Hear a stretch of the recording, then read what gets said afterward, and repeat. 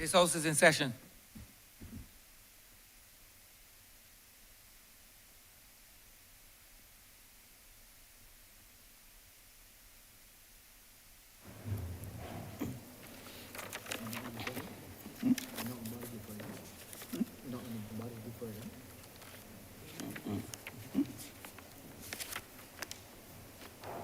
Announcements by Your Honor, the Speaker. Messages from Her Excellency the President, petitions, papers, government notices, private members' notices, notices of questions, reports from select committees, first readings of bills, statements by ministers, congratulatory and/or obituary speeches, personal explanations, motions for leave of absence, oral replies to questions, notices of motion for the adjournment of the House on matters of urgent public importance, orders of the day. Honourable Leader, Government Business.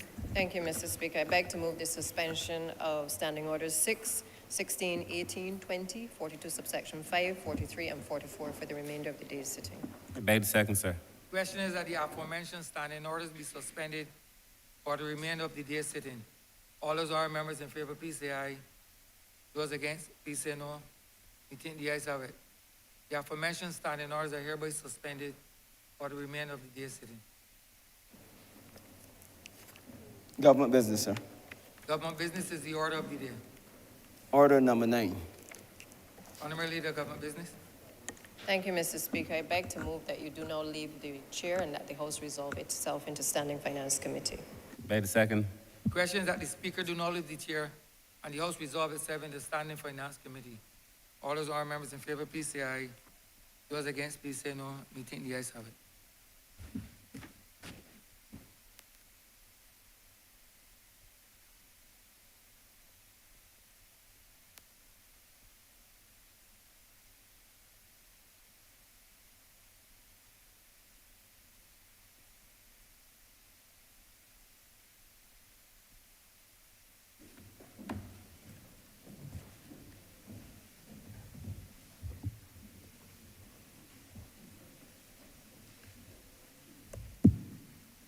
This Honourable House is in Standing Finance Committee.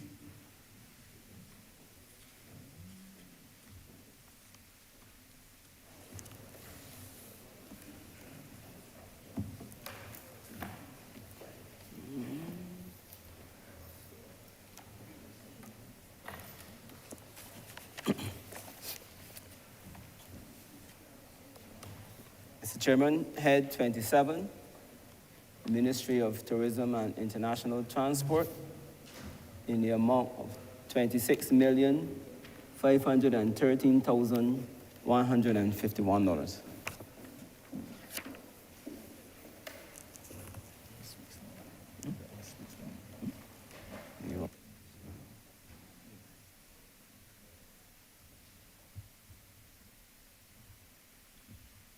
Honourable Member for St. Michael, West Central. Thank you, Mr. Chairman.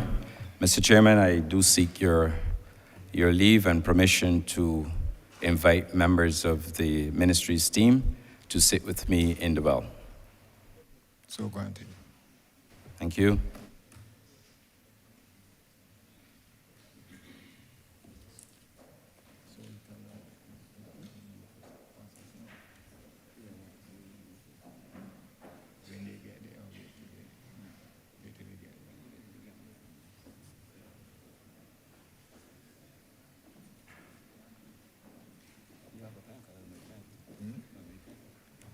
No, then you're okay. Just come from here, buddy.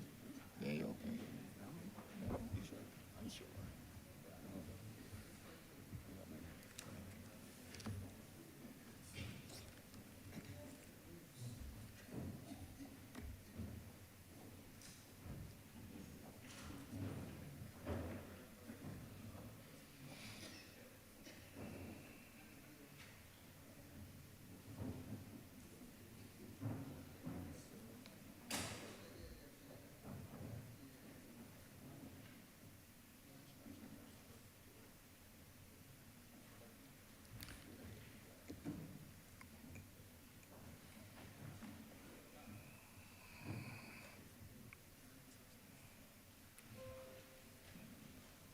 Honorable member, before you proceed, just let me, for the benefit of those who might be here for the first time, members of your team, just let me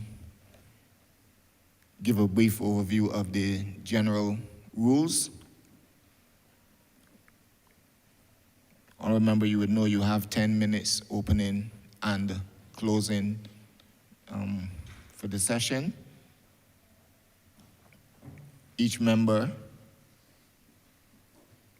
that is member of parliament, may speak for 3 minutes. Those members of your team, before you speak, you indicate your name and your position for the record. And you have to press on the mic and press off to make sure you speak into the mic so that the records or sound is quite clear, that the records may be accurate. Thank you, Honorable Member. You may proceed. Thank you, Mr. Chairman, and good morning to everybody. Mr. Chairman, in moving the head, I wish to set out the broad policy allocation of Head 27, but before doing so, I would like to introduce members of the ministry's team who will be answering some questions as posed today. I first want to introduce our Permanent Secretary, Mrs. Francine Blackman, our Deputy Permanent Secretary, Ms. Nicole Taylor, Ms. Jacqueline Blackman, Chief Technical Officer, Ms. Nigel King, Director of Maritime Affairs, Ms. Nicole Alim, Project Coordinator, Project Execution Unit, National Tourism Program, Mr. Ricardo Norville, Director of Research and Planning, Ms. Andrea Mears, Financial Controller, Mr. Jens Strainhart, Chief Executive Officer of the BTMI, along with Mr. Craig Hines, Caves of Barbados Limited, Ms. Eleanor Carroll, Chief Executive Officer, Barbados Conference Services Limited, Ms. Charmaine London, Grantley Adams International Airport, Ms. Karen Walks, Director of Engineering, Civil Aviation Department, Ms. Tracy Ford Bailey, Caribbean Aircraft Handling and Caribbean International Airways, Mr. Lemuel Padmore, Needhams Point Development Limited and Needhams Point Holding Limited, Ms. Debbie Hughes, Hotel and Resorts Limited, Ms. Lana Jones and Mr. Peter Harris, Barbados Aircraft Aviation Services, Ms. Diane Sherlin, Barbados Port Inc., Mr. David Jean-Marie, and Barbados Tourism Product Authority, Ms. Lana Haywood. I may have missed one, but I will correct that, Mr. Chairman, as we proceed. Okay? So, Mr. Chairman, please be assured that as we undertake our national mission, fully conscious of how much the nation is dependent on us and the great public expectations attached to our roles. The request, therefore, in the estimates for the forthcoming financial year, personal emoluments, $9.9 million, goods and services, $8.3 million, recurrent transfer, $9.5 million, capital transfers, $4 million, and also capital expenditure, $4.5 million. Before I address the key objectives, let me start by paying tribute to the early pioneers in the industry. These include those in the private sector who sought to bring structure to their work by forming the Barbados Publicity Committee back in the 1950s. Then, Grantley Adams, now the excellent Sir Grantley Adams, as our first premier, who gave tourism its legal structure and boost by passing the Hotel Aids Act in 1956, and in 1958, created the Barbados Tourist Board, as it was known then. This means that for more than 6 decades now, tourism and Barbadians have been playing increasingly vital roles in determining our nation's economic fortunes and the livelihood of people at large. I wish to remind the country that over those many years, our tourism did not enjoy unbroken smooth sailing, but also had its fair share of rough seas too, given its dependence on the outside world. But through national cooperation and understanding, we've always been able to not only successfully manage the very difficulties, but have been able to maintain our position as one of the world's leading tourism destinations. I point this out, Mr. Chairman, as a reminder that Barbados has over time competed against the rest of the world with consistent success and distinction as a high-quality destination in tourism. Thus, the Barbados tourism brand has stood out strong and distinctive in the midst of ongoing challenges in the international marketplace. That is because Barbados tourism officials have time after time made the necessary coping adjustments to safeguard our strong appeal and competitiveness. However, we should never play down or overlook the most crucial element in our hospitality culture, the people of Barbados. But let us never take for granted our highly precious human element of seeming virtual, instinctive, and automatic inclination to be hospitable. We in the tourism sector are quite aware of the periodic attempts to undermine the viability of tourism as a serious and dependable area of economic activity by dismissing it as being very fragile. But given the very real and still impacting international issues engulfing the whole interconnected environment, it is difficult to select areas of economic life that can said to be truly immune to such unprecedented set of circumstances. For while admittedly, tourism does carry its share of fragility, what critics fail to acknowledge is how rapidly tourism can respond to timely and correct stimuli for marketing, transportation, and other elements. Mr. Chairman, while acknowledging the officials in the BHTA and the Ministry of Tourism International and Transport are acknowledging through statistical evidence that our tourism is recovering, it is to be remembered that like many other ailing patients, recovery still must be treated with the utmost care and attention to realize the best possible outcome. Accordingly, I've put the Board of Directors of the BTMI on notice that they will be held accountable for improved monthly marketing performance and the attendant strategies that must be executed to realize the complete recovery and growth of the sector. I give this House the assurance that I'm personally reviewing the performance of each market. These same high standards are being applied to the Grantley Adams International Airport, the Barbados Port Inc., and all other entities falling under this ministry. Mr. Chairman, it is no secret that Barbados is anxiously waiting for a surge in the economy. Tourism has the required components to trigger increased activity, and when all is said and done, one can only realistically conclude that tourism offers the brightest hope for the economy. 14 key objectives will guide the ministry's plan for the next financial year, along with other tactical goals. Those key objectives are, in part, protect and grow airlift and to operationalize air services agreement and reinvest in airline partnerships. Operationalize the Civil Aviation Authority, the regulatory authority for the aviation sector, including air transport in compliance with the Civil Aviation Act and global standards, pursuing capacity building initiatives and technical assistance support to transform that sector.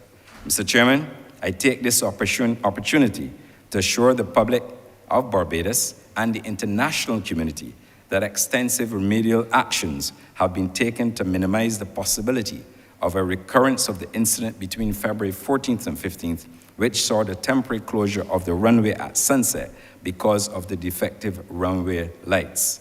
Let me take this opportunity to once again thank the staff at the Grantley Adams International Airport, especially the electrical teams, air traffic controllers, airlines, hotels, and the Department of Civil Aviation, and in particular, the Chief Executive Officer of the Grantley Adams International Airport for the extraordinary work in minimizing disruptions in the operations of Grantley Adams International Airport. It is interesting to note that a similar lightning fall occurred a few days ago at John F. Kennedy Airport in New York, which also disrupted operations there. But I'm glad to say that in both events, there was no injury or mishap to any aircraft or person. Continuing with the objectives, Mr. Chairman, we are going to develop a framework for the collection of data and reporting to assist with strategic decision-making. We're going to upgrade equipment for the Air Navigation Services Department to allow Barbados to modernize its infrastructure and maintain its safety record. We are going to implement a management information system to improve regulation, data collection, and the administration of accommodation and licensing. We are going to be piloting the new tourist accommodation built for all types of accommodation and strengthening of quality assurance. On light We're also going to undertake a competitive analysis of Barbados' accommodation sector, attractions, and cruise against some of our key competitors. We are going to improve the core elements of the Barbados tourism brand through product assessment audits. We are going to audit, execute, and continue to maintain the audit of ship registry with a view to developing a new model to promote its expansion and to generate increased revenue.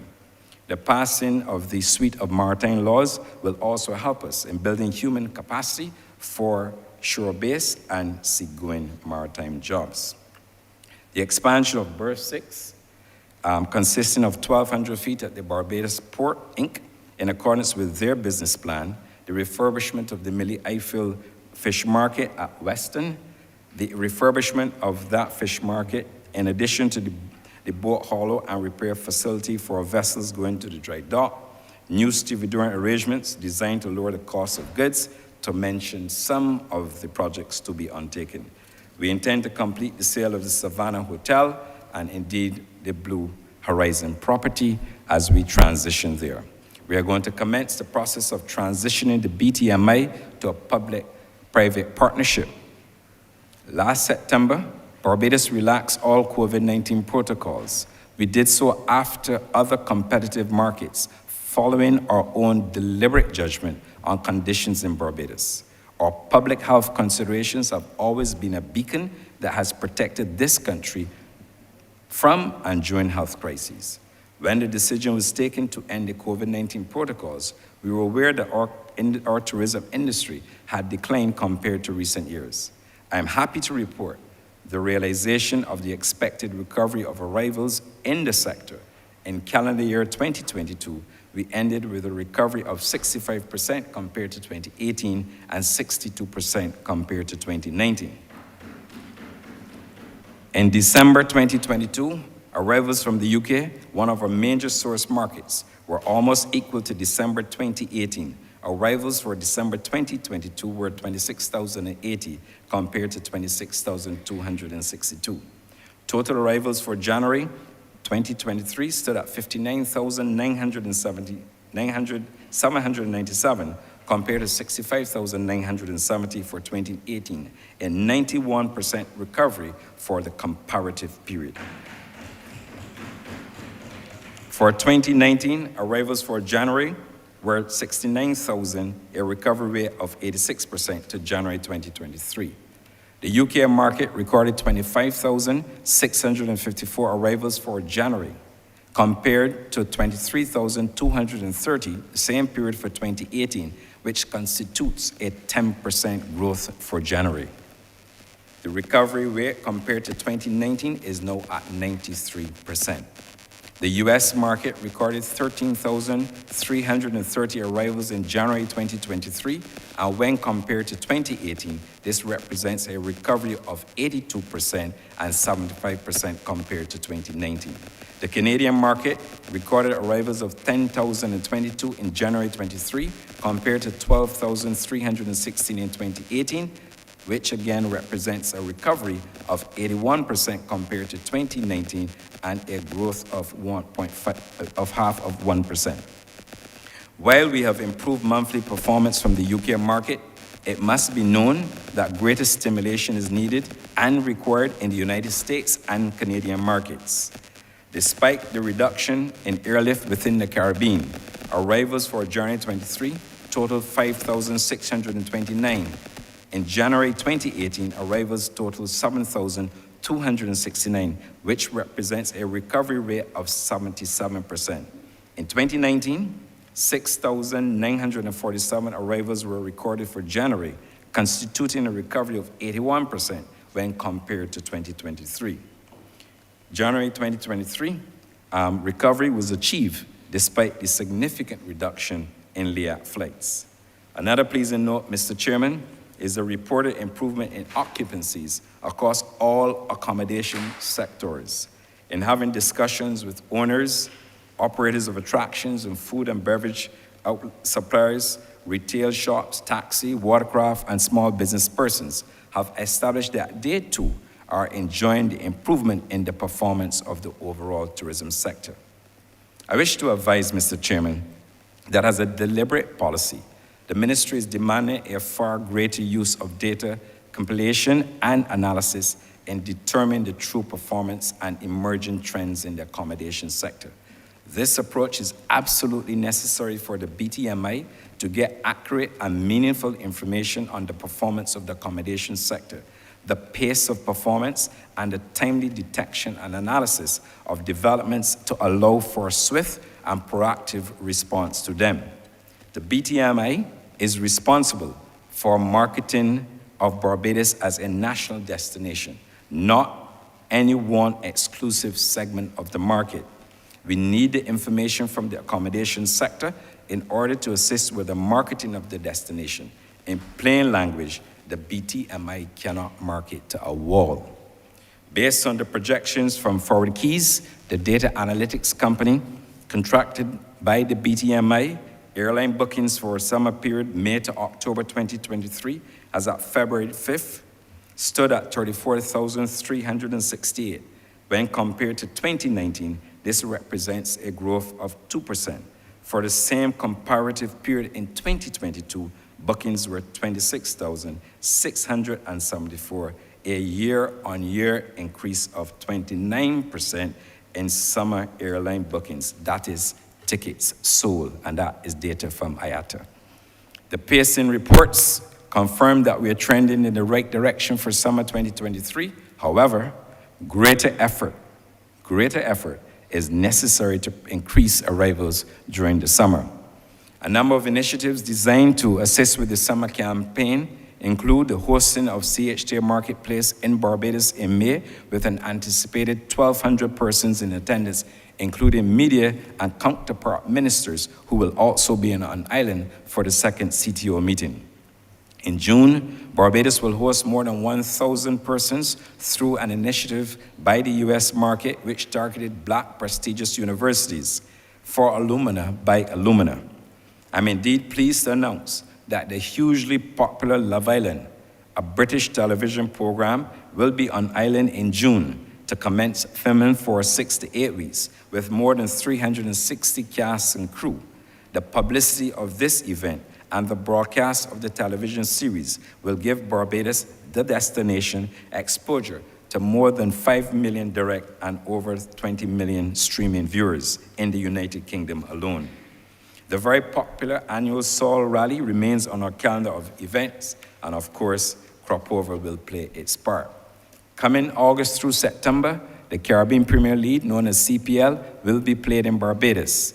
Barbados will also welcome FinTech for another year with an estimated 1,000 persons visiting. The BTMI will be concluding a 5-year strategic marketing plan in the new financial year, and I have to inform members that the rotation of BTMI staff in markets will be actualized shortly. The ministry will be establishing a country presence in new and emerging markets to increase arrivals from those markets and to maximize our marketing efforts there. I'm pleased to announce that an increased presence will be felt in France to further build out the European market. Latin and South America constitutes a major potential source for leisure and business travel. The population, the wealth, and travel trends in that general area have led us to reposition our approach and to develop those markets with the key objectives of increasing arrivals, having a market presence, and building air links from that geographic region. A director, along with a senior business development officer and business development officers, will be posted in Panama to service that market from strategic locations in Brazil and Argentina. We are also going to have an increased presence in Ireland, and the Arabian market will be coordinated out of the UAE diplomatic mission with a director of emerging markets being assigned to support the staff there. Mr. Chairman, in summary, the BTMI will build on Barbados's brand in all markets, develop new and emerging markets with thorough emphasis on more aggressive marketing strategies. The board and management of the BTMI will be responsible for these deliverables. The ministry will continue to improve its service delivery, enhance its human capital and training, and provide leadership necessary for the development of Barbados's tourism industry. Mr. Chairman, I beg to move that Head 27 stand part. Thank you, Mr. Chairman.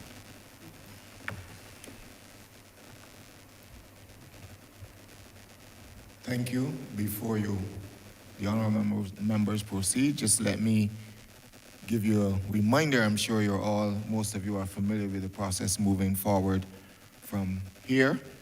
Each member is allowed 3 questions.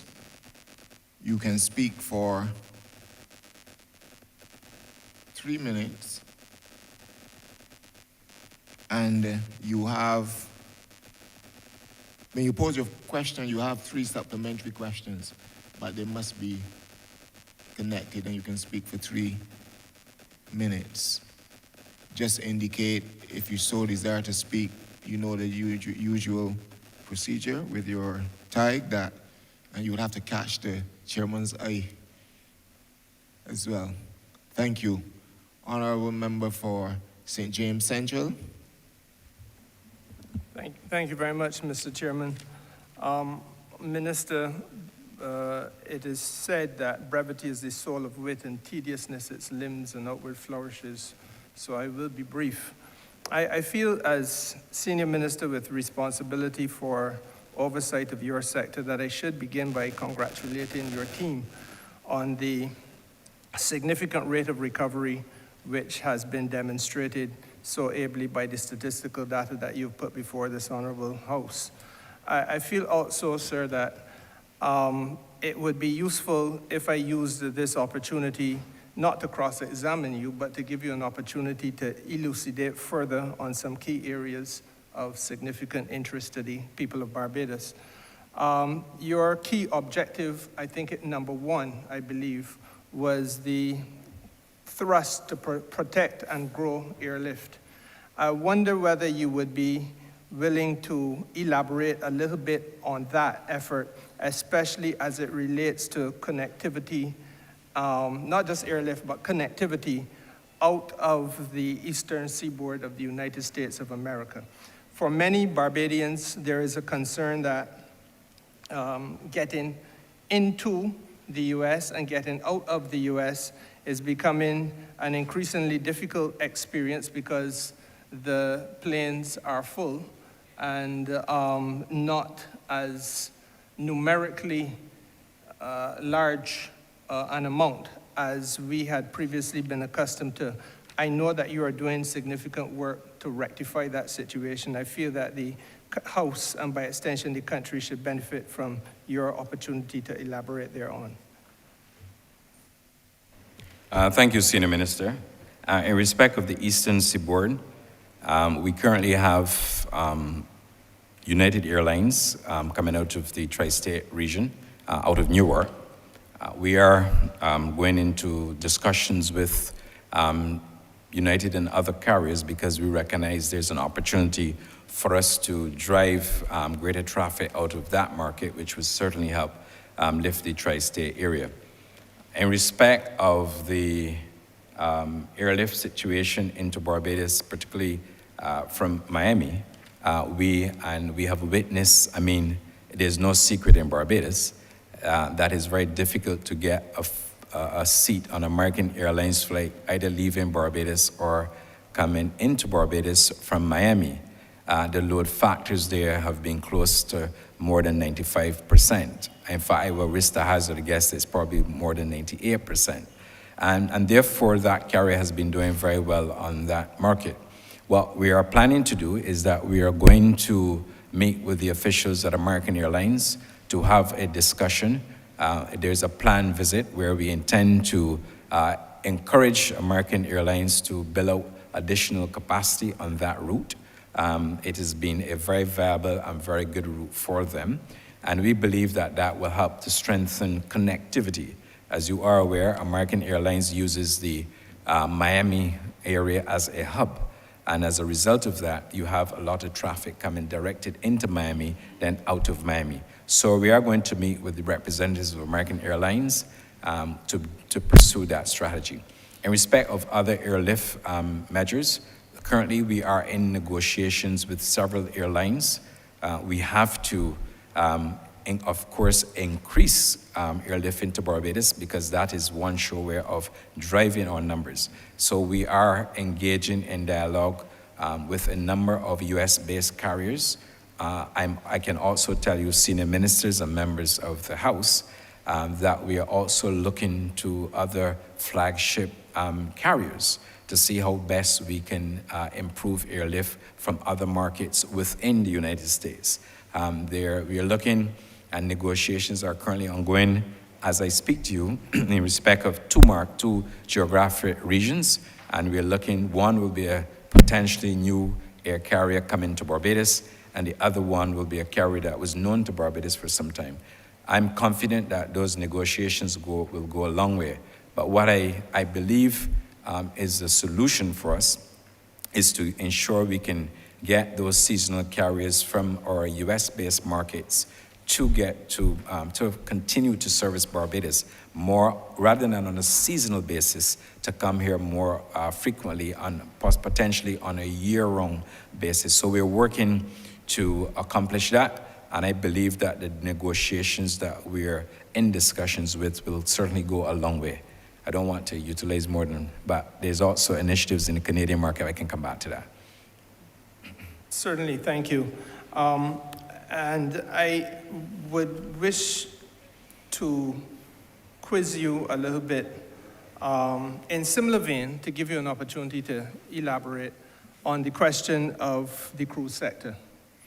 The data, as you well know, will reflect that on any given year, 3 to 4 times the population of Barbados will visit these shores via cruises.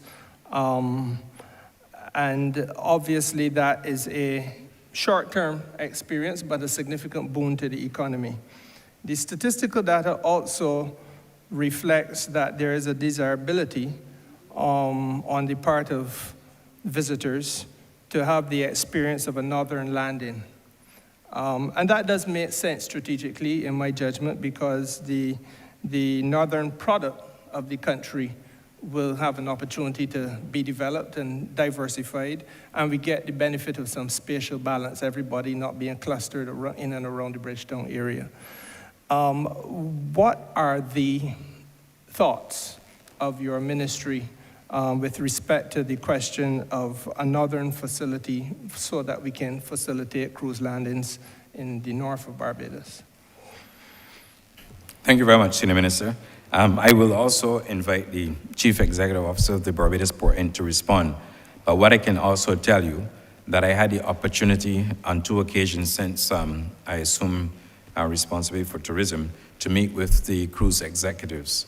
On the first occasion, we met because it was necessary as a new minister to maintain good and positive relations, but also to be in their face, encouraging them to drive additional business to Barbados.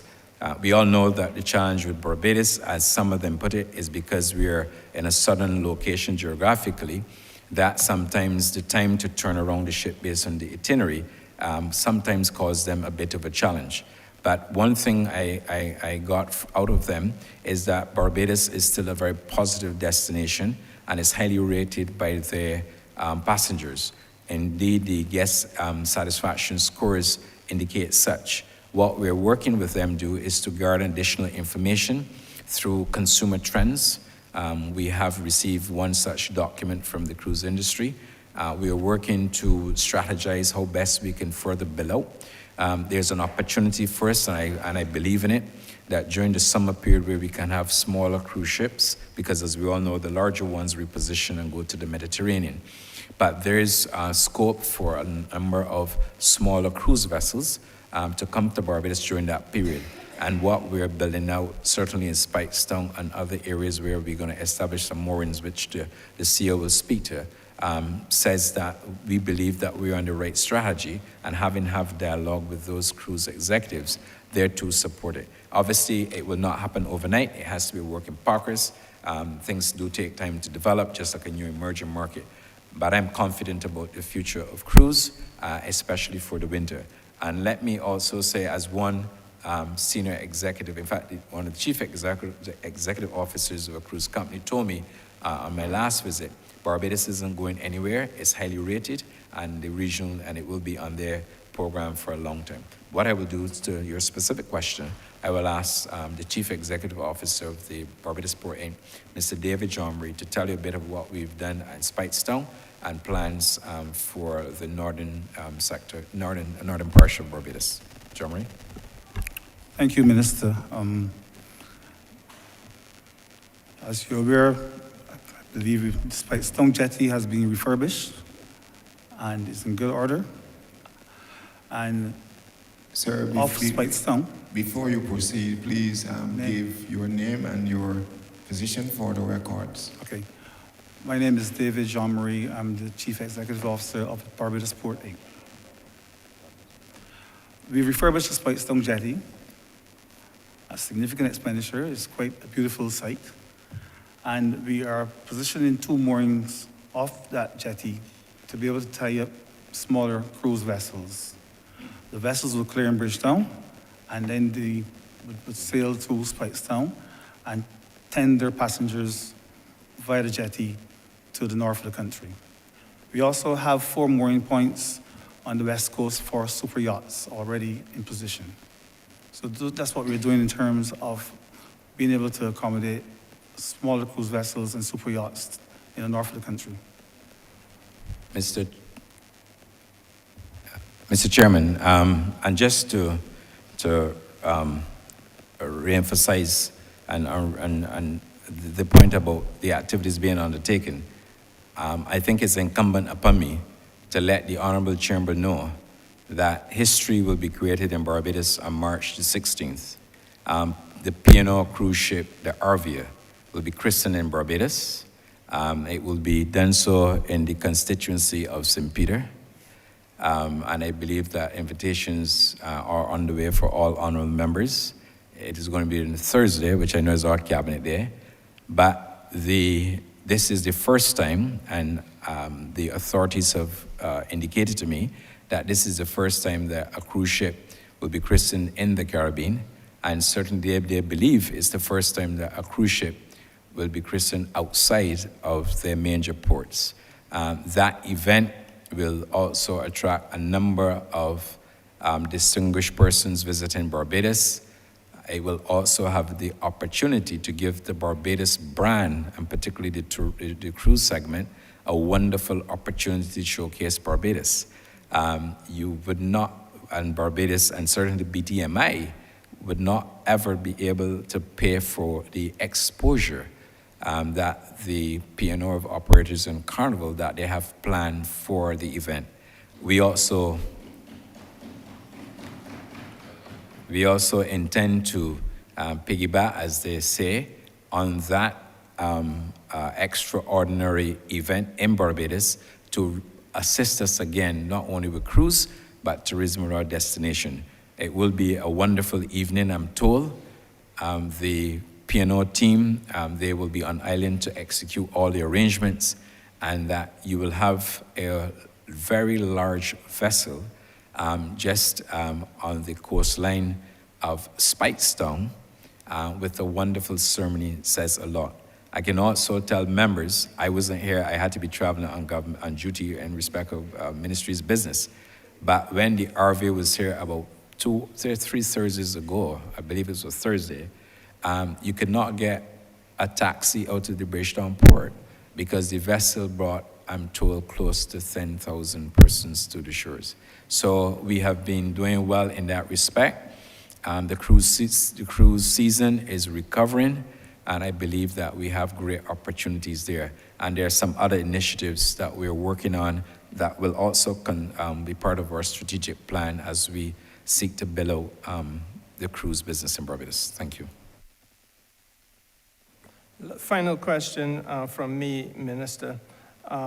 Takes you to another market, which I don't think you mentioned, but I believe that I should give you the opportunity or the encouragement to elaborate on it. Obviously, the government has done a lot of work in terms of beginning the process of building relationships with the continent of Africa. It goes beyond just the heads of governments meeting. It has had tangible benefits insofar as business is concerned. Thus far, we had a major African and Caribbean Investment Conference taking place right here in Barbados last year. Obviously, the challenge is connectivity again, and I want to give you the opportunity to share any thoughts or progress reports that might be available with respect to this burning issue of how we let Barbadians get closer to Africa and Africans in turn become closer to Barbados. Thank you, Senior Minister. We have, and in fact, less than 2 weeks ago, we were involved in a meeting with an airline out of Africa. The good thing is that the ministry over the years have had a number of air services agreements in place. We're moving to update some of those air services agreements. But those air services agreements give us an opportunity to expedite travel between Africa and Barbados and other jurisdictions. So we are in discussion with one airline. I don't want to volunteer the name at this point because we are still in negotiations and I have to respect that process. But it is a major airline out of Nigeria that we're in discussions with. We are also in discussions with Rwanda Air with a view, obviously, to having a similar schedule where they can leave Africa, come into the Barbados, and then we're looking to see how best we can strategize and move air traffic from here into mainland United States. Those discussions are ongoing. We are also in discussion with other airlines who've approached us with a view to below additional air services and traffic with destinations. But this is critical because we believe that Barbados can become the hub. We have the requirements, and therefore we are going to be moving with alacrity to secure additional air links and travel and agreements with our brothers and sisters in Africa, on the African continent, to ensure that we build not only arrivals, but the opportunity for the movement of cargo, which is a really exciting opportunity, because if we can move cargo between Barbados, Africa, and then into United States or even the UK, I think that would become a very lucrative opportunity for not only the Grant Adams International Airport, not only the airline concerned, but it would create jobs in the logistics hub in Barbados. And I believe that is one of the major pillars that we're going to continue to work on. So as discussions conclude, we are going to be in a position to make formal announcements. Forgive me if I do not call the names, but as you would respect, because we are in negotiations, I cannot obviously breach negotiators' trust and refer to names. But I'm saying all that to say that even recently, last year, we are looking obviously to new and emerging markets. The Permanent Secretary and I, along with other members of the team, would have been to Saudi Arabia, where we signed air services with Saudi Arabia, the Kingdom of Saudi Arabia. Qatar, we are going there shortly to sign off on another air services agreement. But having the air services agreement also allow us now to have more detailed and in-depth discussions with what we call some of the flagship carriers who potentially we believe we can get to Barbados. Thank you. Thank you very much, Minister. Thank you, sir. Thank you, Honourable Member for Christchurch West. Thank you very much, Mr. Chairman. First, Minister, let me join with the Senior Minister who spoke before me and congratulate you on your team for the tremendous job you have done in leading the way for the rebound that tourism has experienced. In fact, the central bank governor was very, very clear that the 10% growth that we were able to experience over the last year was led primarily by tourism and the rebound of tourism. And I remember days when growth in Barbados was 1% and below. So for us to see double-digit growth in Barbados is a tremendous feat and led by tourism. Of course, seconded by construction, which is also making a tremendous contribution to growth. Over my first question relates first and of course foremost to where my heart lies, in the constituency of Christchurch West. And you did mention the repurposing of Blue Horizon. but there are two hotels that are controlled by government corporations, Savannah and Blue Horizon. And I wonder if you could give the country some more information as to what your plans are for both of those hotels, Savannah and Blue Horizon, and what could we anticipate? As you know, we had a town hall of Blue Horizon when they had an intention to redevelop it, and the people in the surrounding area are very concerned about shadowing and how it would affect their particular properties and so on. So if you could elaborate as to what plans you have for Blue Horizon and then also for Savannah. Thank you. Thank you, Senior Minister. Let me start with the Savannah Hotel. Again, in your constituency. The Savannah Hotel, when I joined the ministry, I was earmarked for disposal by way of a sale. We are having negotiations. What we have to do is to ensure that the valuations and all the other attendant issues are dealt with. The board is at an advanced stage. We believe that HR will conclude that arrangement in the forthcoming financial year. It is meant not only as a sale, but is also meant to give whoever the buyer shall be an opportunity to further expand the hotel's footprint, but more importantly, to add to the experience as we know it, the Barbados brand experience. And therefore, we believe that that will conclude I don't want to say within the first half of the financial year, but internally, that's my goal. We are pushing to get that all concluded. And like I said, we believe we can get that done. In respect of Blue Horizon, there was a tendering process.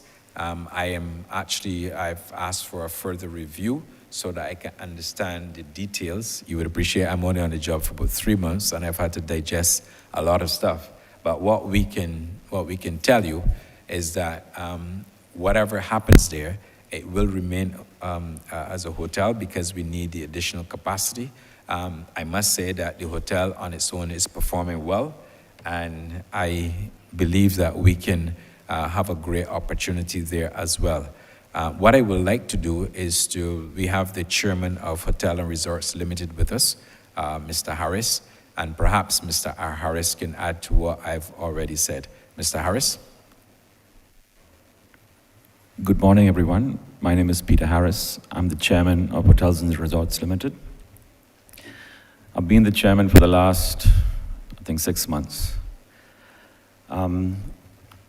We are currently following the guidance of the shareholder to divest both hotels. Let's start with Savannah.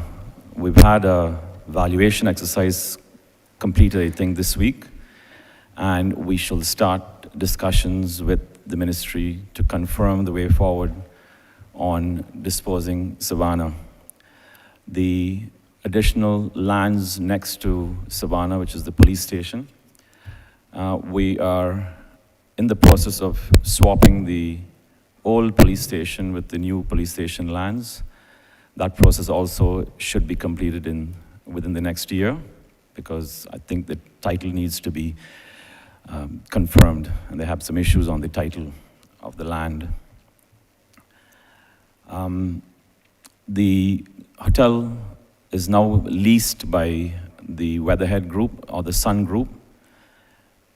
During COVID, he had spent quite a bit of money on renovations, and as a result, there was no lease payment. But since then, we have restarted the lease payments, and for the last 3-4 months, we have increased his monthly lease payments. We haven't reached the market rates yet, but we're getting there. Hopefully, we'll conclude the sale before then. On Blue Horizon, we have been directed to seek the best market value for the hotel, and we are in the process of having the previous agreement, which was entered into under the previous administration. We're trying to find a way to bring that to an end, and we're taking legal advice on how to bring that to an end, and then have a valuation done on the hotel to seek the best possible return for the hotel, and also someone who is going to maintain the hotel and keep it going as a going concern, as a hotel, and not convert it into something else. We're also in the process of trying to acquire the beachfront land, which we hope to conclude in the next few months. Thank you, Minister. Thank you very much, Mr. Chairman and Minister. Clearly, I look forward to those two because those will add and make, in fact, 4 new hotels that would be going up on that course. So if you add, it would be Blue Horizon, Margaritaville, which is next to Kentucky, Indigo, which has already started, and then Savannah.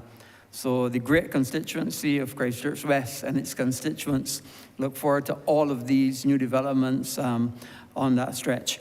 You mentioned capacity, and I'm going into my second question now, Mr. Chairman. And capacity, as you know, I believe there are about 6,000 hotel rooms on island are accessible. But I do recognize the great rise of Airbnb and HomeAway, VRBO, and all of those. And I think I heard someone say that there may even be more rooms in that kind of market than in hotel rooms. Do you have any statistics about that, and what work are you doing to be able to enhance that? Because that is also an important part of the market. And even although somebody who comes to our shores to go to an Airbnb and not a hotel may not have the same kind of direct revenue to the government, but certainly that person still has to eat, drink, go partying, go to dinner, so on. In fact, I think a lot of that is contributing to your airlift problems, because the airlift numbers versus the numbers of hotel rooms don't add up. So it means that a lot of people are coming and going to non-traditional accommodations like villas, Airbnbs, and so on and so forth. Can you elaborate on any information you have on that sector of the market and any plans for that sector of the market? Yes, thank you, Senior Minister. I will discuss some, but then I will ask Ms. Lana Harewood, who is the head of product, to join in the discussion as well. Respect to capacity, and it's a good question. When I joined the ministry, I asked for a couple of analyses to be done. And the reason why I did that, because I also recognize that when I looked at the numbers, arrival numbers into Barbados, and then I hear sometimes other accommodation sectors complaining that occupancy is not up. But then when I go into the villa market as an accommodation segment, I see the numbers, and I know people in that sector very well, so I have conversations with them often. But when I look at their occupancies and how well they're doing there, and then persons who own villas as well, who come to Barbados and stay for a period, it did raise that question in my mind. And therefore, the ministry set out to have a capacity report to see where we are. That report should be on my desk shortly, which will then give us an opportunity to review the capacity by market type, by accommodation type. We are going to have a new accommodation bill because we cannot allow tourist accommodation to go unregulated in this country.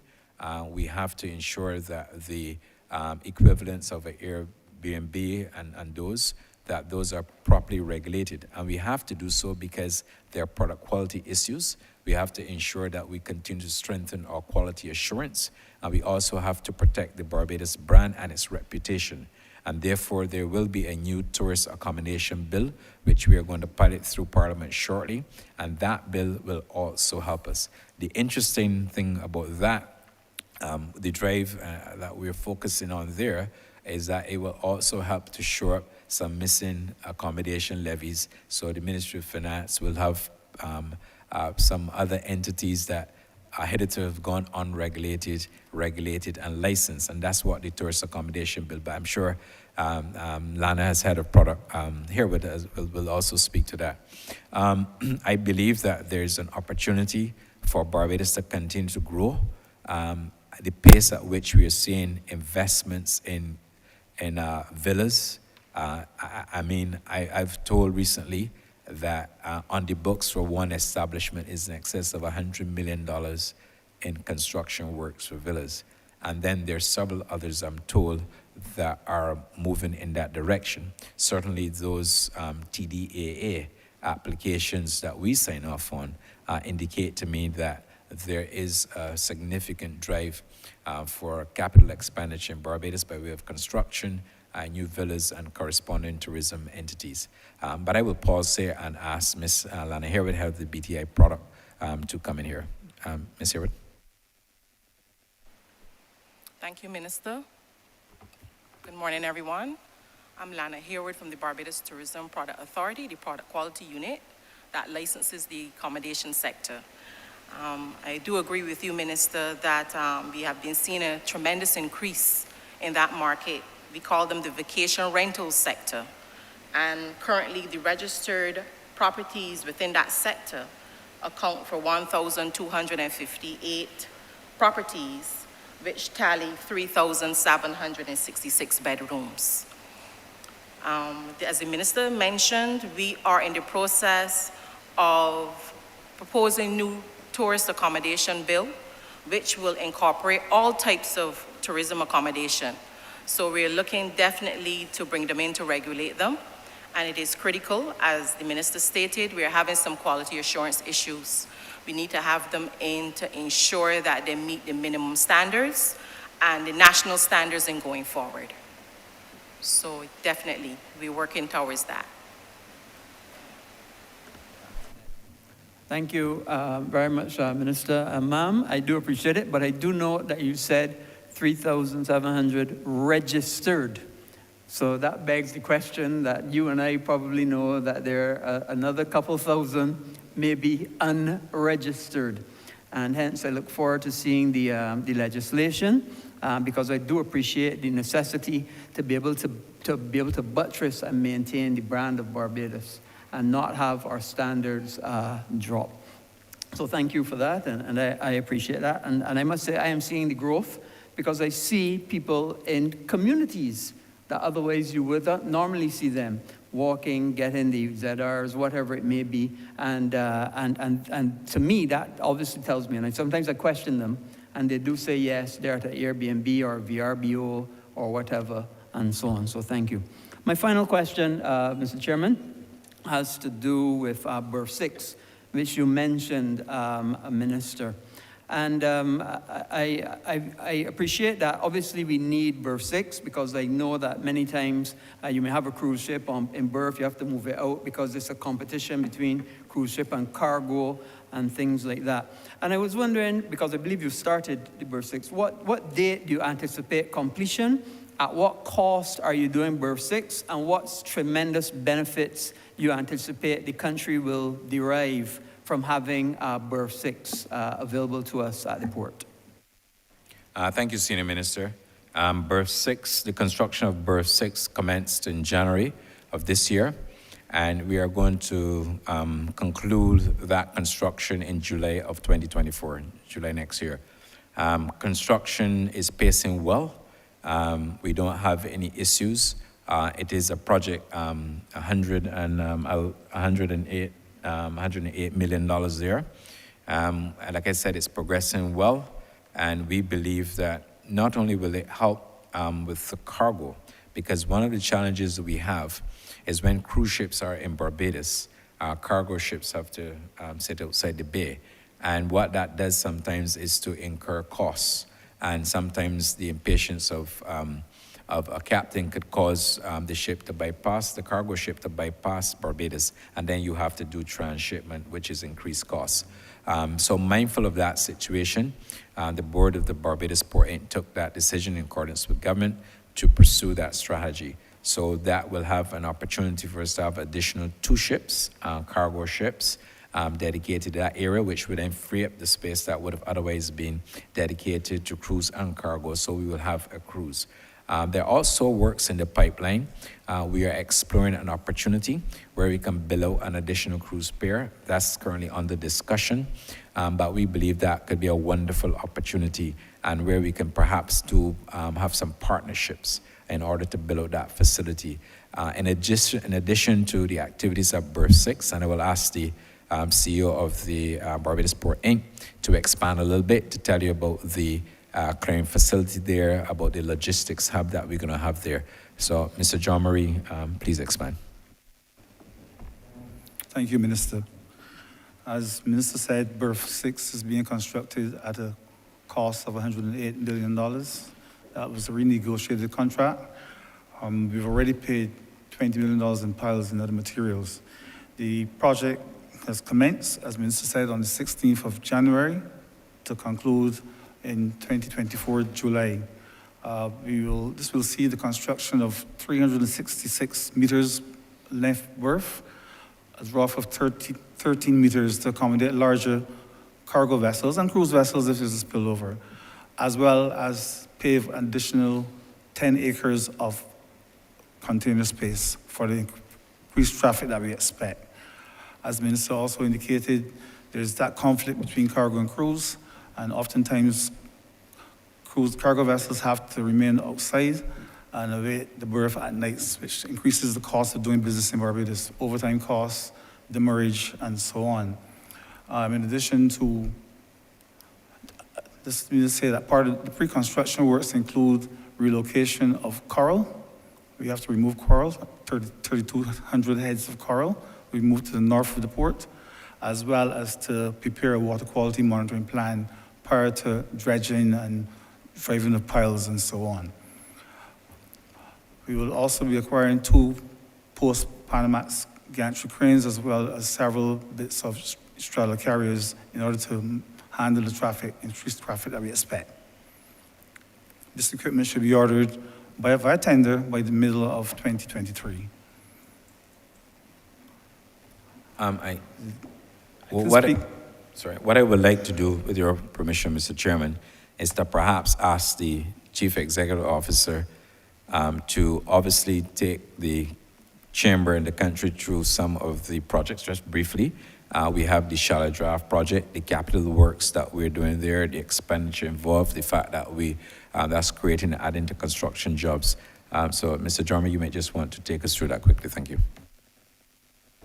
Thank you, Minister. Barbados Port Inc. has been working towards a dual goal of port transformation and national development. Much of our efforts are being concentrated on the build-out of infrastructure works under our Master Plan 2020 to 2030, as well as initiatives detailed in our Business Plan 2021 to 2026. The projects in our Master Plan have a projected cost of $1 billion. I'll just go through 5 of them. I've already given details on berth 6. We've also have approval for building out a container freight station and a central container examination facility. This is a $40 million project. We would relocate this to the fence of the port, SPS fence, and remove the sheds that are in the way of traffic right now. The central examination facility would be a facility that would enable containers to be inspected prior to leaving the port. So rather than have customs officers and other agencies traveling around the country, we will have all that inspection done at the port, and that should also result in a reduction in costs and in efficiency, as well as our security. Because once containers leave the port, it's difficult to manage them out there. That's a $40 million project. We are looking at the business model to effect that project because we want that to be a PPP with the private sector leading. With respect to the aggregate berth, I think we're all aware that we are out of sand. Sand reserves have been depleted, and we've been working with an engineering team and C.O. Williams Construction to create land for storage of imported aggregate and sand, establish a plant on the site for production of aggregate in different sizes for the local and export markets, and provide continuous supply of sand for the local market. The supply from local quarries haven't been exhausted. We have the draft environmental impact report. It's a 621-page document. It's being reviewed by port management, and we expect to submit it to the Town and Country Planning Department by the end of this month. That project is an $80 million project, 80, and again, that will be a PPP with private sector interests and the port. We're hopeful that once permission is granted by mid-year that we can commence that project. The Shallow Draft Marina project was mentioned by the minister. If one travels along the Mighty Granite Highway, one will see structures going up, buildings. That project started in February 2022 and is scheduled for completion in February 2024. That's a $40 million project. It's about 60% complete, and it will see an additional 70 berths for small yachts and other marine craft, a fuel facility, a mini mart, a fish and farmers market, and storage facilities rather than what we have now, these bits of containers all over the place. This is a critical and important project. This project will also build out wave attenuation structures to manage the waves that come into that area and create havoc at certain times of year. Minister also mentioned the boat repair facility, where sand is now being stored. Once we build out the aggregate berth and reclaim land to the north of the flour mill, we will then free up that land for a boat repair facility. 4.5 acres of land has been allocated to that facility. The facility will not only revive the local boat building and repair sector, but will save costs as boat owners will be able to service their craft in Barbados and not have them go elsewhere to be dry docked. New opportunities for employment and training will emerge, and we have already held preliminary discussions with the Samuel Chapman Prescott Institute of Technology on providing the requisite training needed to support the planned operations of the facility. That's a concession already awarded. We're just going through the planning process also. Those are 5 projects, the main projects that are part of our Port Master Plan. Thank you very much, Mr. Minister, and also CEO. Clearly, not only are you driving growth in your return of the visitors, but you're also driving growth in your capital projects as well. And I look forward to seeing the application for the berth for aggregate and sand as it comes before the new, not town planning anymore, planning and development. Planning and development is the new name of the department. I thank you. I have a couple others, but I'll let the others go and I'll come back. Thank you. Thank you, Honourable Member for St. Michael South.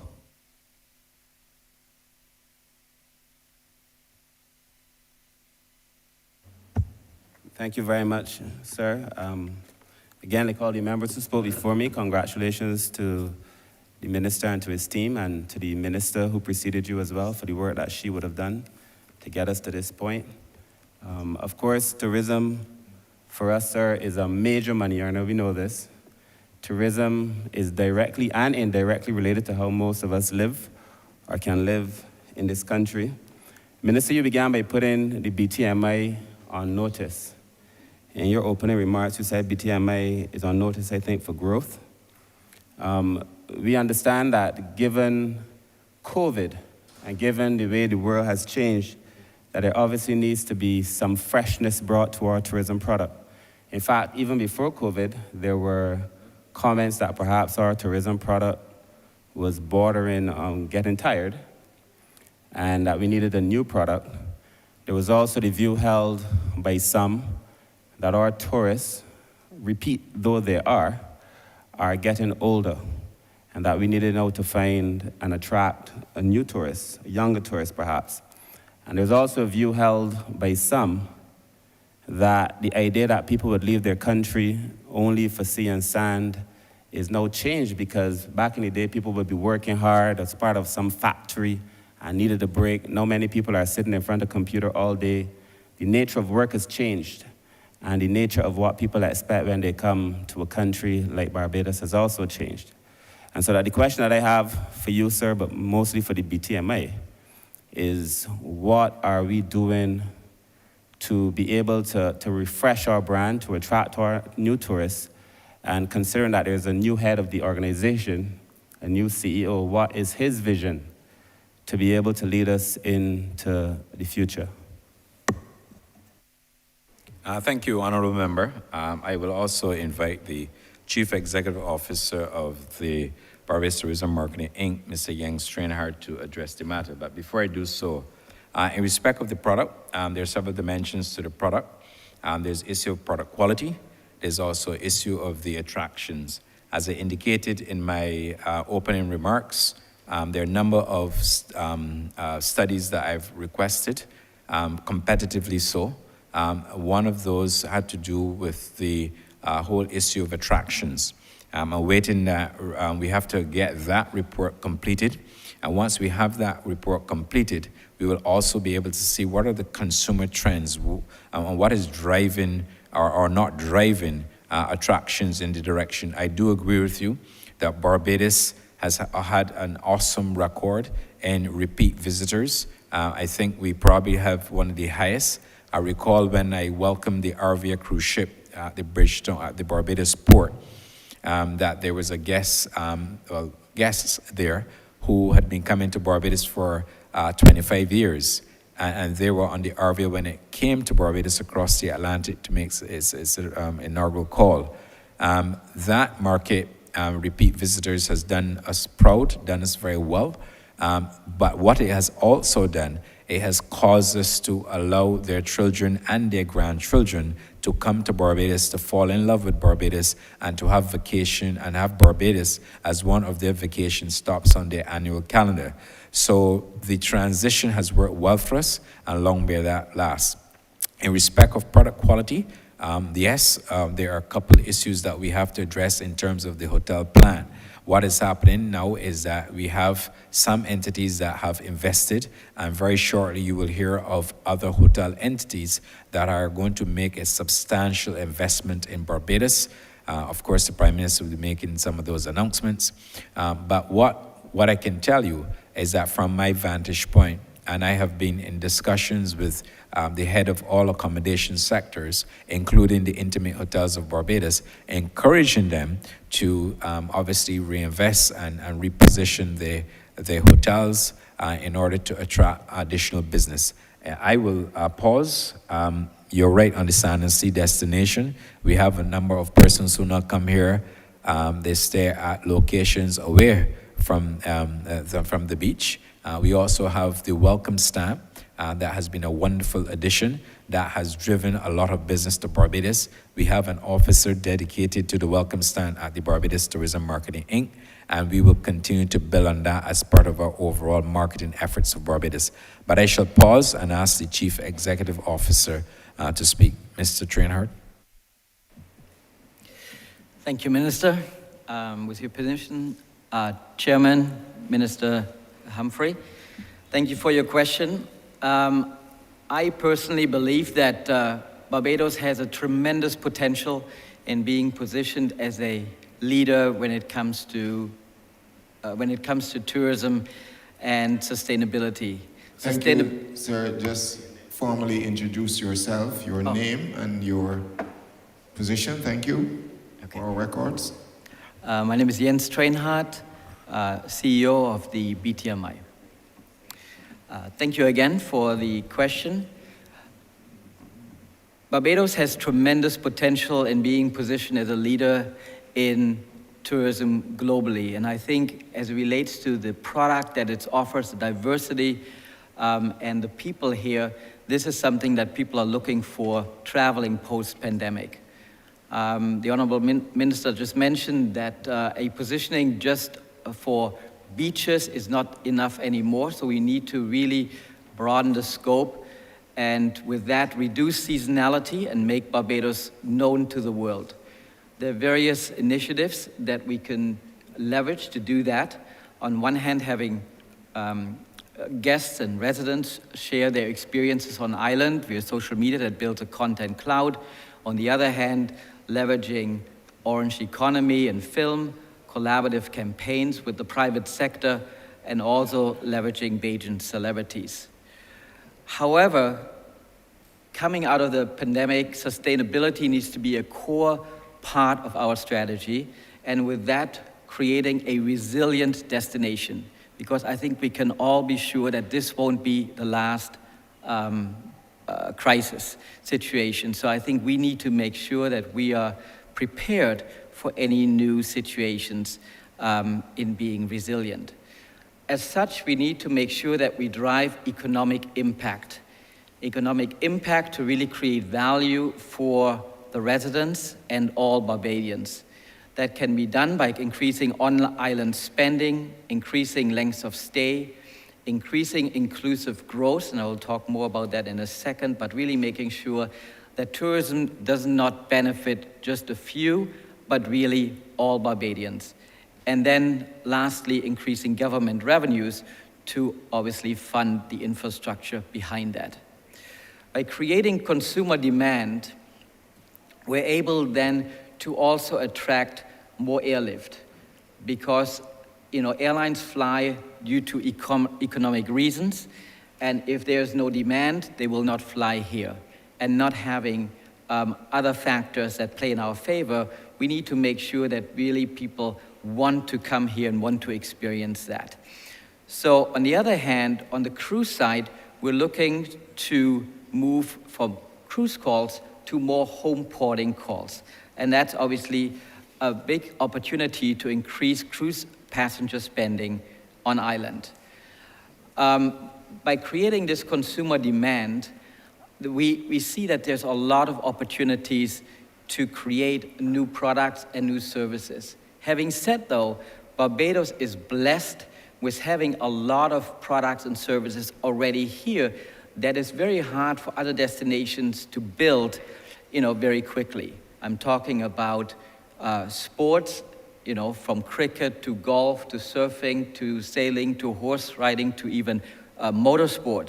Events and festivals, we have Crop Over, we have Food and Rum, we have Run Barbados, and also we're partnering with a lot of other entities to bring events and sporting events and festivals here.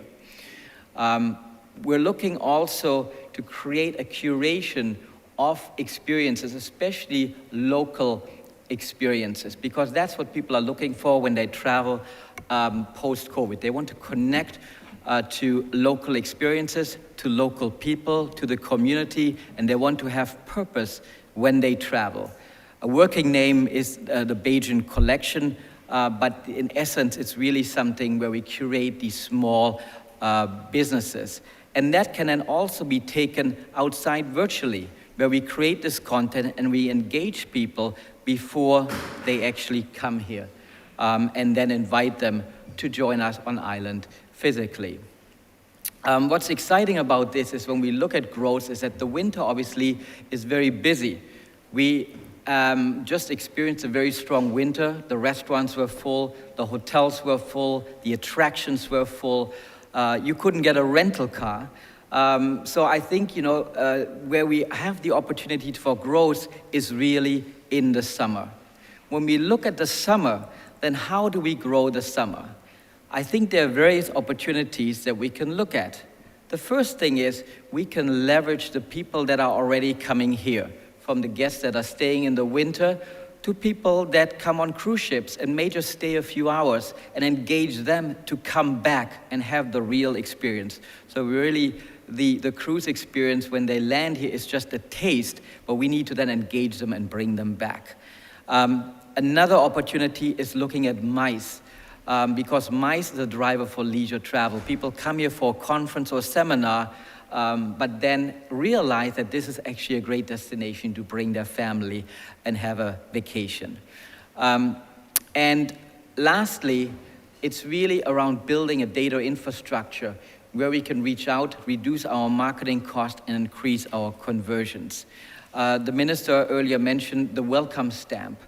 I think there are a lot of great destinations out there where you can have an incredible one-week destination in an inclusive resort. But when people want to stay longer in a destination, they need to have the aspects of safety, of education, of infrastructure, and obviously also of attractions and restaurants. With over 500 food and beverage outlets on island, and even more probably, I think this is in a very small space. It's a huge opportunity for us to leverage that.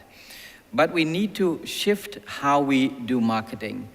And I think with that, we need to make sure that everyone in the destination, but also people that have visited here before, become a promoter of Barbados and have an incentive to reach out to make sure that they bring their networks and make Barbados known to the world.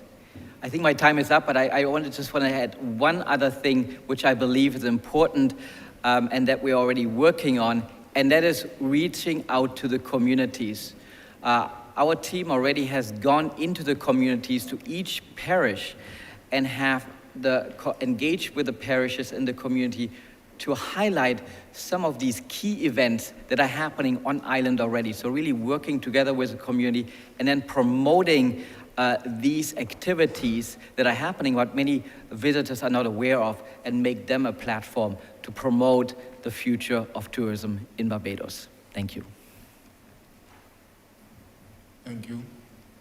This is not my second question, but this is a follow-up, Chair, based on the very extensive response that I got from the CEO. So this is a follow-up. You did note, sir, that you would be looking at involving people, and of course that makes it even more relevant to me. And in that context, then I'm keen to hear, both from yourself and the Bridgetown Port, through the Minister, of course, what are the plans to involve the average taxi man, the average vendor, both inside and outside the port, to get tourism to the shops, have tourism in the community? My constituency is the Bayland, which is right off of, and of course it is Carlisle Bay. How do I involve, or how do you get my people involved and the average Barbadian involved in this? Because as wonderfully as that was just elucidated for all of us, unless the tourism product touches the average Barbadian, then in the minds of many people, they will not be able to make the connection between what was just said and their reality. So what is happening to ensure that the average Barbadian feels what you just articulated? I'll ask the CEO to respond again. Thanks. Thank you, Minister. Thanks for your question. I think very relevant. I believe, as I mentioned before, that creating consumer demand and inspiring people to get off the ship, I think that's the first key, and that being done to really sharing or having people share this experience and maybe even creating this incentive program behind it. I think once people get off the boat, then the taxi operators obviously are there, right, to serve these people and bring them into these local businesses.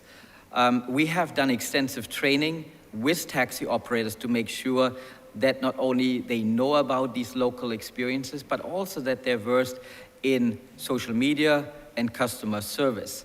So I think all of that, I think, is very relevant, but I think it comes down to really creating that consumer demand and inspiring people that Barbados is really a place where they can connect with local communities. Mr. Chairman, I also asked the Chief Executive Officer of the Barbados Port Inc.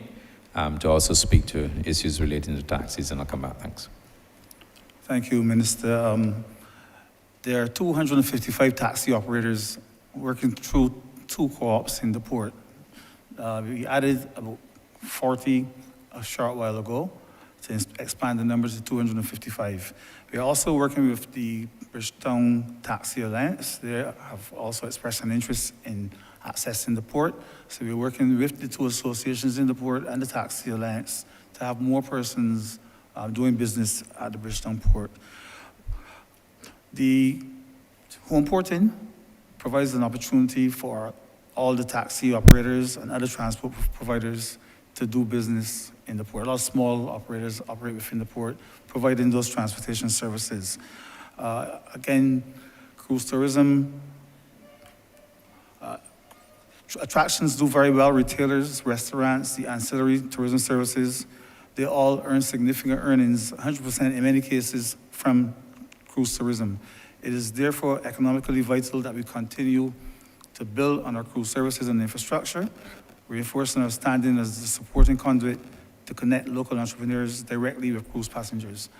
There are a number of small operators within the Bridgetown Cruise Terminal. The port took over the management of the terminal January last year, spent significant sums upgrading the kiosks for a number of small operators in the Shuttle Village, and it's a very busy place. So we will continue to work in that direction to have more community-based, more persons from the communities involved in the cruise business. And Mr. Chairman, if I may add, the taxis operators at the Bridgetown Port is part not only of the culture, but is also part of the experience when cruise passengers arrived in Barbados. And we have to credit them for a lot of the outstanding work that they do. Their work and they sell, sometimes unknowingly, to the attractions. The attractions, when they take persons on tours, when there are new attractions, the taxi operators take them. What I would like to do is to continue to remind the attractions that it is good for them not only to refresh their product, but also to engage and orient taxi operators, certainly at the seaport, on any opportunity regarding new offerings or new exciting offerings or new products that they have on display. It would certainly go a long way. What I can also say that an initiative started by my predecessor, where when we attend Sea Trade, we will have representatives from the Taxi Association. I can say to this House that that will continue.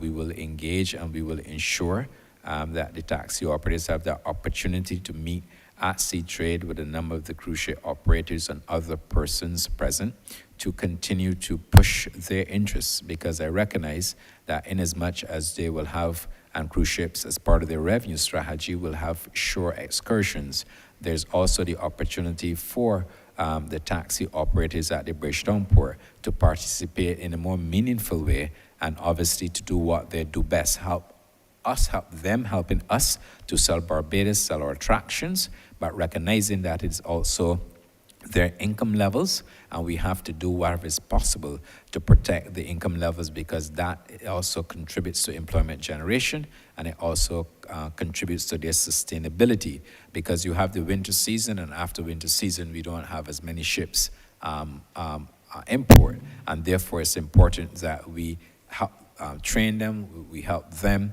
to explore other opportunities to extract visitor spend, whilst at the same time having an opportunity. And I also want to make this point about the quality of taxis that we have in Barbados. The fact that we have duty-free concessions for taxi operators. We are blessed that we have an outstanding fleet of taxi operators in Barbados with high-end and quality vehicles all across Barbados. And I believe that that concession has helped them to be able to not only purchase vehicles, but also to maintain their vehicles in pristine condition. So I think that that sector continues to play a remarkable role in the Barbadian economic landscape, and that under my leadership at the ministry, that will continue. We will bring them in to discussions and through the Barbados Port Inc. And see how best we can further expand opportunities for them. But certainly, we will be inviting them to be part of the delegation to Sea Trade, which happens next month. Thank you, Mr. Chairman. Thank you.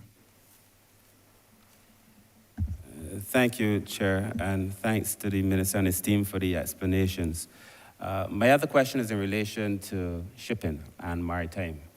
I'd like to pay homage to those who... This is question number 2. This is number 2. Correct? Yes, sir. Just so we're on the I'm same taking page, notes, sir. Thank you so kindly. This is question number 2. My other question is in relation to shipping and issues in maritime. Like I said, I'd like to pay homage to those who went before me. So I want to pay homage to the former Minister of Maritime for the brief time that he had in that office.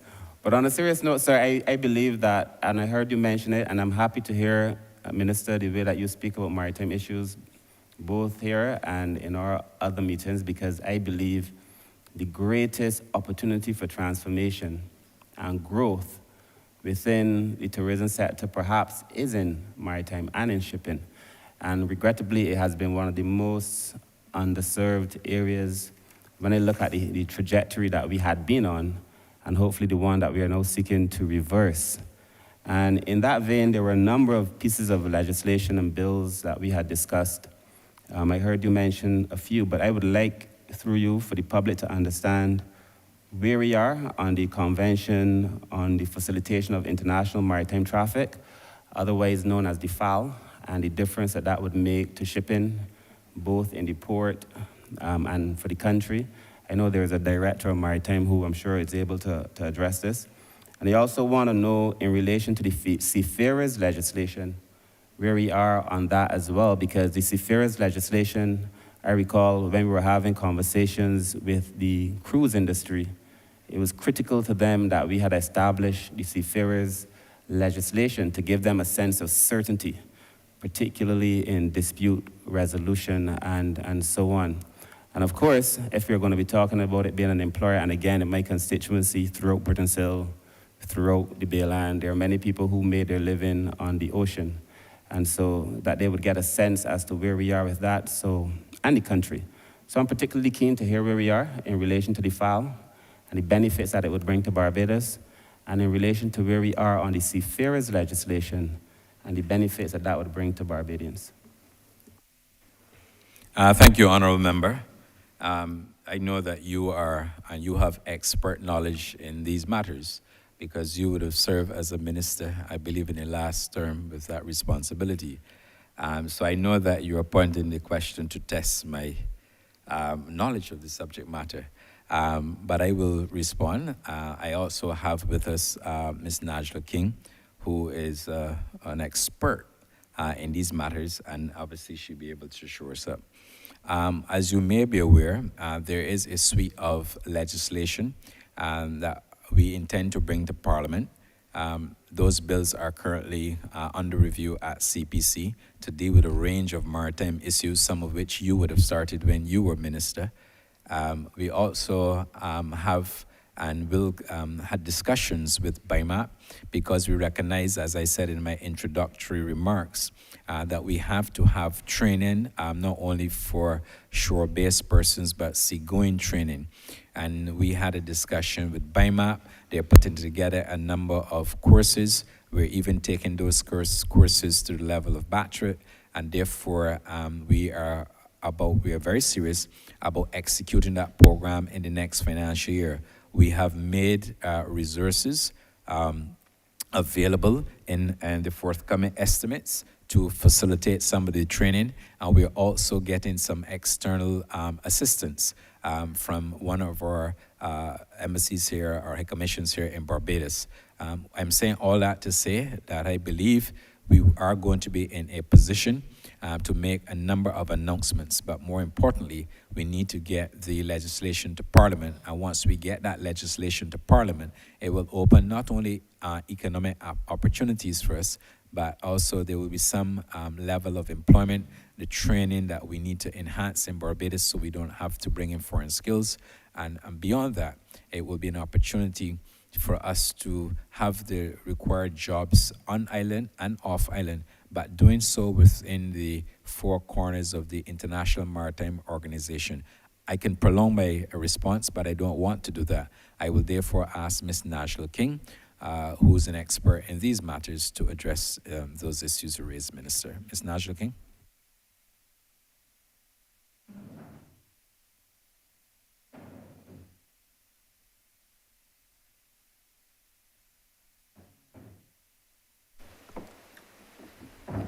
Good morning, Mr. Chairman. Good morning, everyone. My name is Najla King. I'm the Director of Maritime Affairs. In relation to the question of Minister Humphrey regarding the legislation, let me first say that throughout the last term, we have been on a trajectory to build out a clearly defined framework for safe, secure, efficient, and economically viable shipping on clean oceans. This aligns with the mandate of the International Maritime Organization, the IMO, of which Barbados is a member state. In that regard, to facilitate trade and to ensure that Barbados benefits economically while yet not compromising the marine environment from shipping activities, a slew of shipping legislation was designed.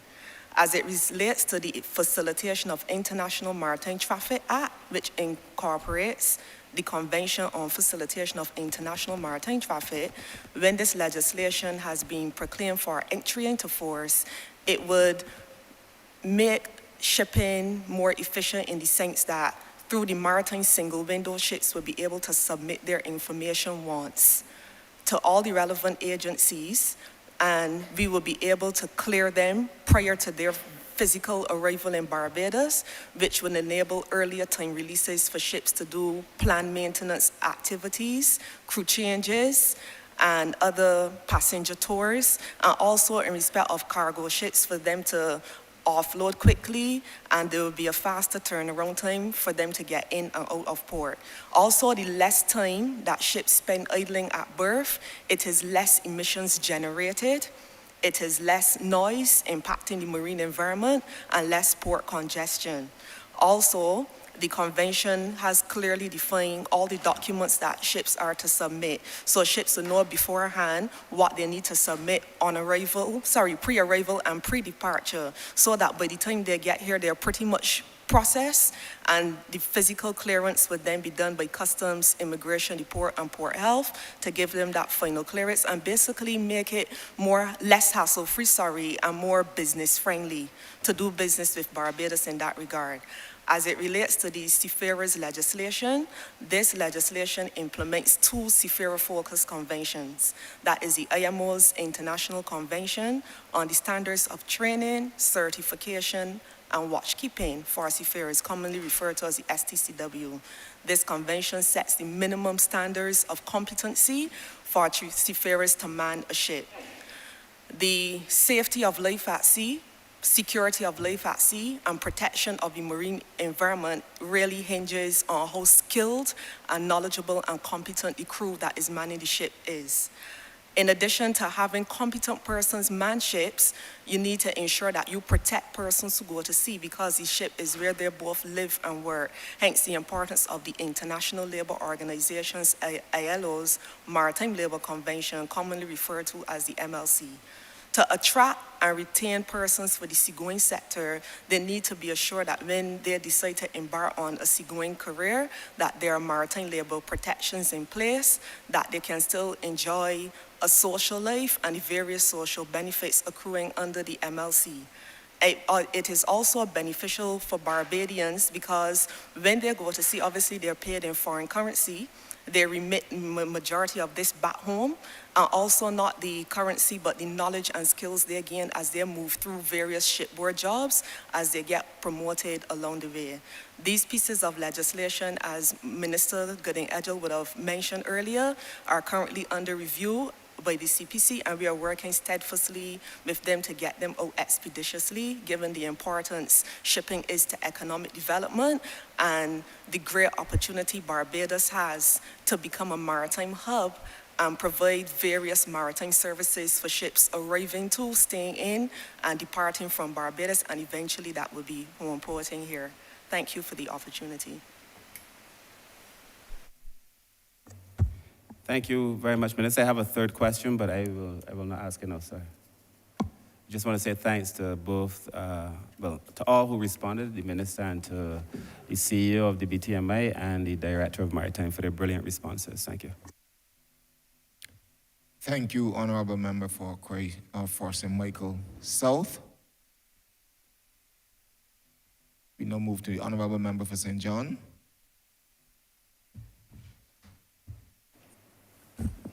Thank you, Chair. Like members before me, I want to congratulate the Minister, but I'm not surprised because I was riding shotgun with him in another ministry, so I know what he's capable of doing. I have three questions, only three, sir. I would like the Minister to, there's some talk that St. Lucia and Grenada is doing better than us as it relates to us being a tourism destination. Can the Minister shed any light on this notion that St. Lucia and Grenada is doing better than us? Thank you, Honourable Member. And as you well know, it continues to be a pleasure to work with you. And of course, we enjoy working together when we're at MTW. and that forever will be etched in my memory. So thank you again for the question. Yes, this is an issue that, and I've heard some commentators and some critics put before us. What I can tell you is that in relation to Barbados' numbers, and I want to make and reiterate the point again, that we were last out of the blocks, as I would say, in respect of relaxing our COVID protocols. And there were a number of other Caribbean destinations, in fact, all of them, who opened before us and way before us. But notwithstanding that, I think that I should put to rest this nonsense argument, not supported by any facts, that Barbados appears, that these other countries appear to be doing better than Barbados. Take, for example, Barbados gets 3 times the number of tourists going to Grenada, and that's a fact. And the source, obviously, would be the CTO estimated stay-over arrivals, and that's published. We, for example, get 1.5 times more tourists than they get in Antigua and Barbuda. And certainly if you look at some of the others, it's way in excess of that.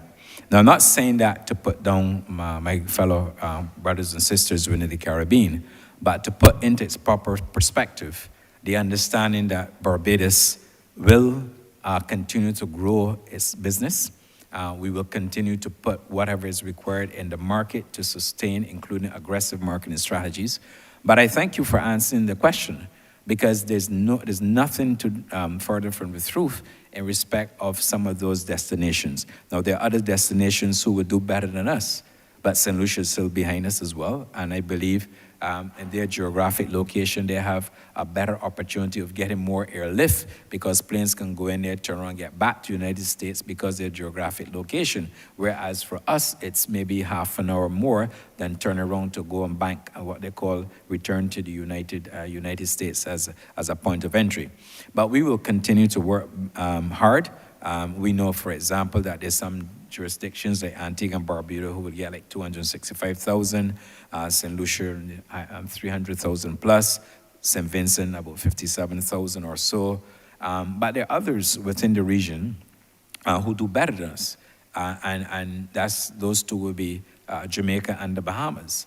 And rightfully so, because when you look at the geographic implications, you're talking about sometimes 1 hour or sometimes less than 1 hour to land in any of those two countries, Jamaica, Bahamas and or Jamaica, to mainland United States, where there's a hub. And because of that, the costs associated with travel will be substantially lower. And oftentimes, the critics don't understand it's because of the geographic location. Can you imagine that if we were 1 hour away from the United States, what we've been capable of doing? But we don't think that that is something that we will boast about. The reality is that Barbados has held its own as a destination.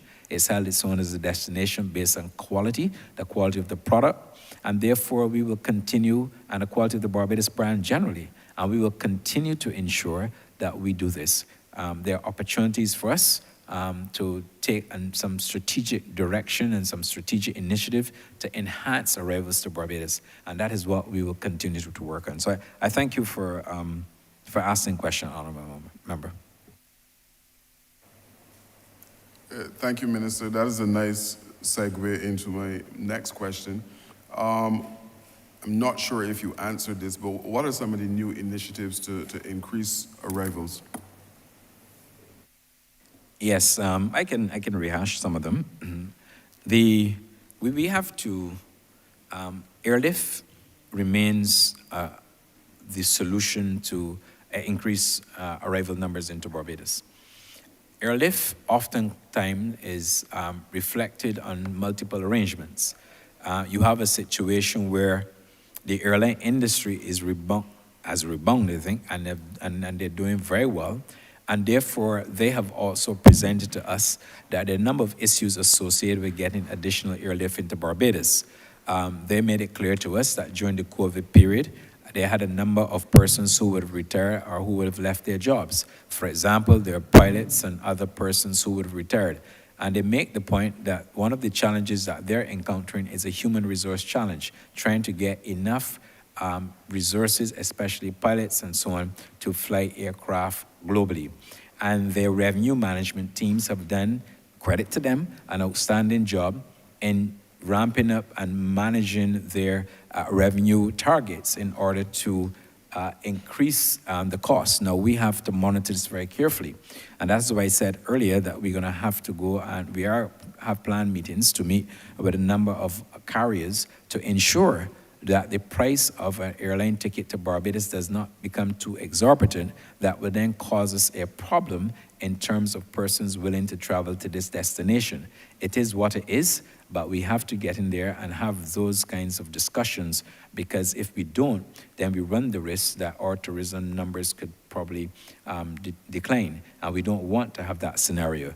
The strategy of getting more airlift is one that we are very focused on. There are a number of initiatives that will be coming on stream. We have to ensure that with airlift, that we have consistency, and like I indicated earlier, what we have to do is some of the carriers that are currently operating into Barbados on a seasonal basis, we have to find the correct approach to ensure we can encourage them to come to Barbados year-round, and that will definitely help. So arrivals, top of the mind, and we are going to focus not only out of the United States, UK, and we have some other announcements that we will make later on in respect of additional airlift into Barbados that the BTMI team is currently working on. So I remain confident, I'm optimistic, but we have to get in there, and it requires, regrettably, always that in-your-face approach with the airline industry as it does with the cruise sector to ensure that we increase airlift into Barbados. The Permanent Secretary wishes to add to my comments as well. Yes? Thank you, Minister. One of the things that we're also focused on in the ministry to bolster airlift is to do... Yes, before you move on, My apologies, sir. My name is Francine Blackman, and I'm the Permanent Secretary within the Ministry of Tourism and International Transport. I wanted to add a bit more to what Minister has indicated, and I wanted to show also the marriage between aviation and tourism, and the need, the steps that we are taking in the ministry to make sure that we cement that marriage. I think before the focus has been more on the tourism side and not so much on the aviation side. But we've recognized that certainly tourism, we can grow that so much without making sure that we, on the other hand, have the environment in place for our aviation side to also grow. And we are doing that and tackling that through the recent establishment of the Civil Aviation Authority. We recognize that in Barbados, that now provides us with an opportunity to go outside of our normal remit, which we would normally engage with our legacy carriers. That now provides us with an opportunity to bring new additional airlines to Barbados that once we are able to build the demand in the market, allows us to grow the tourism business again through that aspect. So the focus in the ministry is not only now to build airlift through simply engaging with our legacy carriers such as American Airlines and British Airways and so on, and developing new markets that they fly to, but also to be able to attract new airlines to the country by using the arsenal that we now have, which is the Civil Aviation Authority, and to have that running and executing well, that would then serve us to build additional airlines in that area. So I just wanted to add that to the table. Thank you. Thank you. My final question, Minister, is related to, can you say if there are any adjustments to the head tax for cruise passengers? My third question, Chair. So noted, Honourable Member.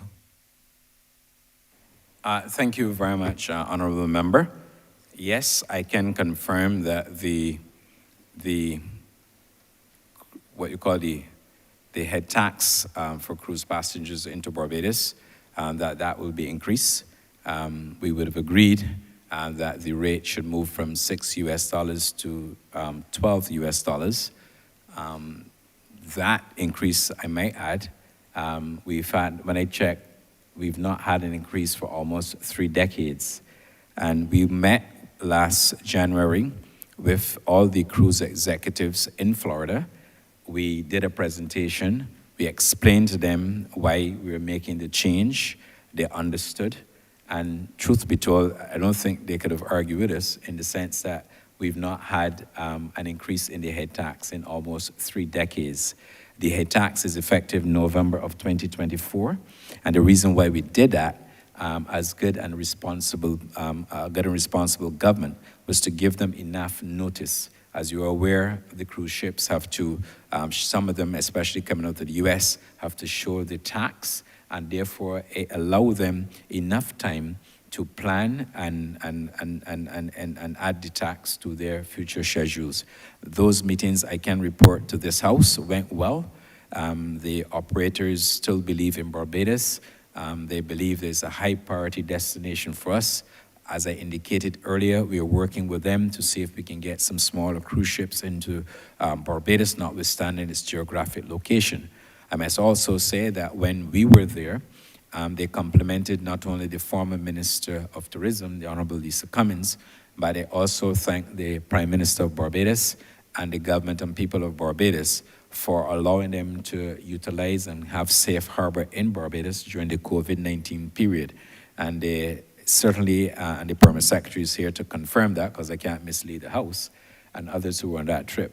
But they were very appreciative of Barbados's contribution and the fact that Barbados played a critical role in getting a lot of their crews out of Barbados to their homeland. So they did convey that to us, and I thought, as they would have done, I think, as you raised the question, I think it's only fitting that they do convey that to this House and to the country.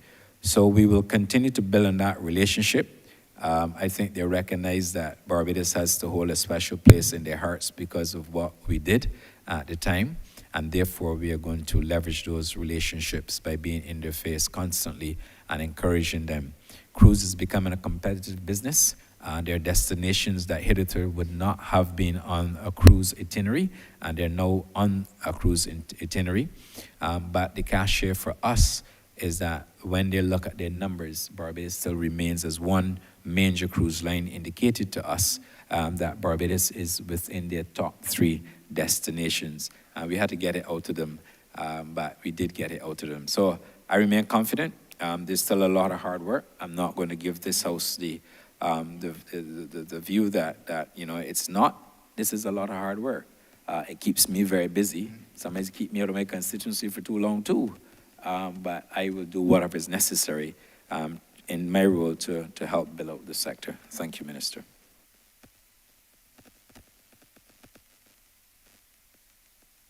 Is this a follow-up question, Honourable Member? More so a statement, Chair, than a follow-up question.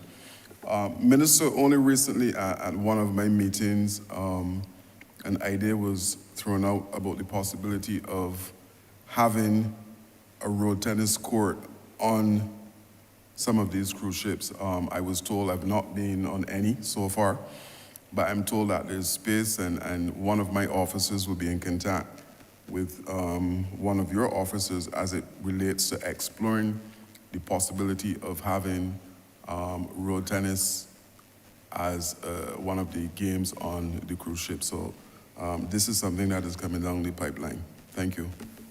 Sure. Happy to do that for you.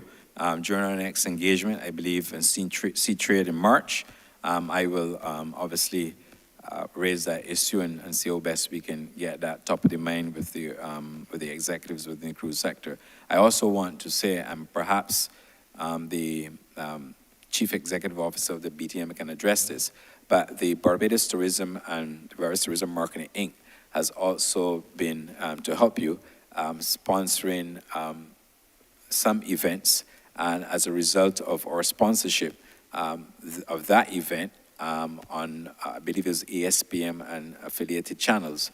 The Barbados brand has also received significant exposure, as well as the road tennis. I'm not sure if the Chief Executive Officer of the BTMI would wish to add to that comment.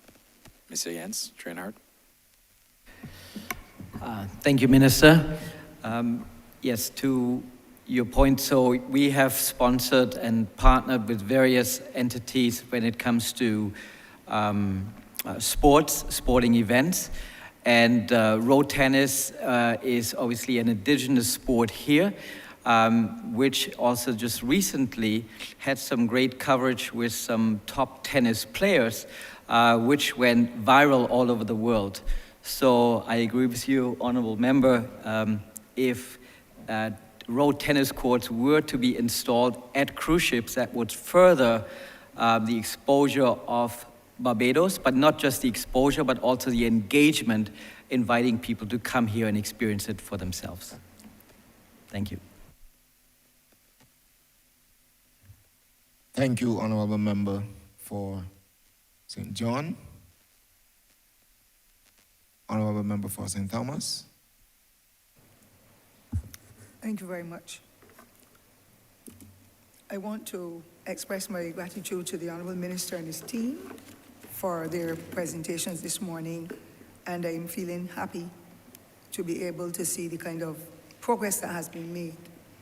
I would just want, sir, to start with the smallest query and then go to the most important one where I am concerned. And I just want to indicate that we made a request for the BTMI since 2012. When we look at tourism in Barbados, rural Barbados offers a lot as well. It's not only the beaches, but we have the beauty in the parish of St. Thomas. We call it the heart of Barbados. And I would wish to find out what assistance could be offered, having tried for so long and not gotten any assistance in relation to the large numbers of visitors and the locals who visit Mount Hillaby, the highest point in the island and the most pristine view that you could ever have, and it's bordering the Honourable Member for St. Andrew and myself. And I really believe that for the large numbers of visitors and locals who make the trips and the treks there, really deserve to have what I consider something simple, a washroom facility. Because when they go down to West Coast, or when they go to wherever and they end up at that location, there's absolutely not even a pipe. And I'm only asking for something small, and I didn't think that I should really have to come to this today, but it really bothers my heart because almost everybody who goes there says there isn't a washroom facility for us to be able to access that kind of assistance. And I'd like to request, sir, that it is included somewhere or enshrined somewhere in these estimates so that the persons who will go to even earthworks or down the West Coast and the view, or come from wherever, that at least there is somewhere where they can have a meal and wash their hands. The locals are always there. They do their hikes and they congregate there, and there's absolutely nothing in place. And I think that that is critical to be able to help us with our interior component of tourism that takes place in the center and on the borders that will be on the center of the island, particularly St. Thomas. And I would just wish to get a response on that, please, from the Honourable Minister and his team. Honourable Minister. Thank you very much, Mr. Chairman. Thank you very much, Honourable Member, for your observations. Very good observations, I might add. I do agree with you that there is a need for more tourist attractions in Barbados. It's one of the areas that, when I came to the office, I recognized that we could do better, and therefore there's growth, and therefore thanks for highlighting that particular area. What we will do is that there is a product assessments committee, and they do what we refer to as product assessment audits. And what I'll be happy to do is I'll invite Ms. Lana Hayward back to comment. But what I can assure you is that in respect of that, that will now become a high priority item for me. I've taken note of it.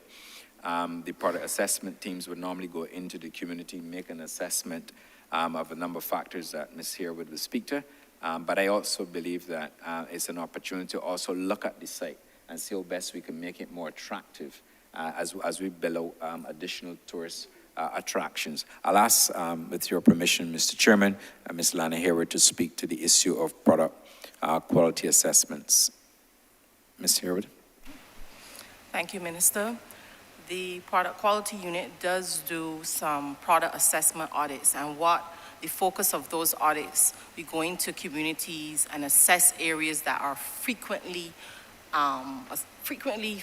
visited by visitors. So I've taken a note of it, and we will do an audit of that area. What we do is we have, that committee is the Tourism Improvement Coalition. It is made up of a number of regulatory agencies, SSA, Ministry of Health, Fire Service. So we have various bodies going on those audits to assess the areas that would fall under their remit.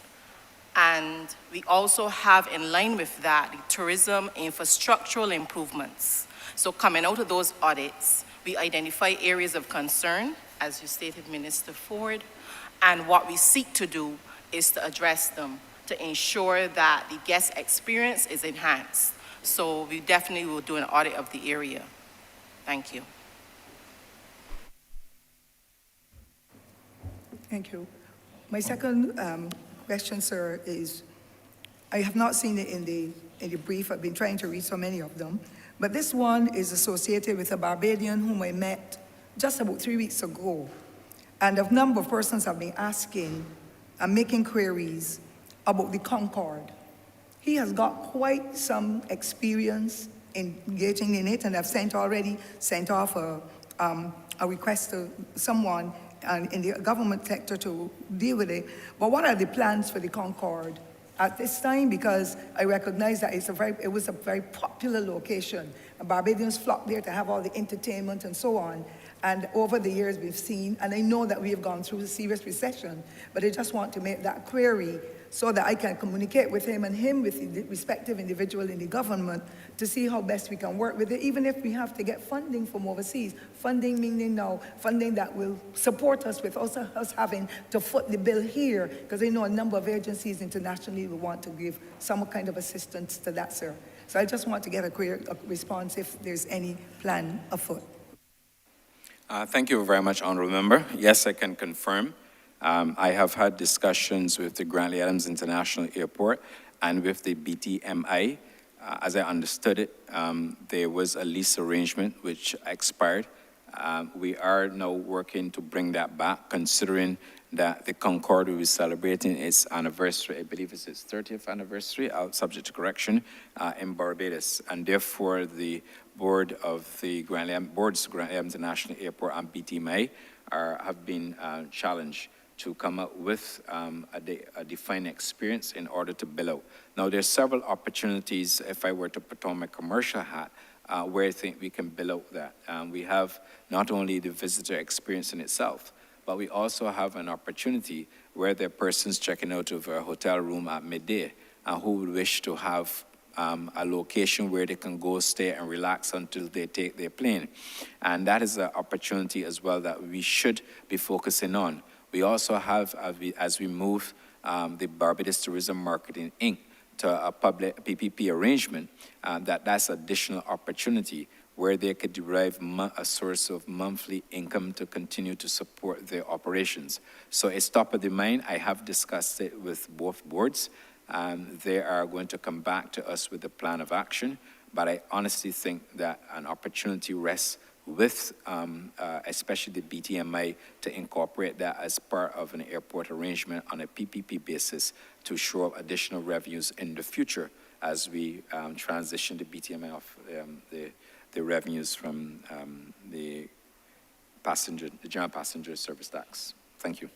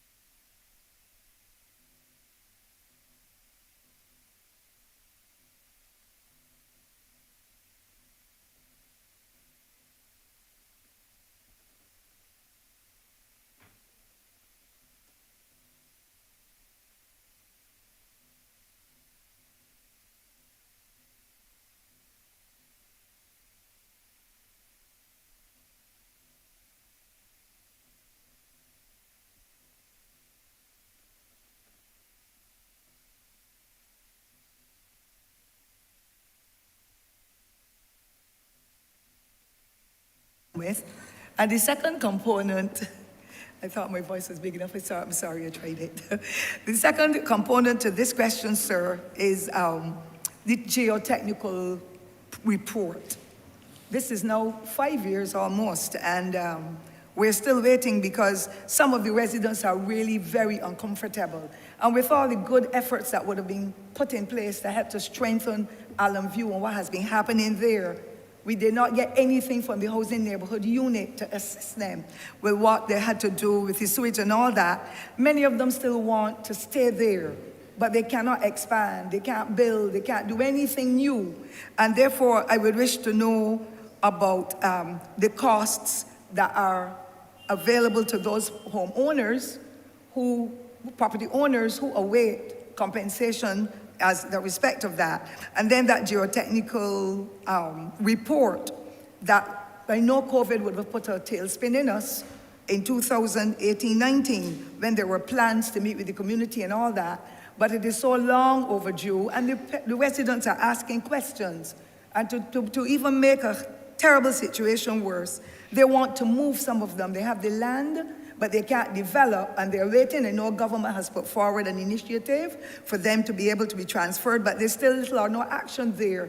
And every day there's some kind of query. They're uncomfortable because of the report from the geotechnical team to be able to let them know they're living in a safer place than what had been even espoused here in this honorable chamber by another minister who had driven the fear of the devil in the hearts of those residents. So I would wish to know, sir, when we can get resolution on that aspect of the geotechnical report and to be able to meet with the residents, at least to say something to them, to help to whip up their spirits because they are concerned. If you're talking about an area that is for, they cannot build, they cannot do whatever, then they want to know how can we go on with our lives. And I'm happy to see there are other comments in the brief that help to strengthen my concern so that it can then be reported to them. Yes, the government, the institutions have your interests at heart, but they don't want to be living and hoping. It is about time that we get word, particularly about that geotechnical or geophysical report where people are living in fear because of what the Honourable Minister said, I said earlier, that drove the fear in their hearts, of the devil in their hearts, as to whether the cave will collapse or not. It really is uncomfortable, and I would wish for the Honourable Member here, the Honourable Minister with his dynamic team, just to give me a little word so that I can go in and help to inspire them that plans are afoot and the reports will be given to them in due time, sir. And I wish to thank you all for your sharing of information. Thank you, Honourable Member. First of all, in the order, as you presented your points. Harson's Cave, Chukka, which is the management company working on behalf of Harson's Caves of Barbados Limited, continue to do very well. I think you know the constituency better than I know, and you know that everything that goes on in there, and you will see the number of taxis and buses that are transporting persons to that. In fact, I believe it's next Monday. that the Chukka will be announcing another element of the attractions within the Caves of Barbados compound. And I believe that's scheduled for next Monday. So I just wanted to give you an update in respect of how that's going, Chukka. Respect to pensions and gratuities, I read a minute from the board, Caves of Barbados board, and they were getting additional expertise to expedite this matter. We also have the manager of the caves here, and I will ask her to specifically address that issue. In respect of the geotechnical report, I can confirm that there is provision within the forthcoming year's estimates to address that matter, but I will also ask the permanent secretary to elaborate on the matter of the geotechnical report. I'll start with the permanent secretary, and then I'll invite the manager of the Caves of Barbados to also speak to this. I might also add that the government has also made provision within this year's estimates for the final payment to complete the loan, the Caribbean Development Bank loan. That will be completed in January of next year, and therefore the cave will now have an opportunity not only as they're receiving their fees from Chukka, but they will also have an opportunity to start expanding into other areas in order to help the government and certainly the ministry build out additional attractions. I just thought I'll put that into the record. But I'll ask my permanent secretary to speak to the geotechnical report and then the manager of the case to address any other issues, including the pension and gratuities issue. Yes. Thank you, Minister. Regarding the geotechnical survey, we do know that that work has been long in coming. It has been interrupted, certainly with the matters and issues related around COVID. But I can report today to indicate that that work has started and actually is expected to conclude next year. And from that presentation of the report, the ministry, as well as the Ministry of Housing and Lands, will have a better idea as to the costs associated with the relocation of the residents there who may be impacted as a result. And so we await the conclusion of that report, but I also asked Ms. Elna Carlisle to provide further input here at this point. Thank you. Good morning. I am Eleanor Carroll, manager of Caves of Barbados Limited, and I'll answer the query regarding the pensions first. We were waiting the approval of the Financial Services Commission, which we received January 23rd. So the next step was for the company and the trustees to agree to the service provider to do the wind-up services for the pensioners. Of the group, there were 60 members who were severed to facilitate the management agreement with Chukka. Of those 60 members, most of them are below the age of 60, so they wouldn't actually receive cash payments. They would receive an annuity, which they would then have to agree with an annuity provider, and they would become eligible for pensions at age 60. The members who are 60 and over,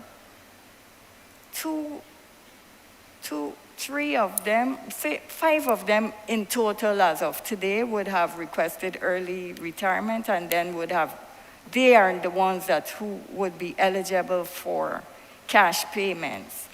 As soon as the service provider, ECLA, facilitates the final arrangements, what would happen is that option letters would be sent to the pensioners for them to select the options that are available to them under the OPBA, which is the Occupational Pension and Benefits Act.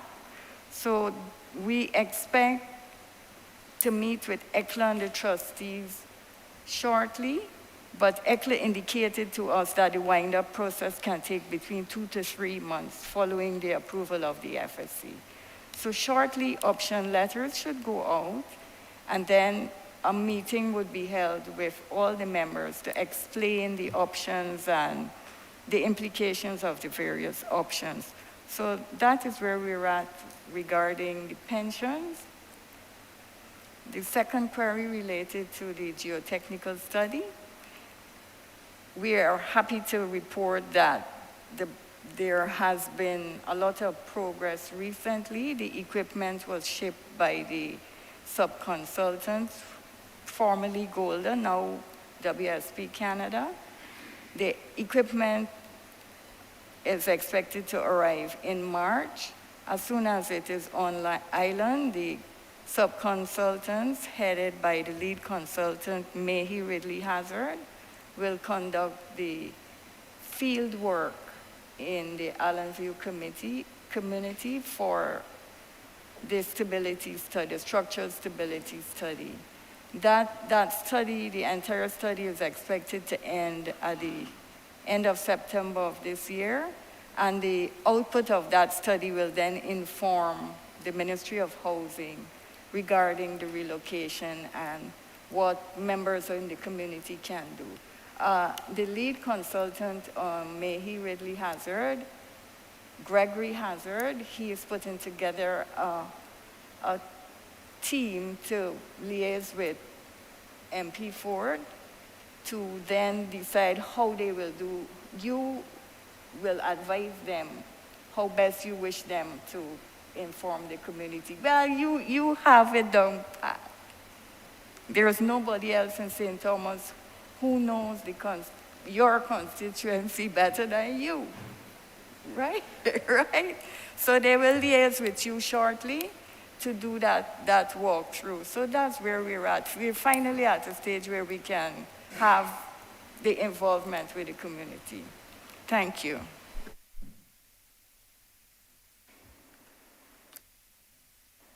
Mr. Chairman, just as I spoke about the Concord, so it's 20 years. They'll be celebrating 20 years on November the 17th.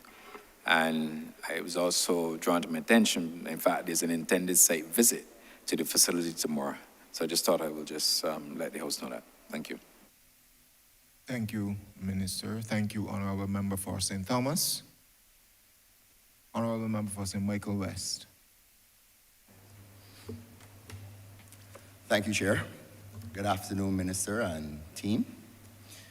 I would like to join in the chorus of my colleagues as it pertains to the performance of the tourism sector for 2022. I think that your ministry has positioned this island to take full advantage of the opening of the global tourism market. But I don't think we have the luxury to pat ourselves on the back too much, specifically because of an article I read in The Economist that the new certainty is uncertainty. So we know from this year that projections for the global economic, for the global economy are down.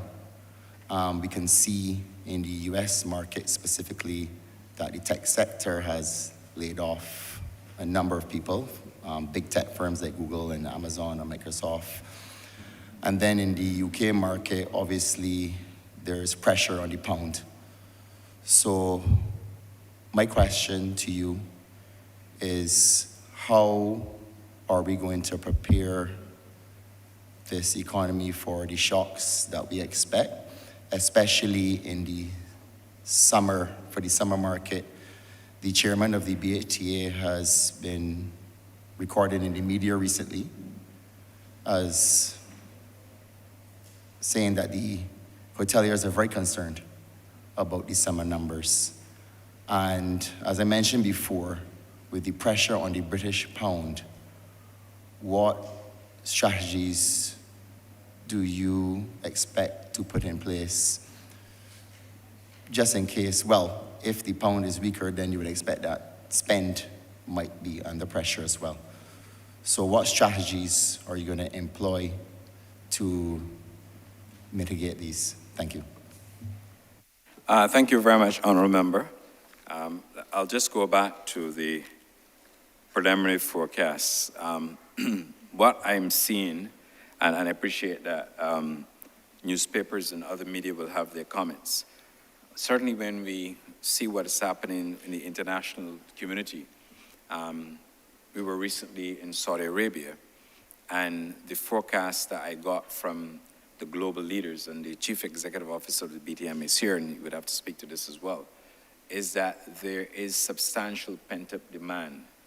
And if you look certainly in the briefing document, you will see that travel in 2022, based on the UN WTO's assessment, which was published in 2022, would have shown that over 900 million tourists traveled internationally in 2022, which is twice as much that traveled in 2021. The forecasts from not only those in the international travel community, but certainly people who invest in hotels and aviation, they are beginning to see what they think is perhaps the most significant rebound in travel they call it pent-up demand, and that people are now exercising the use of discretionary income to travel, perhaps because of the mental stress associated with COVID, and perhaps the reality that, look, you know, I don't know if I'll be around another couple of years, so let me get out there and enjoy my life and travel. Certainly, when you look to the aviation and the aviation stacks that we get within the BTMI, it suggests that the demand for travel is significant. The problem is that there's a coping issue that we don't have, that the airlines tell us they don't have enough resources to put, they have the aircraft, but they don't have enough resources to fly those aircraft or to accommodate those aircraft. And therefore, that is where you've seen where the airline industry is making a bounty because they have put their revenue managers to work, and their revenue managers are maximizing the benefit. It is a work in progress. I understand what you're saying in respect of the international market, but at a preliminary level, based on what we're seeing now, things can change tomorrow. I believe that the world market suggests that there is going to be a rebound, and that's why I made the point earlier that we will have internally within the BTMI to become more aggressive with our marketing efforts, and particularly drive the US and Canadian markets harder in order for us to get that. Obviously, that is, to achieve that, you have to have some required airlift, and that's what we are working on. In respect of the summer business and comments on summer business, I would have indicated in my presentation earlier, when I look at the stacks, I was trying to remember it off my head, but I don't want to run the risk of misleading the House. But I did indicate that the summer business, based on market performances, appears to be, there is an increase. We are seeing an increase in the levels, the numbers that we are accommodating. I did indicate, for example, that Forward Keys, in my opening remarks, which is the data analytics company for the BTMI, that airline bookings for the summer, which is what we call the May to October period, 2023, as of February the 5th, which was a couple of days ago, bookings stood at 34,368. For the same period, comparative period in 2022, there were 26,674 bookings. So thus far, when I say thus far, as of February the 5th, we have had an increase in 29% in the summer bookings, and that is tickets sold. And that comes directly from IATA. Has nothing to do with the Caribbean, because they've not captured the Caribbean in that data. Now, I'm not saying that to say that all is well, far from.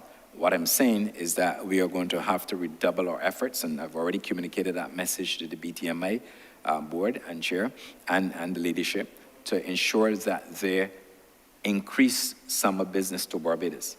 We also have some challenges that we're going to have to work out, because we also know that there are different and varying accommodation sectors in Barbados. And whilst the hotels might say that they're not seeing the pickup that they expect, the other reality is that you have the villa market that is showing remarkable resilience, and that they're trending very well. And that's not to take away, because we have to look at the whole. I also made the point that we do not market to a wall.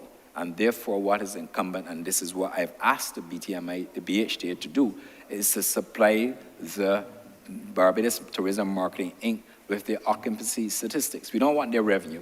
We can calculate it. If I want it, I can do it. But we don't want the revenue. What we want is for them to tell us where you are today versus where you are at the same time last year, is what we define as pacing. So if we understand how they are pacing, then, and the markets that they believe that they're down, and we could then take the proactive and aggressive marketing responses that are required to fill the destination. So that's what we're doing. It's a matter of airlift. I can also tell you that the Canadian and UK and US markets are actively in discussions with the airlines, their partners, to see how best we can come up with additional strategies. That's a work in progress. I'm not at liberty to disclose it. Maybe the CEO BTMI can add some more, but I can't go too far because it's at a delicate stage in terms of discussion and some of the programs that they have put in the summer. Now, we've also, in my opening remarks, I set out to tell you exactly what we're doing for the summer. not only crop over, not only Love Island that will bring us tremendous benefits, not only the Sol Rally, not only the CHTA that will be here in Barbados, not only FinTech that will come again. So I listed all of those to say these are but some of the activities that they have the BTMI have initiated in the market to drive additional summer business.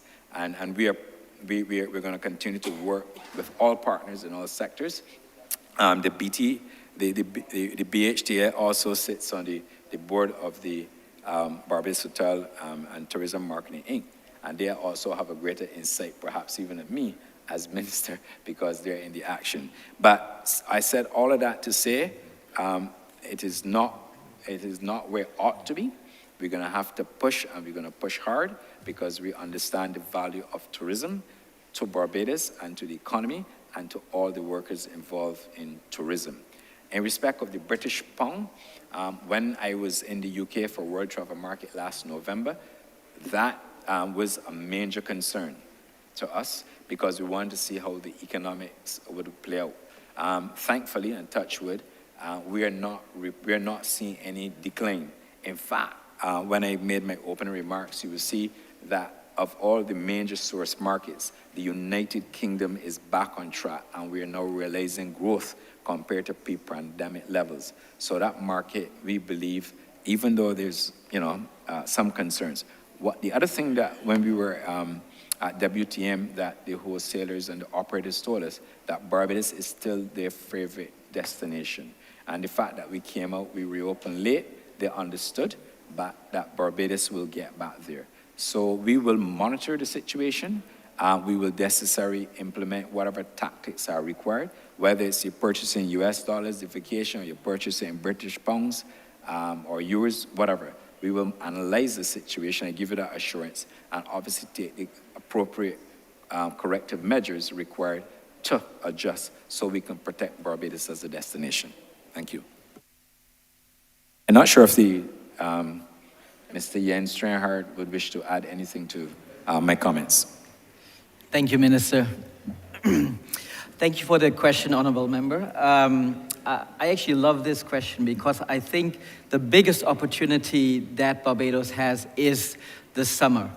I mentioned earlier that, by repositioning the island from beach only to modern beaches, I think we open ourselves up to really differentiate Barbados from other Caribbean and even global beach destinations, almost like as the place to be. And why the place to be is because this is where we have the festivals, the events, sporting, but also food and beverage. So all of that together, that existing infrastructure, and then adding other partnerships to it, make us and position us in a way that I think it's very hard to match for other destinations. I think one point that's important to point out is that, in order to develop airlift, we need to always look at sustainable airlift, because we don't want to just add airlift and look at minimum revenue guarantees, because as we have seen, a flight can go away in a matter of days. So I think sustainable airlift is important, and we can do that by marketing. We're doing that already very actively in the US and other markets, to go behind the gateway, to make sure that we have a big foundation of demand that can protect our existing airlift and grow new airlift. When you talk about resilience, I mentioned before in my intervention that I believe resilience is created via inclusivity, really making sure that we can stretch the tourism dollar, and that everyone can be part of the tourism ecosystem. In fact, I wrote my doctorate thesis on this, and I think through research we're able actually to prove validity to that statement. The last thing I want to mention is public-private partnerships. And actually, we have Mr. Harris here in the room, and we've created a public-private partnership, which I think is unique and innovative globally with Book Barbados, to make sure that we can facilitate the demand of travelers that we are able to inspire to actually then book as well. And why is Book Barbados so unique versus other online travel agencies? Because they actually can go into the communities and have local product that it's very hard for other online travel agencies, Expedia, Booking, Agoda, and they're all great companies to really bring to the forefront.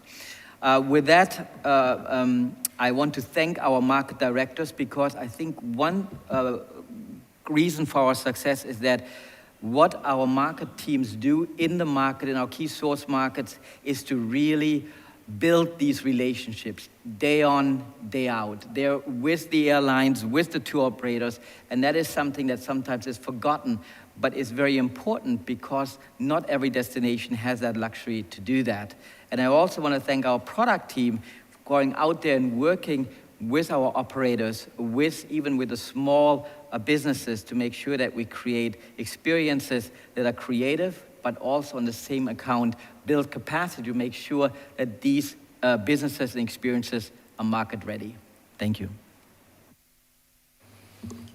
Thank you, Minister and CEO.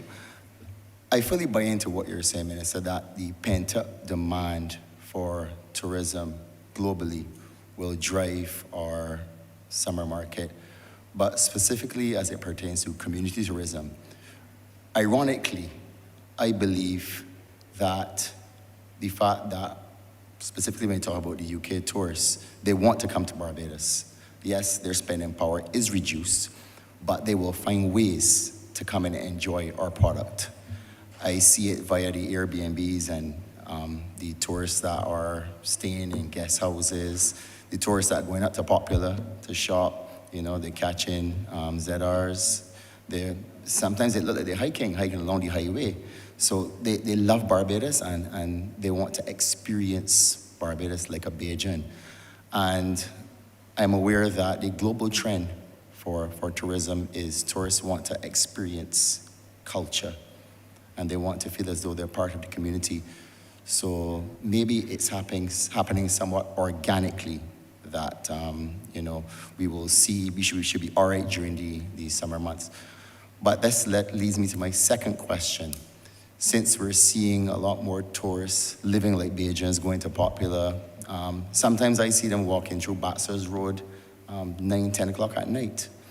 How are we measuring the experiences that these tourists are having in these non-traditional ways that we may not have mechanisms in place to be able to gauge experiences? And also, because tourists are living more like Bajans, they're obviously going to interact with our infrastructure like we do. So they may have complaints, they may air their issues on TripAdvisor. What strategies and mechanisms do we have in place to be able to get this feedback? Thank you very much. I'll ask as well the Ms. Lana Harewood, who has done extensive work in this area, as well as if the CEO wants to chip in again.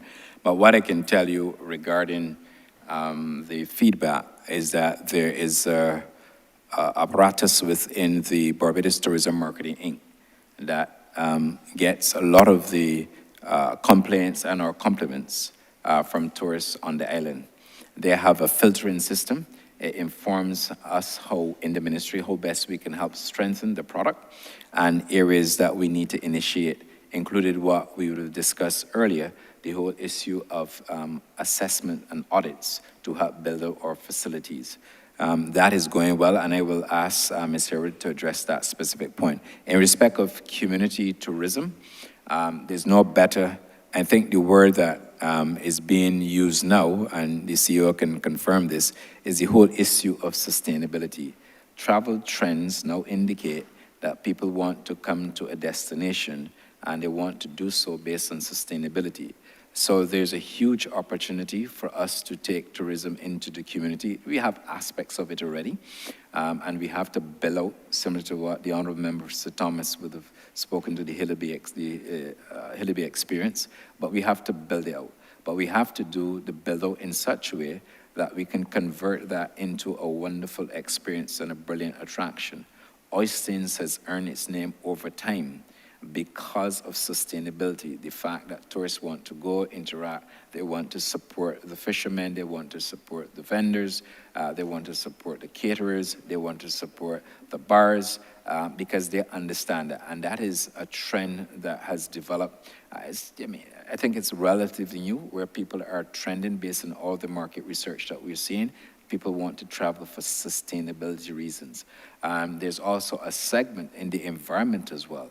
And therefore, we are pushing on with what we have to do in respect of opening up additional attractions within communities. If we can open up attractions in communities, it not only provides an attraction, but it also provides an opportunity for employment in the area, small business persons to sell their craft, to have a traditional Barbadian dish or food and beverage, and set it up in such a way that reflects Barbados, and to offer what tourists like to come here for, in addition to other factors, the warmth of our people.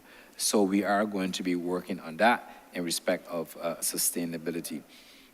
We are also, in terms of the earlier point, and I want to go back to your previous questions just briefly, the issue with summer bookings as well has to do with the booking window.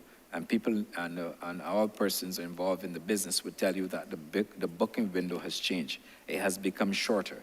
And as a result of that, you have to put the required tactics in place to address that as well. So the booking window is shorter, so you might have a hotel or an establishment that have 50% occupancy on the books today, but then within another 2 or 3 months leading to summer, they may have moved by maybe 10, 12 percentage points because of the booking window. And that's why I made the point earlier that we have to look at this whole issue of pacing. The other issue as well is our segue into the Gulf states. You know that summer in those areas is a really, really hot summer. And that presents an opportunity for them. They go to the UK, they go to Paris, they go to the United States. And what we have been, based on our preliminary information, what we are seeking to do is to try to to get some of those travelers from the Gulf states who go into those jurisdictions to come to Barbados, particularly the younger ones. And as you would well appreciate, when those persons in the Gulf, when they travel with an entourage. And we are making, I think, reasonable progress on the ground. That's why I made the point in my opening remarks that we need to get into some of these new and emerging markets. It's not going to happen overnight, not by any stretch of the imagination. It will take some time to build. But once we get in there and build the market, get the Barbados brand out there, we believe that we can start to see some results, gradual results, which would then help us to accomplish the overall objective. I'll defer now to Ms. Lana Herwood, and if the CEO, Ms. Ian Strainhart, wants to comment. Ms. Herwood?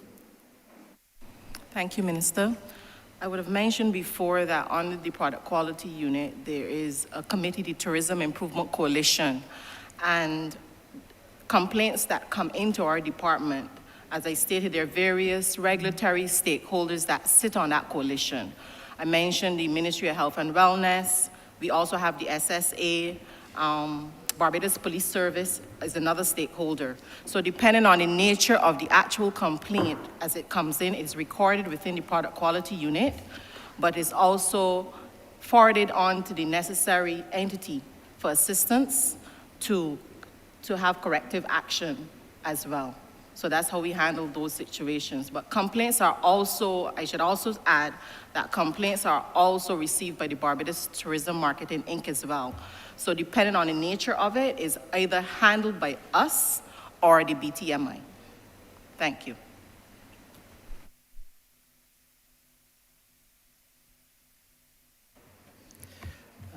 Thank you, Minister. Honourable Member, I thank you very much for this great question. I believe really, as you talked about creating Bajan experiences and have visitors feel like a Bajan, it's almost like you create a sense of belonging. You can either be Bajan by birth or Bajan by choice. And if you're Bajan by choice, you enter this community as you not just be a tourist and a visitor, but you actually, it's bigger than that. And I guess in the end, tourism starts at home. So I think when local people, real Bajans, are enjoying the destination, then visitors want to partake. And so I think there is a huge opportunity for us to create something bigger than just bringing tourists to the island. You talked about the issue of measuring these activities. How can we measure when people frequent these local experiences?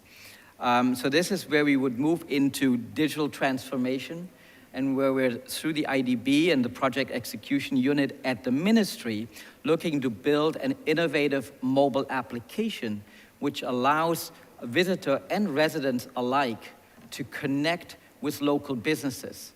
So in one hand, it almost becomes a marketplace, and we become a connector between these businesses or I would call them experience providers and consumers, visitors and residents. And businesses can then kind of provide offers and deals, and consumers can get access to these benefits.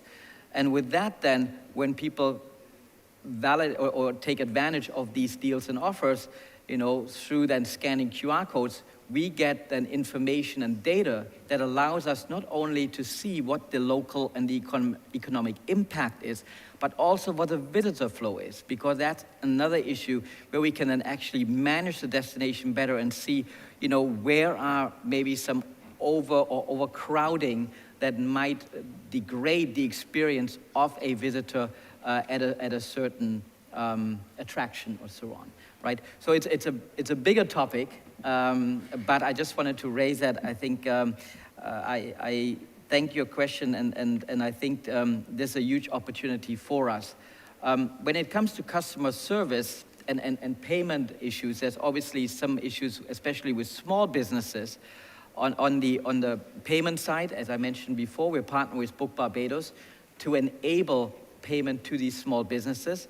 On the customer service side, however, now through the advent of artificial intelligence and ChatGPT is in everyone's mouth now, there's also an opportunity to now position the destination through technology, through artificial intelligence, as a customer-centric, service-oriented destination. Thank you. Thank you, Honourable Member. Honourable Members for St. Michael West, we are aware you have one more question. We're asking you to hold, as all others who have indicated they wish to speak, as we're going to break now, and we will start back in the same order which we have here indicated.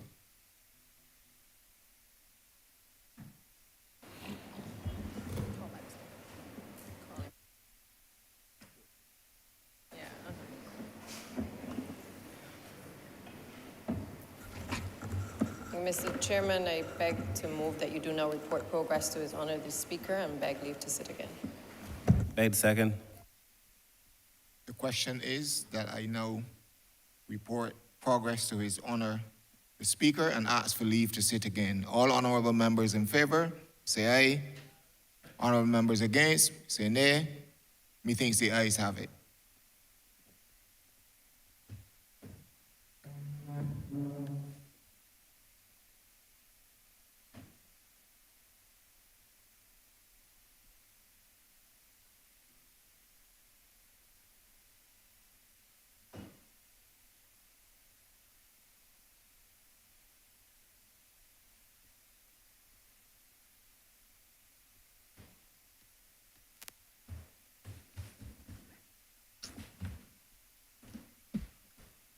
The chairman has reported progress and asks for leave to sit again. Honourable Leader, Government Business. Thank you, Mr. Speaker. I beg to move the suspension of the House until 2:20 p.m. Beg to second that. The question is that this honourable chamber be suspended until 2:20 p.m. All those honourable members in favour, please say aye. Those against, please say no. Meeting the ayes have it. This honourable chamber stands suspended until 2:20 p.m.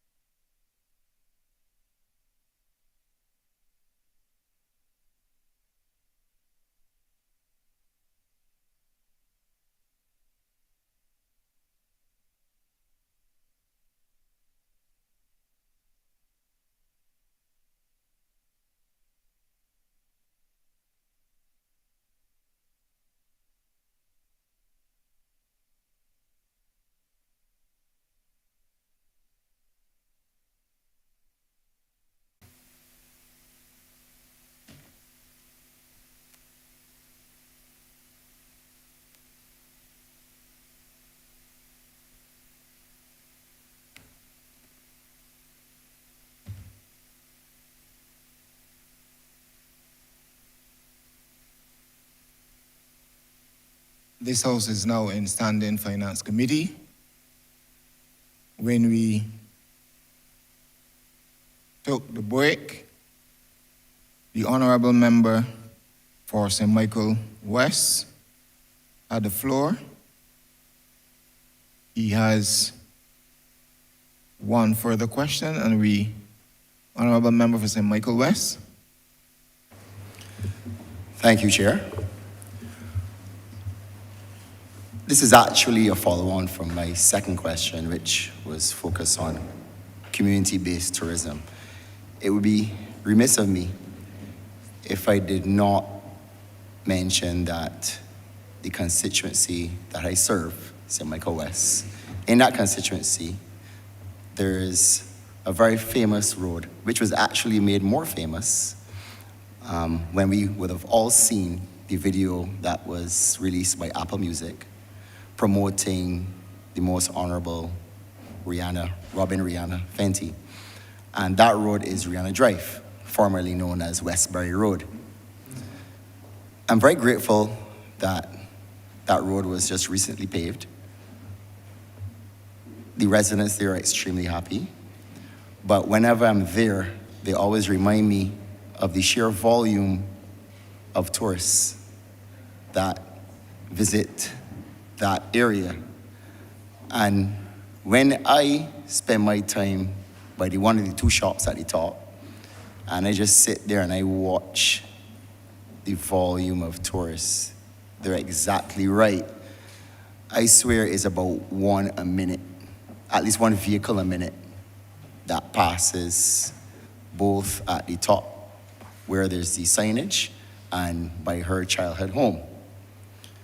So as such, I am in the belief that this has to be one of the most popular tourist attractions in Barbados, from what I'm seeing.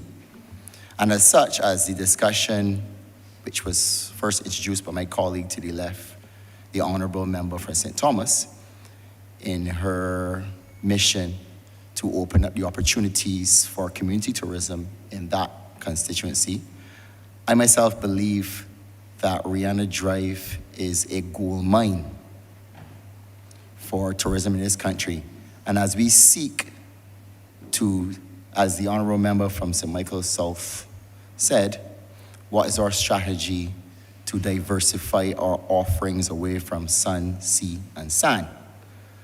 And I believe that Rihanna Drive is one of many opportunities that we have just sitting there that is already utilized. So my question is, has the ministry examined this phenomena, and what opportunities for investment do you see in this area? Thank you. Thank you, Honourable Member. You're correct. Rihanna Drive is one of the community initiatives, often labeled as community tourism. And I'm with you because, as I indicated earlier, taxi operators do us justice by ensuring that the Rihanna Drive became a very popular stop for tourists on the island, not only cruise passengers, but other visitors to Barbados. What I can tell you is that this is also top of the agenda for the product quality team. Assessments are being done in that general area. We have to start looking and see how best we can scope it and scope it out to meet the requirements of the community. We don't want to lose that community touch, but we have to scope it in such a way that we have that community feel about it. It is one of the most popular stops on island tours. It is an opportunity, as you know, for food and beverage and other products that are sold in that general area. And we intend to build out, but keeping that community-based community spirit and recognizing that the Rihanna brand itself complements the Barbados brand and helps us to get our name out there. I went on record when Rihanna performed halftime at the Super Bowl, and I indicated that there's no medium that and no quantum of money that we could have paid for the benefit of Rihanna flying that Barbados flag. We continue to be grateful to her for all that she continues to do by carrying that Barbados flag wherever she goes. And that has also helped us to bring greater, or that has helped to bring greater brand recognition, not only to Rihanna, but also to Barbados, because she's always putting Barbados first. So we are, to answer your question, focus on an assessment there, but seeing how best we can build out that facility, but keeping that community tourism drive going. So I thank you for the question. I'm not sure, sorry. The Chief Executive Officer of the BTM would also like to add a comment. I'm not sure if Ms. Lana here would also wish to add to it, and if as well Nicole, ADB project, National Tourism, the National Tourism Program would wish to speak to it as well. Thank you. Thank you, Minister. To this point, actually what we have done, and I just received it this morning in my inbox, that we are now incorporating Rihanna Drive into our trade show booth designs. We're actually taking Rihanna Drive and bringing it to the world, and we're designing it according to our brand standards. And so again, while other destinations have or claim to have great beaches, I think no one can claim to be the birthplace of Rihanna. So for us, obviously, it's a great opportunity, and it's scalable and flexible. And I think this is something that, again, differentiates Barbados, puts us into a different place. And right now, obviously, tagging on to the Super Bowl, the halftime show, I think this is something that we capitalize right away, and we're looking to have that at trade shows that are coming up in 2023. Thank you. Ms. Hayward, would you wish to add any comments?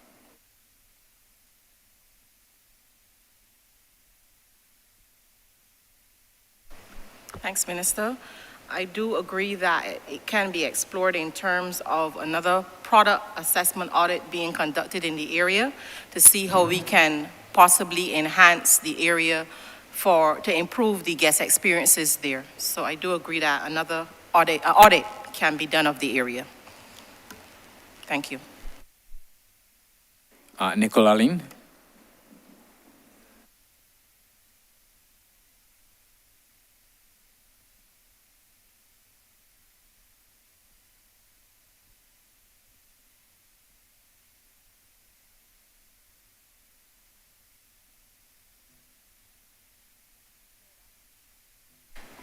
Good afternoon, everyone. My name is Nicole Aline, and I'm the project coordinator for the National Tourism Program. To your question, Honourable Member of Parliament, yes, the Rihanna Drive is an important visitor attraction for Barbados. And while it currently does not sit within the National Tourism Program, it certainly aligns with the ethos and the principles of that program, particularly in relation to one of the components under that program, Component 1, which speaks to the development of new tourism products. And in developing those products, the emphasis is on cultural heritage tourism. And Rihanna Drive represents that aspect of our cultural heritage in terms of showing where she has come from as a Barbadian and her contribution, not just nationally, but internationally as a musical icon who consistently represents Barbados in all of her performances and so forth. So it's certainly, yes, is a untapped potential, with potential for development, and possibly maybe in another phase under the National Tourism Program, it could be considered for inclusion under the auspices of that. Thank you.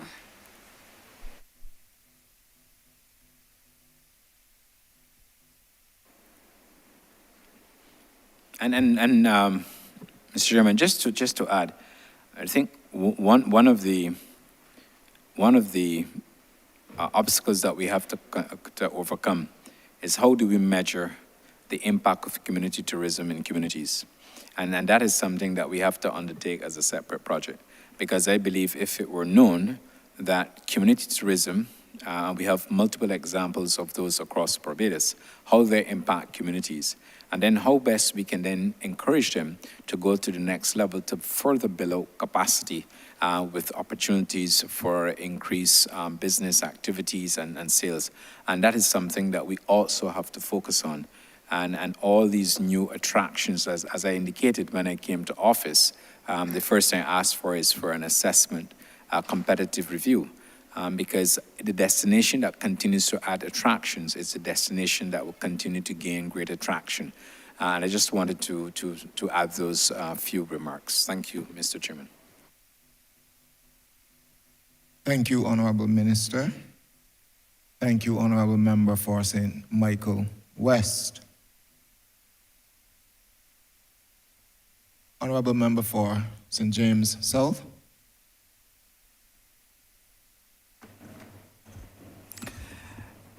Thank you very much, sir. And let me express congratulations to the team. I was very relieved to hear the wonderful numbers coming in at 90%, 95%, etc., of where we were in 2019. I know it would have been a hard pull for us to be able to do it, but Barbados really depended on you to do that, and I really want to congratulate everybody on it.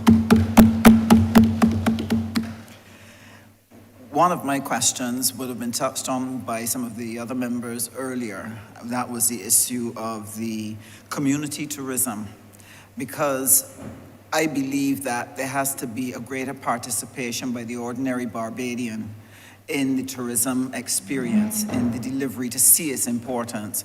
I truly believe that the COVID, I think for those who were not aware before, for the first time became aware how much tourism supports their livelihood, even if they don't work directly in the industry.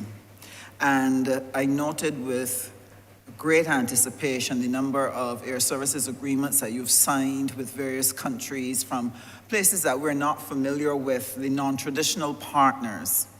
So my view is that we need to prepare the population to be able to engage those new cultures so that they understand that tourism is really our business.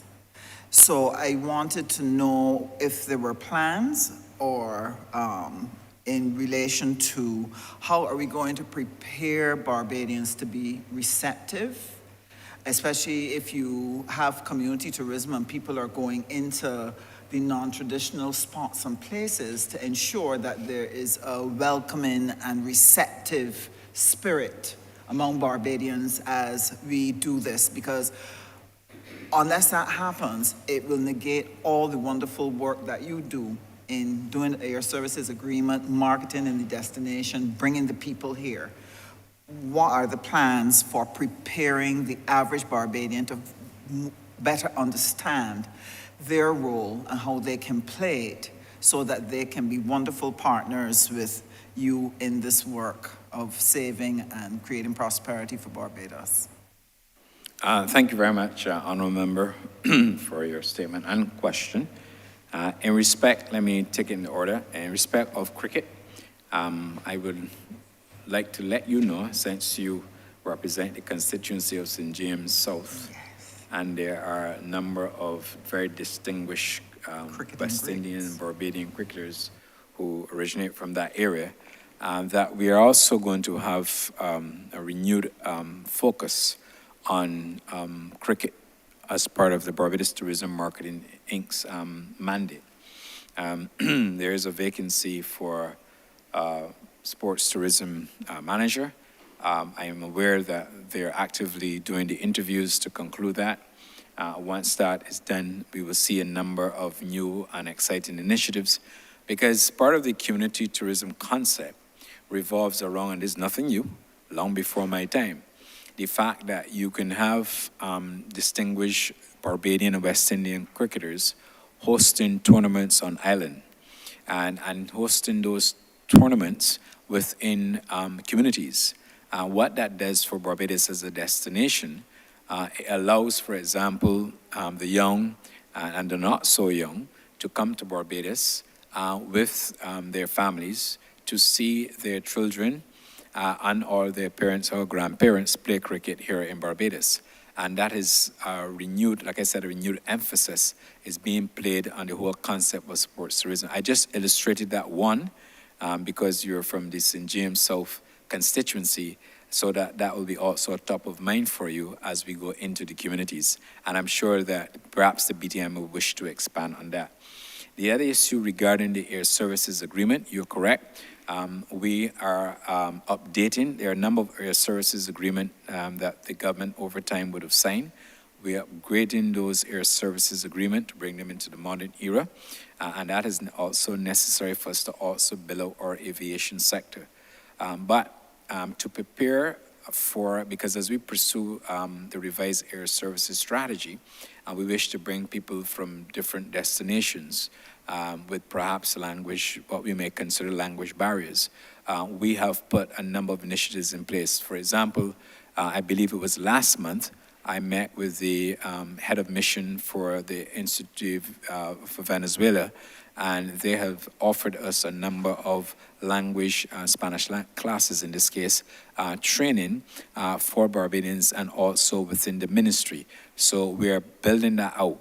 We are also utilizing an orientation platform to allow for adequate preparation of persons who will now be traveling from some of the jurisdictions that we want to pull or attract into Barbados, what I consider those from the new and emerging markets.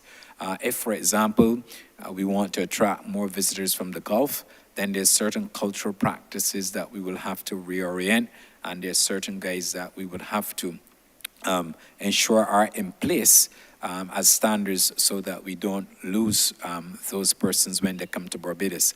And I only use those two examples, but you're correct in your assessment that we need to facilitate greater interaction. We need to get more of the tourists, but we also have to ensure that we orient them, or to use the new word, onboard them, to ensure that the markets that we go after will become a permanent fixture and not of a temporary nature. I'm not sure if the BTM will wish to add to those remarks. Jens, do you wish to add any comments? Thank you, Minister. Honourable Minister, I think great and a very important question. I believe that in order for us to be successful in tourism, we need to be inclusive. But more than just being inclusive, we need to make sure that people can contribute in the tourism ecosystem. I mentioned this morning a few of our initiatives where we're looking to kind of create a collection of experiences by small businesses, but also by individuals. Our team is going out and have gone to each parish to have town halls and to talk about the activities that we're doing, and as such also engage the communities in coming up with activities that we can then promote via our platforms. But also in March now, we're starting to go out to the schools and educate the school children about the importance of tourism, especially here, and I think that's a critical part. And then in phase 2, later on in the year, we will also rolling this out to a wider public as well. So those are just a few points to add to the Minister's intervention. Thank you. The PS will also like to add a few comments. To add further to Minister and my colleague Jens, I would say that Barbados' model for tourism development has always one that included tourism, the communities. Barbadians, as far back as the days, even when the mighty Gabby penned his song, That Beach Is Mine, we've always guarded our beaches because there's a sense of ownership by Barbadians within the tourism sphere that this is part of ours. So the ministry basically then intends to continue to build on that and intends to also, as we build out new attractions, to ensure that those communities are not just simply bystanders within that atmosphere, but actually become a part of the fabric, be either small entrepreneurs in there or also be part of the attraction in terms of ownership. So the intention is to continue to build up that, to put incentive schemes in place that allow persons to move from one attraction to the next, so you have a feeder model. And these are some of the ideas that we have been engaging on in the ministry in order to push the community tourism aspect of it. Thank you. Excellent, thank you so much. It is something that is very dear to my heart in relation to that level of engagement. The other program that I wanted to ask about was the Welcome Stamp. It is such a wonderful program, and I think it is brilliant in terms of getting us to have tourists for long periods and so on. So if you could share what have been some of the results, what have been some of the benefits to Barbados, and if there are any plans for how we can deepen and strengthen the Welcome Stamp as a part of our product mix. Thank you very much, Honourable Member. As I indicated during my presentation, we view the Welcome Stamp as an excellent addition to the attraction of Brand Barbados. We have a dedicated officer, as I indicated earlier, and that officer deals exclusively with the Welcome Stamp.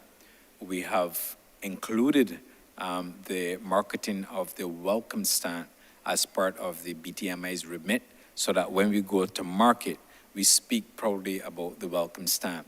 We recognize that there are people who can work remotely.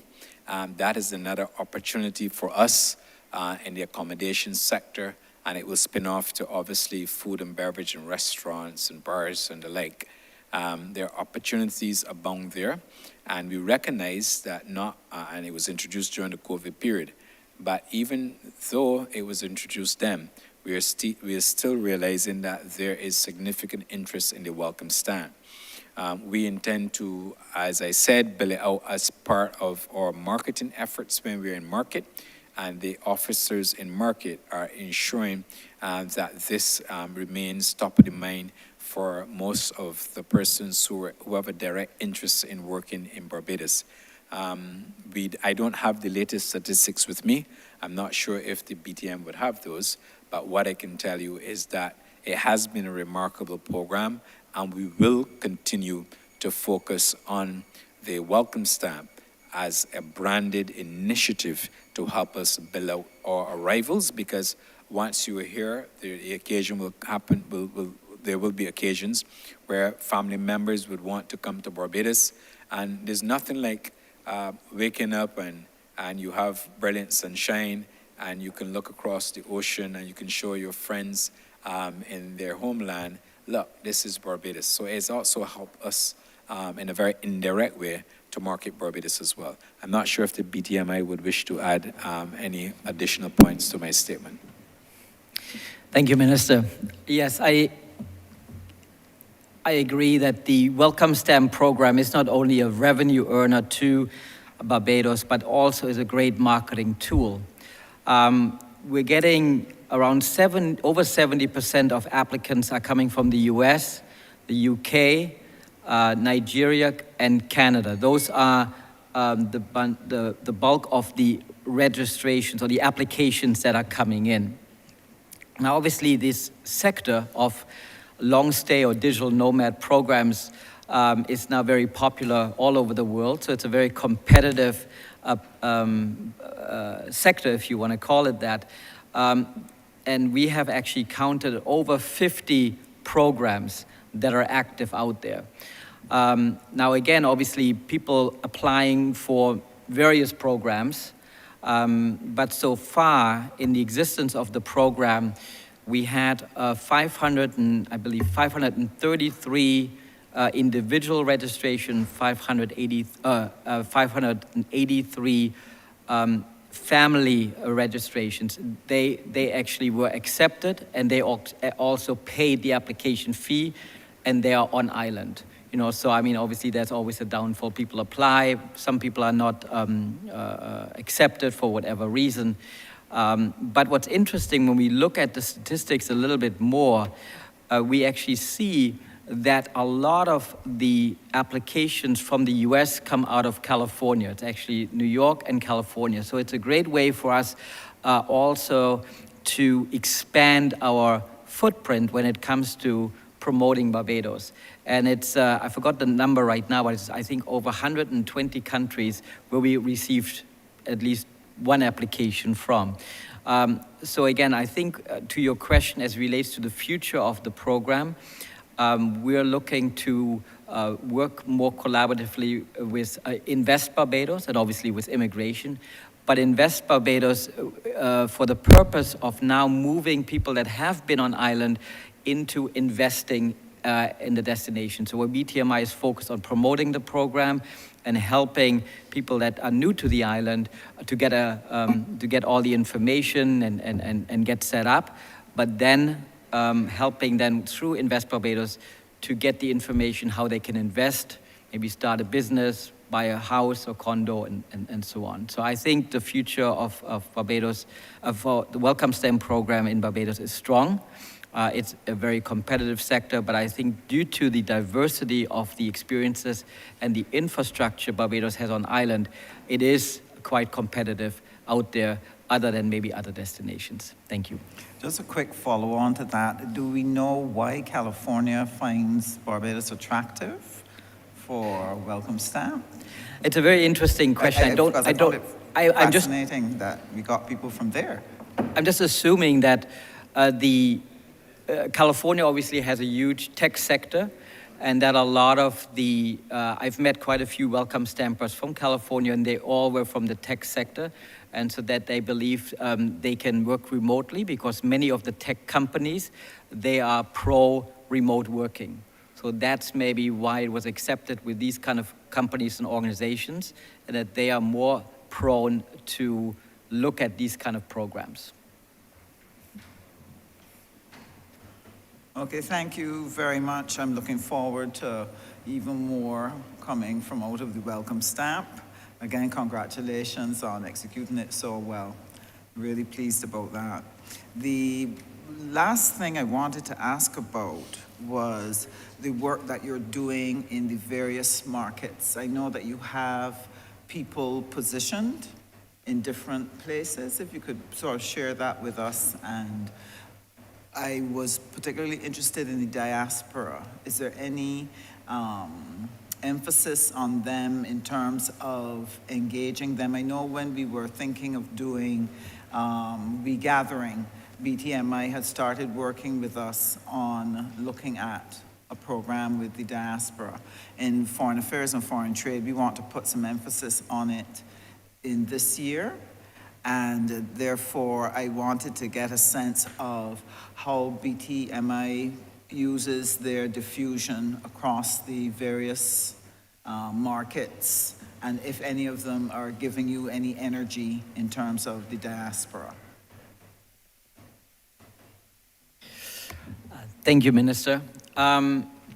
First, to answer the first part of your question, what we're trying to do in the market is really bring Barbados, out and use it almost as a distribution channel. So we're looking to focus on activations that are aligned to our activities on islands. For example, food and rum. So we're looking to almost like transport Barbados into the markets to make sure that people can experience a taste of Barbados in the UK, in the US, in Canada. And now we are also promoting crop over and food and rum in the Caribbean, and we are represented at all the various carnivals currently in Trinidad. So that's kind of like our recipe there, and then have that supported by our campaigns, through content and so on.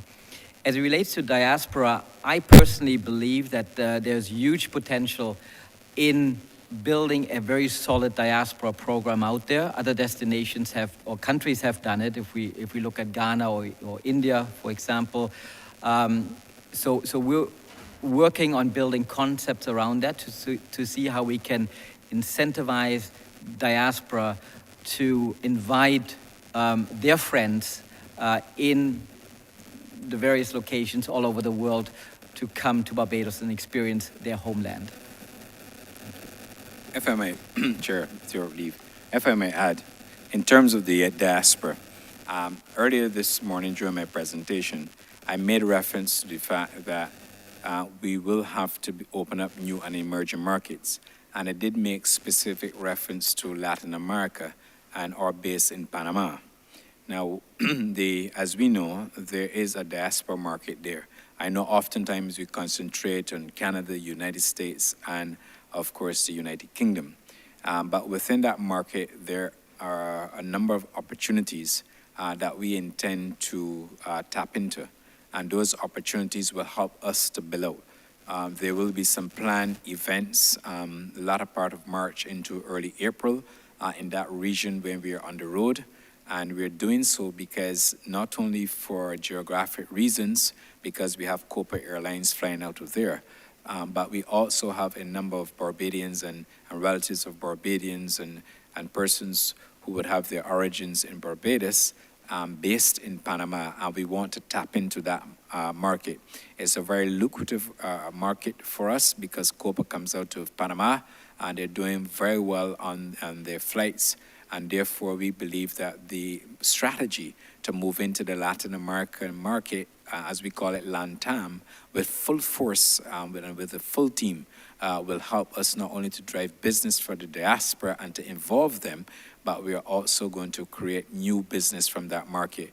We will also be taking on the road with us in Panama one of our signature events, the Food and Rum Festival, to give persons a taste of that, because there are also other Panamanians who might have heard about Barbados and other Latin American persons who'd heard about Barbados or who don't know about Barbados, to give them a taste of what a Barbados experience is like, including music and the like. So we are doing all these things to shore up and to help build out, because if we do a lot of the work that we're doing and that we propose to do behind the gateway, it will also give the airlines additional confidence to add additional aircraft to the route in order to help us generate increased arrivals into Barbados. Let me just thank everyone very much, and I'm again very, very pleased with the excellent work.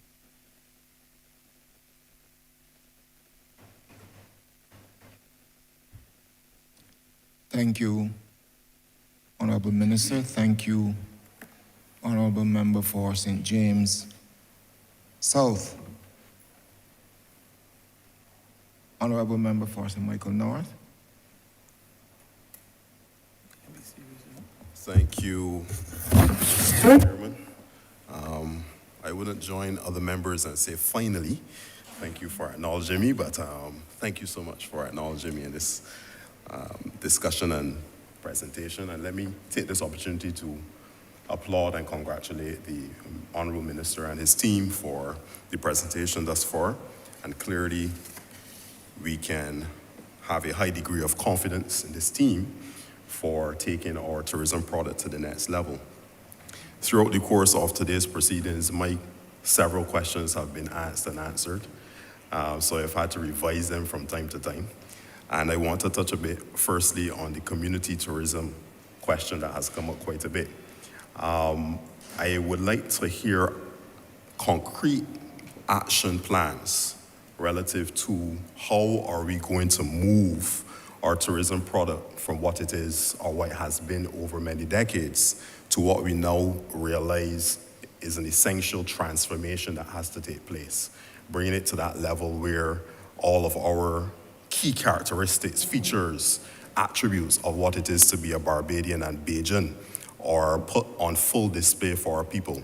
And I wanted to tie the question really to some of the other initiatives that would have been discussed in this hallowed chamber relative to things like the building blocks, for example, where we would have had a vision, I believe, as a government, where we would have community enterprises, where we would have entrepreneurs setting up in different parts of our constituencies as members of parliament, and also the vending zones that would have been talked about as well.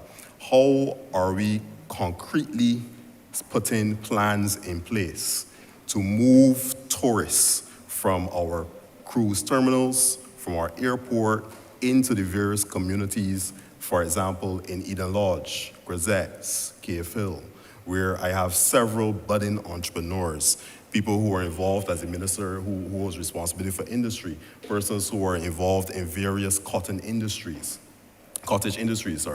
and persons who are out there plying their trade in very entrepreneurial endeavor and activities. We have persons who are making cosmetic products from natural resources. We have persons who are making food from all of the natural resources that we have at our disposal.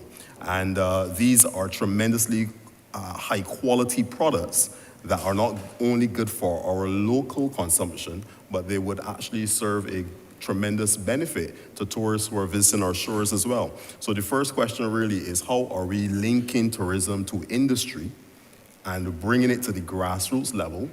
How are we building upon programs like the building blocks and the vendor zones to ensure that we are giving our tourists the best possible experience of what Barbados has to offer? I don't know if, Mr. Chairman, you want me to answer all three since the time is limited. Should I just answer all three one time? That is entirely Let me answer all three. your discretion, sir. Thank you, Mr. Chair. One at a time? Okay, I'll be guided by the minister. Thank you very much, Honourable Member. Of course, morning to this afternoon, we would have recited a number of the community tourism ventures that are in place. What I'd like to suggest to honourable members is that whenever there is a potential for a community tourism program to be built out in your constituency, that you should refer those to the Barbados Tourism Marketing Inc. For their review. I think that's one concrete way of starting the process, because it's not often time that we will know every corner of Barbados and what is happening with every community event.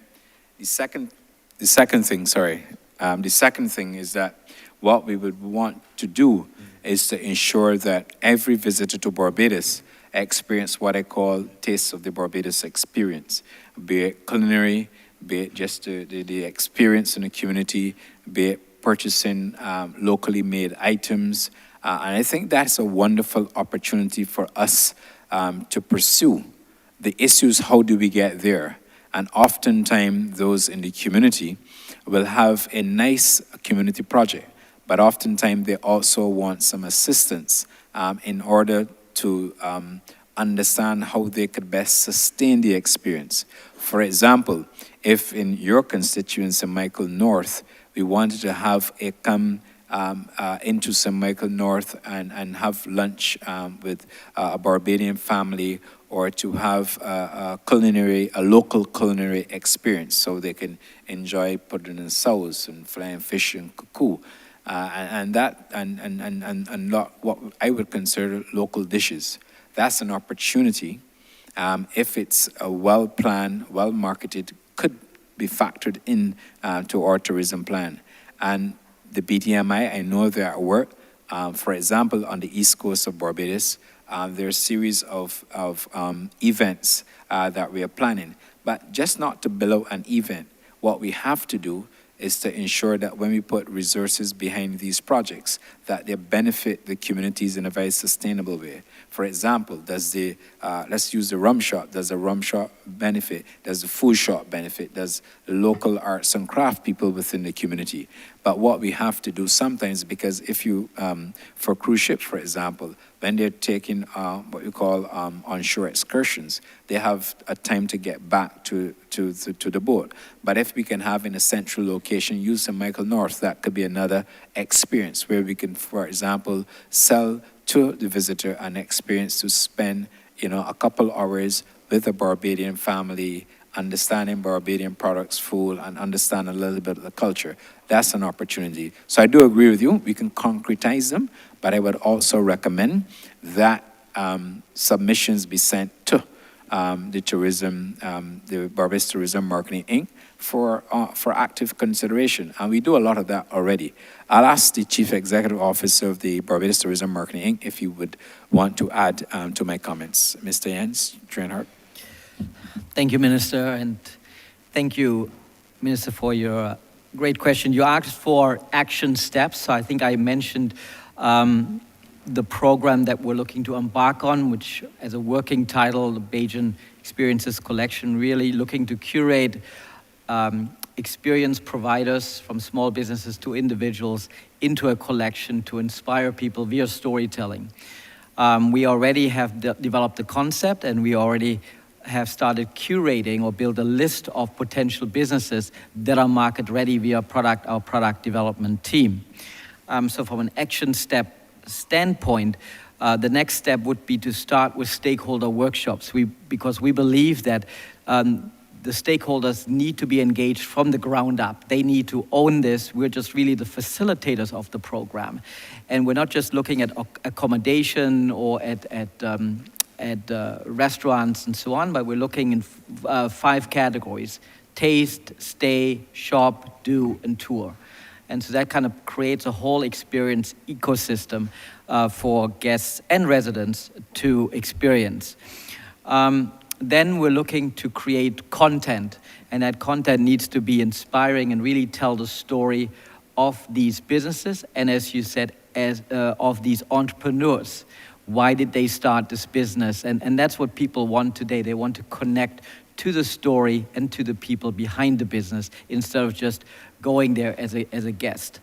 The next piece would be really capacity building, and capacity building has various pieces on it. One, obviously, is to make sure that these businesses are market ready, that they can present themselves in the right way, that they can market on social media, but also that their experience in itself is at a certain standard, when it comes to hygiene or just the experience itself, but also sustainability, because it gives us an opportunity now to put certain requirements in place for these experiences or businesses to be part of the collection, which is then a way for us to promote them via our BTMI platform. So I could say, for example, in order for you to be part of the collection, you need to be not be using single-use plastic, for example.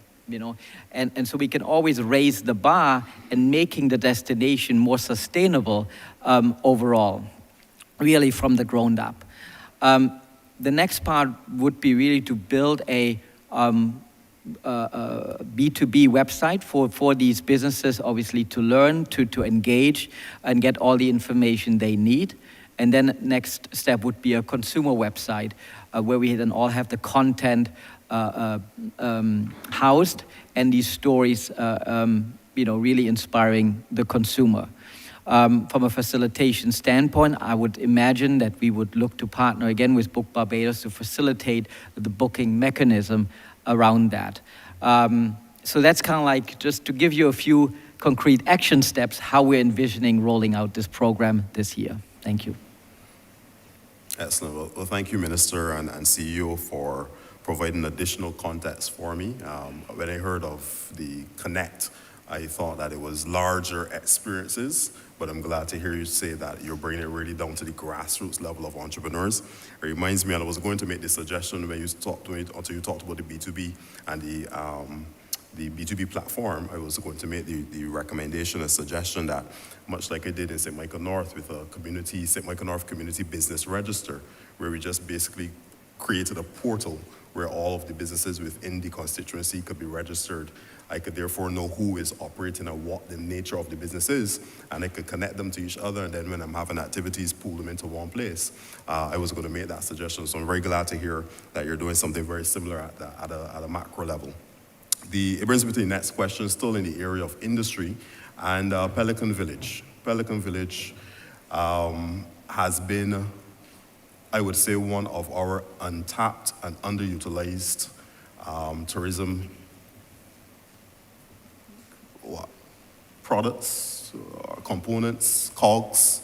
I think that unfortunately, because of how it is currently oriented, that we don't get the kind of throughput that we would want to see from that location. It sits right next to our port, our cruise terminal, but unfortunately, a lot of the traffic walks along Travers Way, does not come into the craft center, and many of the businesses there, unfortunately, have reported to me for quite some time that they have not seen the kind of visitation by our tourists that they would like to see, the amount of footfall that they would like to see. So my question to you and team minister would be, what are the plans right now or any type of projections relative to how do we better utilize the Pelican Village location? How do we drive traffic from the cruise terminal? How do we drive that foot traffic through that specific location so that we can actually see the vendors and the various residents who are in that location, the various participants in that location, that they can actually see some value for being so closely connected to and situated to the Bridgetown Cruise Terminal. Thank you very much, Honourable Member. As you were asking the question, I was going to seek leave of the chair to ask you a question, but I can't do that. And to say to you that I believe it's vested within your ministry, but if you prefer to vest the Pelican Village in the Ministry of Tourism and International Transport, then I'll be very happy to do so. But I can't answer the question because I'm here to answer your question. So, having said, put that banter aside, Pelican Village, I think personally, and it's not a criticism of any government, I believe the design is not fit for purpose. The reality is that it should be like a U, where you allow the visitors to the island to actually see what goes on there. What we have is a collection of shops at the front, but then there are other shops at the rear of the street-facing building. And what that does oftentimes is that people will bypass. But I believe it's a wonderful opportunity for us to build it out. It doesn't sit within my purview as minister, and I don't cross ministerial lines. I believe it sits with your ministry. But I believe if MOU or some other arrangement could be put in place, we'll be happy to partner with you in the interim to build out a better experience there. I firmly believe it's prime real estate. And when you walk from Princess Alice Highway heading to Bridgetown, indeed that entire stretch left and right is prime real estate. It's how we are able to maximize the economic value of the lands on both sides of the road. And I think it could be an excellent starting point if we were to repurpose and refit the Pelican area. But I can't go into that into too detail because that is within your ministry. But if you wish to engage us in a discussion, I'll be happy to have the board of the BTMI and the officers have an early meeting with your team to understand how best we could build. I believe what you're looking for is some synergies there, but more importantly, how the owners and operators at Pelican can benefit from increased economic activity, money really, revenue from that site. But it is something that if you are up to it, we could potentially revisit, have a conversation, have dialogue to see how best we could work together. Thank you. Absolutely, and that is the way I laid it on the table today. I think it is going to be useful for us going forward to ensure that we are, as we have sought to do over the last few weeks, discuss the mission economy and how do we then bring a singular focus to the things that we're seeking to do and achieve. And it brings me right back to the collaboration that was very strong with the Ministry of Tourism, the Ministry of Business, I believe it was at the time. I can't remember what it was called, under Senior Minister, the Honourable Member for St. James Central, but the Festive Fridays. And that was a tremendously successful collaboration between multiple ministries at the time. And it is something that we need to be able to revitalize and move forward, even as we discuss. And even within the ministry, we have plans relative to how do we redesign Pelican, but we would definitely need to have a dialogue with the Ministry of Tourism to see how we can ensure that what we redesign and what you propose, when it works together, is a happy marriage that brings the footfall that we desire for our people who are there resident. And the last question relates to technology. And how are we seeking as the Ministry of Tourism to better incorporate technology, science, innovation to once again enhance our tourism product. And I heard mention of an app, a mobile app. I think it was the CEO of BTMI that mentioned a mobile app. But I wanted to hear a little bit more relative to virtual reality, artificial intelligence. What is the plan for the ministry relative to these things? I can mention right off the bat that the ministry that I have the honor to lead would have created a tremendous platform in Bridgetown as a smart town, a smart city, where we would have created and installed over 85 internet access points, therefore creating free Wi-Fi all across the length and breadth of Bridgetown. So persons commuting from any of the transport board locations, the terminals throughout Swan Street, throughout Broad Street, can actually log on to the free Wi-Fi that is now available to them. This is available not only to our local citizens, but is also available to our tourists. And I think the plan was to have, or the vision is to have virtual tourism, where we can have tours being done via that same internet platform that has been created, where persons can go to various sites and scan a QR code and be able to get additional information about that location, etc. So I give it over to you, Minister, to speak a little bit more about the use of technology and science and innovation relative to building out and enhancing our tourism product. And with that, that would be my final question. Thank you very much. Thank you, Minister, Honourable Member. Yes, we have started that process. We have some QR codes already available, because one of the trends we recognize is that travelers using their mobile devices don't really want to travel with a lot of hard copy stuff. They prefer to have what we refer to as soft copy using the phone. We are also in the process of ensuring that all the vendors on the beach, that we create an opportunity for them through similar technologies. Whereas you can, when you arrive at the Grantley Adams International Airport or at strategic locations in the hotel room, we could allow you to use a QR code to download information. As you do now when you go in a restaurant, you scan the menu from a QR code. In respect of the Ministry of Tourism, we are getting ready to appoint, well, we have to advertise and then we're going to appoint someone to deal with data analytics. It is an area that I recognize is of weakness, and that therefore we have to strengthen it. And data analytics can go into a range of information hitherto unknown, and therefore we are going to be activating that process. The hotel sector, along with other sectors of accommodation, they're also building out a lot and utilizing a lot of technology. When I talk, for example, about pacing and how hotels are doing or the accommodation sector is doing, a lot of that has been refined and has been perfected by persons in hotels outside of Barbados, as well as the aviation industry in terms of revenue management. And revenue management is one of those areas where I think we need to have greater success. And with new technologies, we can also bring that to bear to help us. In addition, that information will also be very timely. For example, in your side of the business, in terms of industry, we can also use it, for example, to feed information into the Ministry of Finance, Economic Affairs and Investments.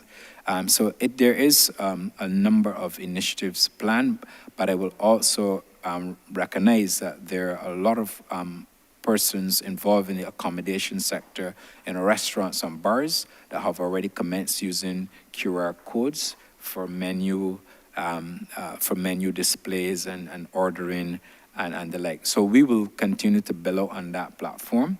In respect of virtual tourism, we have to be a little careful because we still want people to come to Barbados and to visit Barbados. It is okay to have a virtual air traffic control tower because once you have the equipment, you can do that. But with virtual tourism, we have to be a little careful because I won't want to see the numbers decreasing into arrivals in the Barbados because somebody can sit home and enjoy it.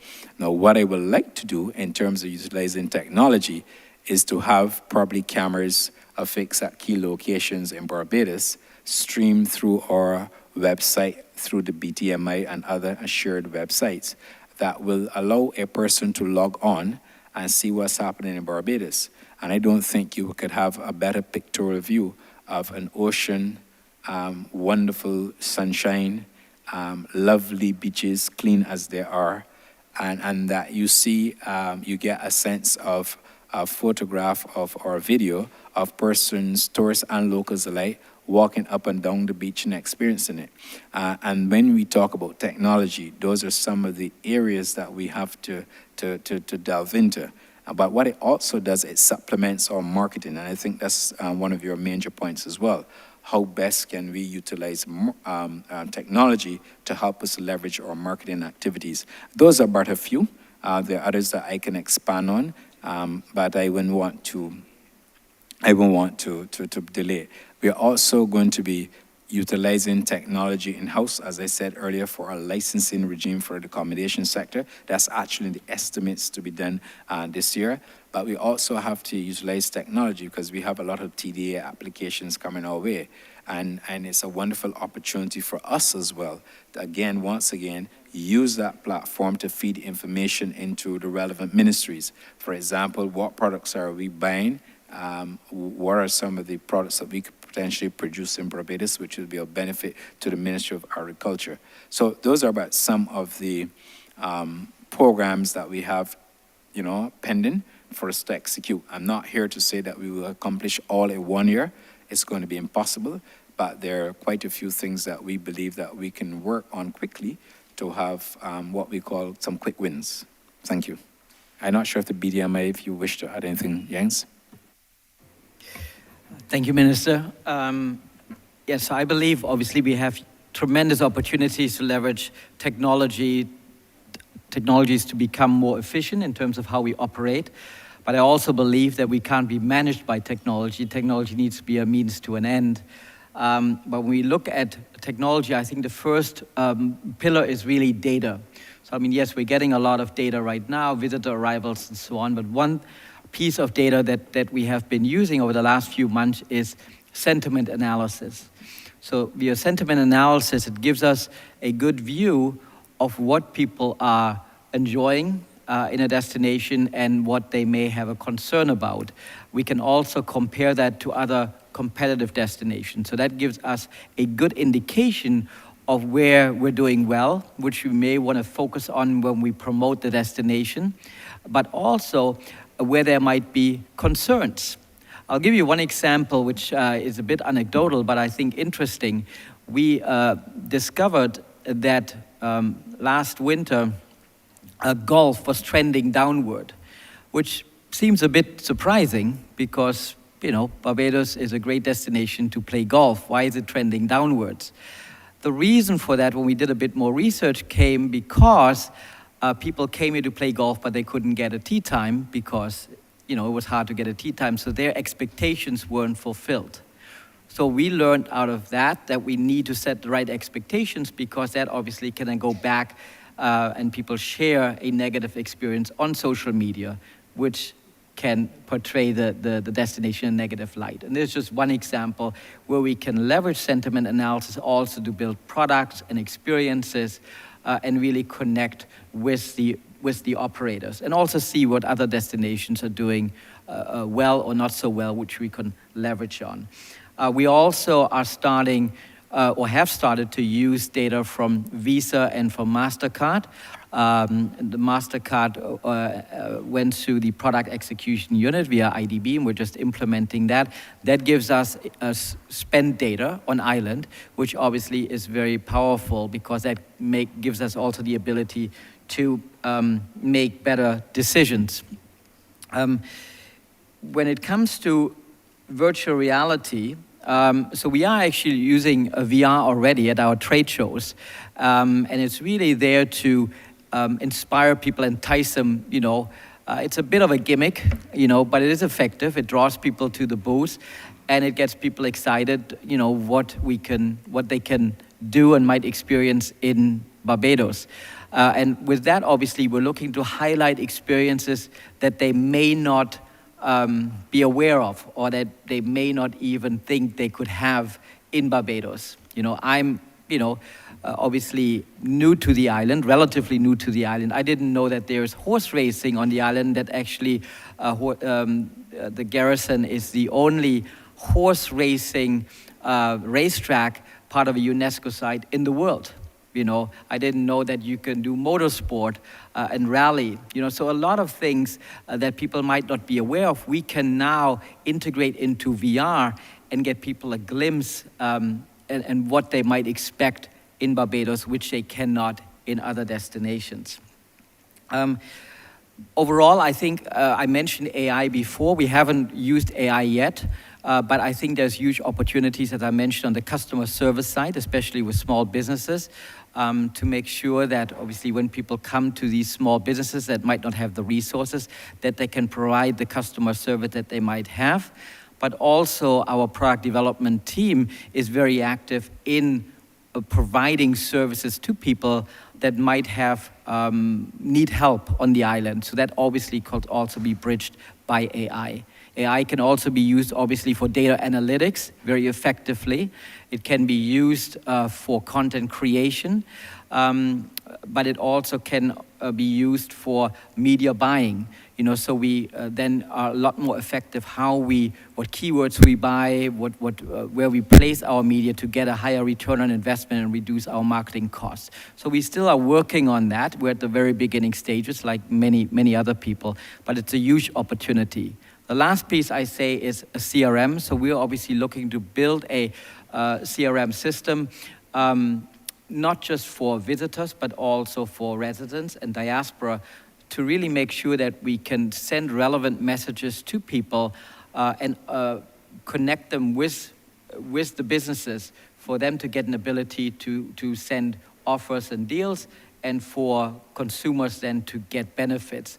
And that obviously creates then incentives for them to give us more and more data. The more data we have, the better relationship we can build. And you're an expert in that, so I'm not telling you anything new but it's an exciting opportunity for us to transform tourism for Barbados. Thank you.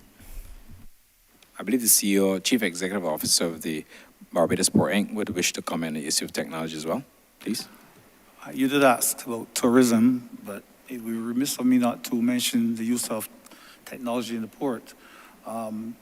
The port community system is the most significant digital initiative currently being undertaken at the port. It is a critical infrastructural element and reform tool for trade facilitation. Currently, there are a number of non-integrated logistics systems involving multiple forms, and depending on the type of import, many agencies. The release of cargo is currently being done through a combination of electronic, paperless processes, and this creates bottlenecks in the port in terms of clearances and costs. The PCS, Port Community System, will enable the electronic interchange and exchange of information between all port and logistics sectors, including the maritime single window, as well as the customs Asikuda system, and so on. It will therefore reduce the costs of doing business at the port and increase efficiency. In addition to the port community system, there are also other systems already implemented. QR code is right across the port. Artificial intelligence is being used in our security systems. We have electronic payment systems that are already established. So there is quite a bit of technology and digitalization already implemented at the port. Excellent. And the two key nuggets I think that jumped out at me, just in closing, Mr. Chairman, would be the use of the cameras that the minister would have alluded to. That would give a snapshot to those outside of Barbados as to activities. And I can see it being used on Kadooment Day, for example, when people are in their colorful costumes and parading down the streets. You can have those cameras that are broadcasting snippets of that so people can see what they're missing and obviously plan their vacation accordingly. And I think that also the virtual reality that was mentioned by the CEO and how you're using that, and that's really where I was actually leading the conversation, how you're using that outside of Barbados to whet the appetite of persons, potential tourists. I think that is tremendous as well, that a person can stand up in their Atlanta apartment or Atlanta mall or Connecticut mall, and they can actually put on a headset where they can receive a coconut from a coconut vendor and feel like they're right there and immersed in that type of an environment, that type of an experience, may actually whet their appetite significantly and draw them closer to our shores. So I'm very excited about what I'm hearing. I commit to you and pledge to you my support as the ministry responsible for industry, innovation, science, and technology, relative to the cameras, relative to VR, whatever support is necessary for us to move our product out of Barbados and draw people in. You have my full commitment. Thank you very much, Mr. Chairman. Thank you very much, Honourable Member for St. Michael North. Thank you, Minister. Christchurch East. Thank you very much, Mr. Chair. Minister, first, allow me to thank and congratulate you and your team for what is a very solid presentation. I think we've started well, so, but you do have a lot to be proud of, because if there's one thing we can see, and we can see easily, is the return of the visitors to Barbados. I mean, there was a period over the last couple of years when Barbados was empty and it looked bleak. And a lot of us thought we would never get back to where we were before. So I am glad to hear the reports and the empirical evidence of the numbers showing that we've made a significant recovery, and also the projections for the upward trending of the tourism sector. So I wish to say congratulations to all of those who worked hard to make this happen. Some of you are here, the faces of the industry are here, but not necessarily the other workers who are behind the scenes doing their part as well. So congratulations. Now, Minister, I just came back from what was a hard fought for vacation. And I had gone to the West Coast of the United States and to visit some people who had been coming to Barbados. They came for crop over about 6 or 7 years ago, and every year they're coming back. It's a larger and larger and larger group. And one of the things that struck me was how difficult it is to get to the western coast of the US. And I do know that when we factor tourism, or when Barbadians think of traveling overseas, we think immediately of maybe Miami and New York. And we tend to consider all the linkages from those two. But I'm just wondering what plans are there to investigate the possibility of targeting the western seaboard in the United States. One of the detractions there, one of the difficult aspects of that was the flight to Miami, the long layover in Miami, and then the onward trip further. Bajans will jump on a plane and go to England because it might be 8 hours, but it's 8 hours straight. And you get off and then you start to enjoy yourself. So I just want to know what is being investigated. Are we exploring that? A lot of them say that they go to Hawaii because it is an easy trip. But these same people go to Hawaii in the summer, right? And they would easily, from what I understand, look at coming to places like Barbados if the commute was a lot simpler. So I just wonder what is being explored in that direction, and is that a possible avenue to expand our catchment area? Thank you very much, Honourable Member. What I can tell you that it has been tried before. It is a relationship that we will have to develop and build. The issue, as I indicated earlier, is the whole, this lack of human resources within the aviation sector. And therefore, the deployment of aircraft would be done in such a way that would meet revenue managers' requirements. We are in discussions with some airlines to see if we can do a stop and drop arrangement from the West Coast. The West Coast has great promise. When I went to the ministry, the officials indicated to me that the West Coast is an area that we should have a marketing presence. We are currently addressing that issue. That marketing presence will also allow us to build out greater relationships with airlines. But we are in discussion with Atlanta-based entities to see if we can build out a proper air route into Barbados. I would perhaps be in a better position to comment more definitively There's another routes show that we have to engage the aviation people in. And once we are there and we engage them, we might be in a better position to understand whether or not they still have the appetite for a West Coast flight. Having said that, Copa Airlines also has a presence in Los Angeles, and therefore we can explore the possibility of Copa moving passengers from LAX into Panama and then onto. The issue, as you indicated, sometimes it's a layover. And that is the gap that we will have to bridge. There's no difficulty if we can commence a service. The issue will then be frequency, and can the airlines accommodate it? But I can assure you, Honourable Member, as I can assure all other Honourable Members, that it is on our agenda. And additionally, we're going to have to put an extra resource there. The one thing within the BTMI is that we need somebody as well to assist us on aviation matters. And that is top of the mind, and we are working through a program to address that. But it is on the cards. How long it will take to bring it to fruition, I can't say at this point in time. But a discussion with the airlines, as I indicated this morning, will be ongoing. Thank you. Thank you. Just a bit more parochially though. I am excited to hear all the development that's going on, or proposed development for Barbados. But I noticed that we tend to have done nothing past Oistins. And there's a hotel, Silver Sands Hotel, has been closed for quite some time. There's another hotel, Silver Rock, a bit further up from that recently closed down. So you have a couple of products that were in tourism that are now out of tourism and deteriorating. And it is interesting because one of the fastest growing things is the kite surfing. And even surfing, there's been a serious resurgence of that. There's a lot of interest in it. If you take a trip down that side of Barbados, Silver Sands, Inchmarlow, Long Beach side, you would have seen, a couple of weeks ago, you would see hundreds of kites in the air at the same time. But the persons don't have that much accommodation there.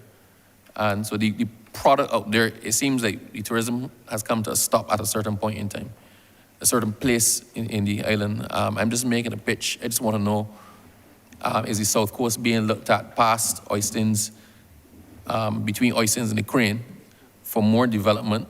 Are we looking at what to do with those derelict properties that were once productively into tourism? And if there's any plan for that, because apart from just putting more properties back into tourism that serve a certain sector of the market and a certain interest group in what could actually be a developing tourism initiative, I do believe we should be doing a lot more to promote kite surfing, etc. And yeah, I'm just curious to know what is the plan for that area, because some hotels out there, are some serious tourism investment out there would completely turn around that area, and I have a vested interest in it. Thank you, and I know you're looking out for your constituents. The challenge, obviously, is that a lot of it is involved with private ownership. I do agree with you that we cannot allow what would have otherwise been very good hotel plan to just fall into state dilapidation. It is not good for the country. It's prime real estate. What we have to do, I think, we will have to certainly undertake an exercise to understand why the property remains in that state and why or what are the owners planning to do with it. I don't know the owners. It is something that I will have to research. But there are opportunities. If it's for sale, then there are persons, I'm sure, in Barbados, and there may be other investors who will be prepared to make an investment. But I don't have all the details regarding the Silver Sands and this hotel, former Silver Sands Hotel and Silver Point property, but I'll be happy to investigate that and to understand. Whenever we go on business abroad, there are persons who would ask us about any potential investment projects. And therefore, that is something that we always have to see. We are quick to tell them about sites that are available, but we're also quick to let them know the incentives that they could take advantage of if they come to Barbados and invest in a plan. But in respect of it, it's a great shame. Those properties should never have been in the condition they're in today. I give you my assurance, I will have to find out more about the properties in terms of whether for sale, and what is happening. But it is an opportunity for us, and I believe that we should seek to explore. North, or going south of the Oystons area. Obviously, you know that at Sam Lord's there's a $450 million property. The Crane continues to build out opportunities there for investment as well, and they're always expanding their product. There's also the beach house that's part of the St. Philip area, if you're going to the east. But I think that that general area has a lot of other potential. I do agree with you that sea-based activities are the talk of the town. There are a lot of people who go to Silver Sands, they stay in villas in Silver Sands, they do Airbnb in Silver Sands because they want to be close to Silver Sands for all the activities. And windsurfing and kite surfing and that stuff. But it is an area that the BDA also promotes and they actively support it. There are a number of entities who will come to us with a plan and or initiative that we evaluate, and those are then executed. So I will have to do some additional information gathering to understand exactly what's happening in respect of those two properties. And the last intervention, I noticed there were a fair amount of people from the BTMI in and floating around the island race, the Mount Gay regatta thing. And the windsurfing and kite surfing was part of that. It was an adjunct to what was happening for the sailing week. And I just think that we need to look at the kite surfing and windsurfing as a potential industry partner for tourism.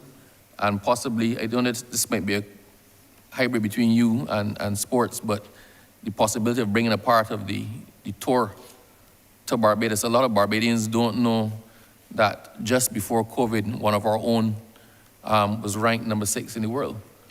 And he zoomed up the ranking, a fellow from Silver Sands, he zoomed up the ranking, I don't want to call his name now. And it's only the fact that COVID happened and crippled that tour that he's probably not world famous now.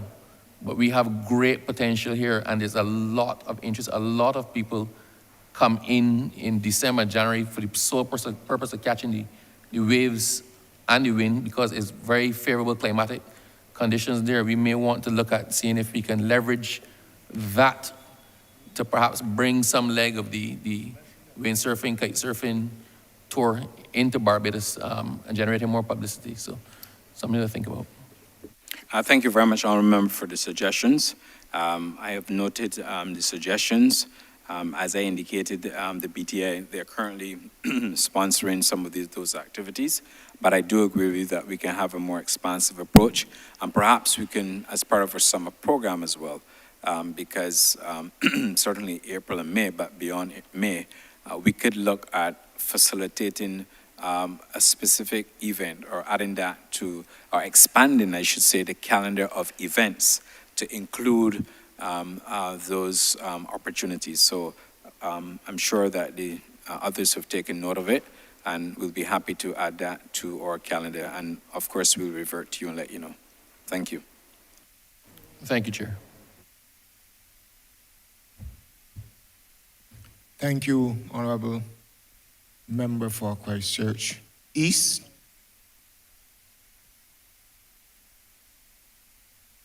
Honourable Member for Christchurch East Central.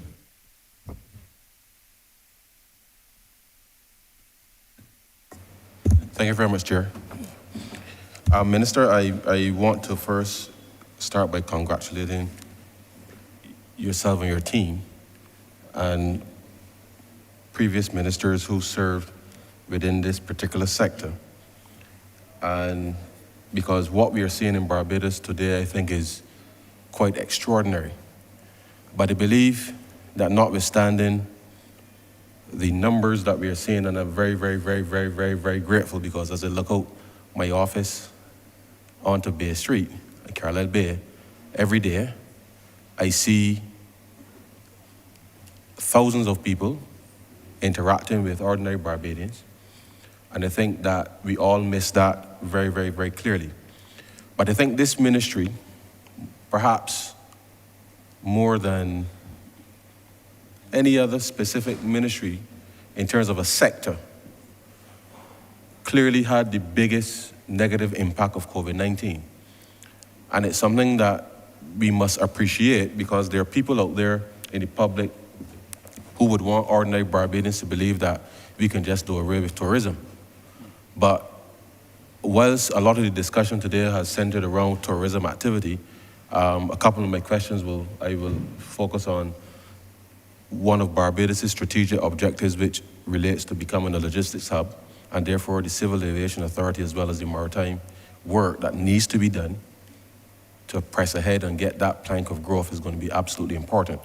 But I want to share with you, Chair, and the members of the chamber, just a few quick numbers, because most of the 32,000 persons who were unemployed were from the tourism sector during COVID.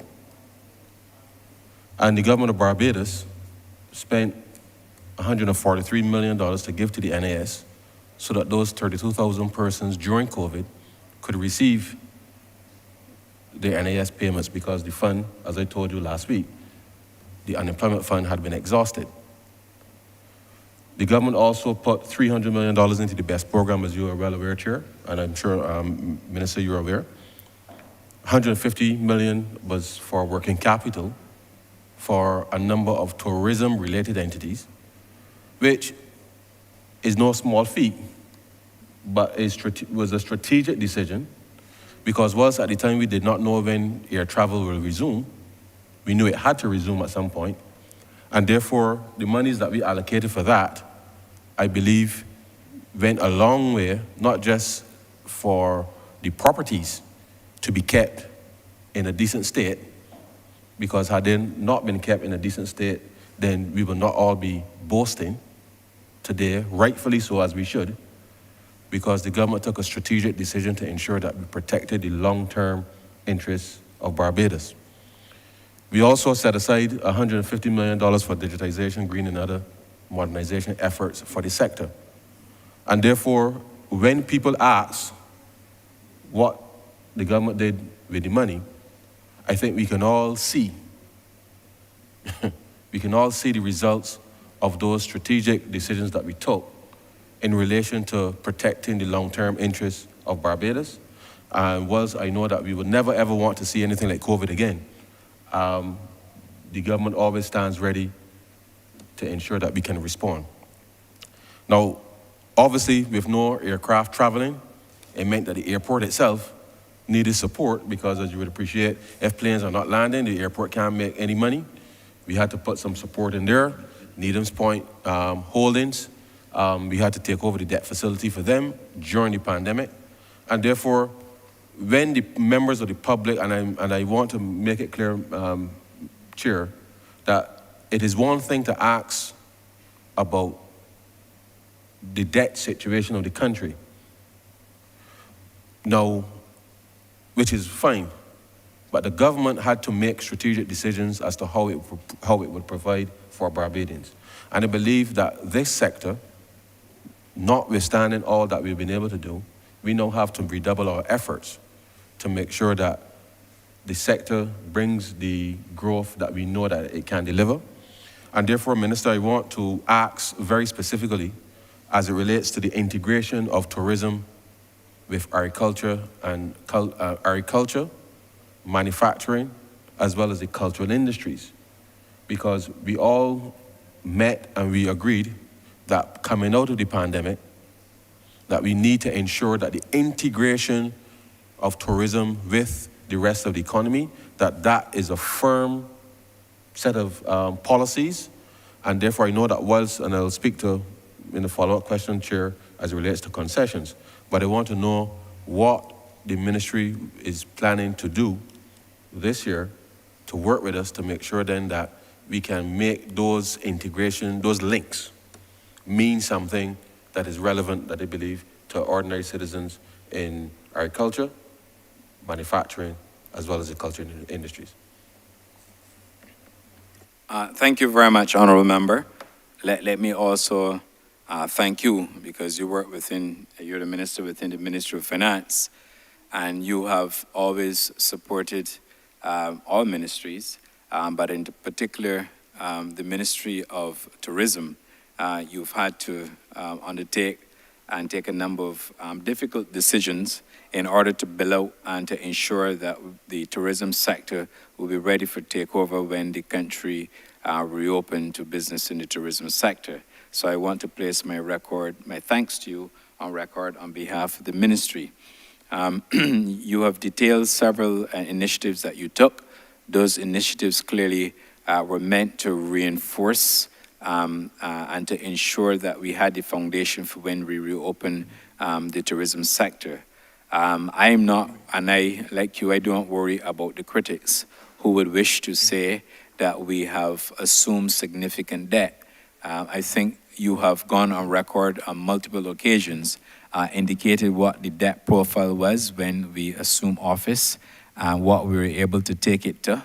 COVID came along the way, and we had to ensure that we took care of people and that we took care of Barbados as a destination, and you did so well. We are still obviously below what the last administration would have left us with debt, but we also assume debt to ensure, for all the reasons you set out, why we had to differentiate ourselves and how we had to prepare ourselves. In fact, the money from the best part of the funding for the BEST program, which went into working capital, not only to maintain the operations, but also to ensure in the second half of the fund, to ensure we have greener hotels and with technology, but also to give hoteliers an opportunity to also build out and refresh their properties. I know some hoteliers took advantage of it and others didn't participate. The issue that we have in front of us has to do with the integration. And just about 3 weeks or so ago, I had a wonderful opportunity to have a meeting with a retired head of, I believe it was ICA here in Barbados, and she had brought a proposal to the ministry to discuss a concept known of agri-tourism. Of course, it is something that in the Gulf states, and where she also had an opportunity to do some work in the Gulf states, they're taking advantage of it. And the simple concept is, how can we take agriculture from the farm to the table? And then how can you then build out a manufacturing entity to build out such facilities? So it's tested. I've seen information on the model at work in the Gulf states, and we intend to pursue a similar model. What I can tell you, and my predecessor, Senator Lisa Cummins, would have had discussions with suppliers on the ground and also with officials within the Ministry of Agriculture. Those discussions were designed to enhance a regime whereby there are persons selling local produce can unsell them to the cruise ships. When I undertook a tour of the Bridgetown Port on Boxing Day, just to have a look at the cruise operation, much to my surprise, I saw a Barbadian company offloading a number of what we refer to in Barbados as ground provisions, and for the, I believe, Rhapsody of the Seas, that is a cruise ship that was imported at the time. And they were transporting the goods into the cargo hold of the vessel. That's one example that I know where there are a number of companies supplying cruise ships in Barbados. We need to get better at it. From my understanding, what has to happen, there has to be a consistency. Once there's consistency with the quality measurements in place, I think that's a wonderful market for us to continue to advance. So it started. We're going to have to build on it, working with the Ministry of Agriculture to see how best we can build out. The other concept in agriculture is, if we move from farm to table, is trying to ensure that local farmers have that wonderful opportunity in working with the Ministry of Tourism to continue that campaign, because there's something that started. We may not call it farm to table, but it certainly is in operation in Barbados already. But what we can do is to expand that on to a macro level, which would then ensure that a lot of the produce that we have to supply, that we can supply to the tourism sector. We're known for supplying other things within the hotel sector. And of course, if you talk to any chef, they like to tell you that they like to work with fresh produce. So in a similar vein, they work with and get fresh fish. A similar thing has to be obtained with the Ministry of Agriculture, working with the farmers and other associate members. So it is an opportunity to build on. And like I said, it started particularly with the cruise ships. I saw the initiative, as I said, my predecessor would have been involved in, and it's something that we have to build out. But we have to bear in mind that it has to be consistent, and we have to take note of the quality, because that is what the emphasis will be on. The Permanent Secretary wishes to add some additional comments to my remarks. Go ahead, PS. Thank you, Minister. In addition to the cruise ships, the ministry recently also had a discussion with an airline or persons in that industry, where there's also the opportunity to work with the Ministry of Agriculture to build cargo, where we note that the planes, they fly to Barbados, they come down full, really with persons who are visiting as well as locals returning. But then when they fly back north, the cargo hold is basically empty. And they have indicated to us that they welcome the opportunity to work with farmers, and in fact, they have also identified a particular product that they felt could be grown fairly quickly and be exported north on the plains when they fly back up. So that's an area that we will be working with the Ministry of Agriculture through the aviation sector now to be able to build out that particular opportunity to promote growth. Thank you. Thanks, Honourable Member.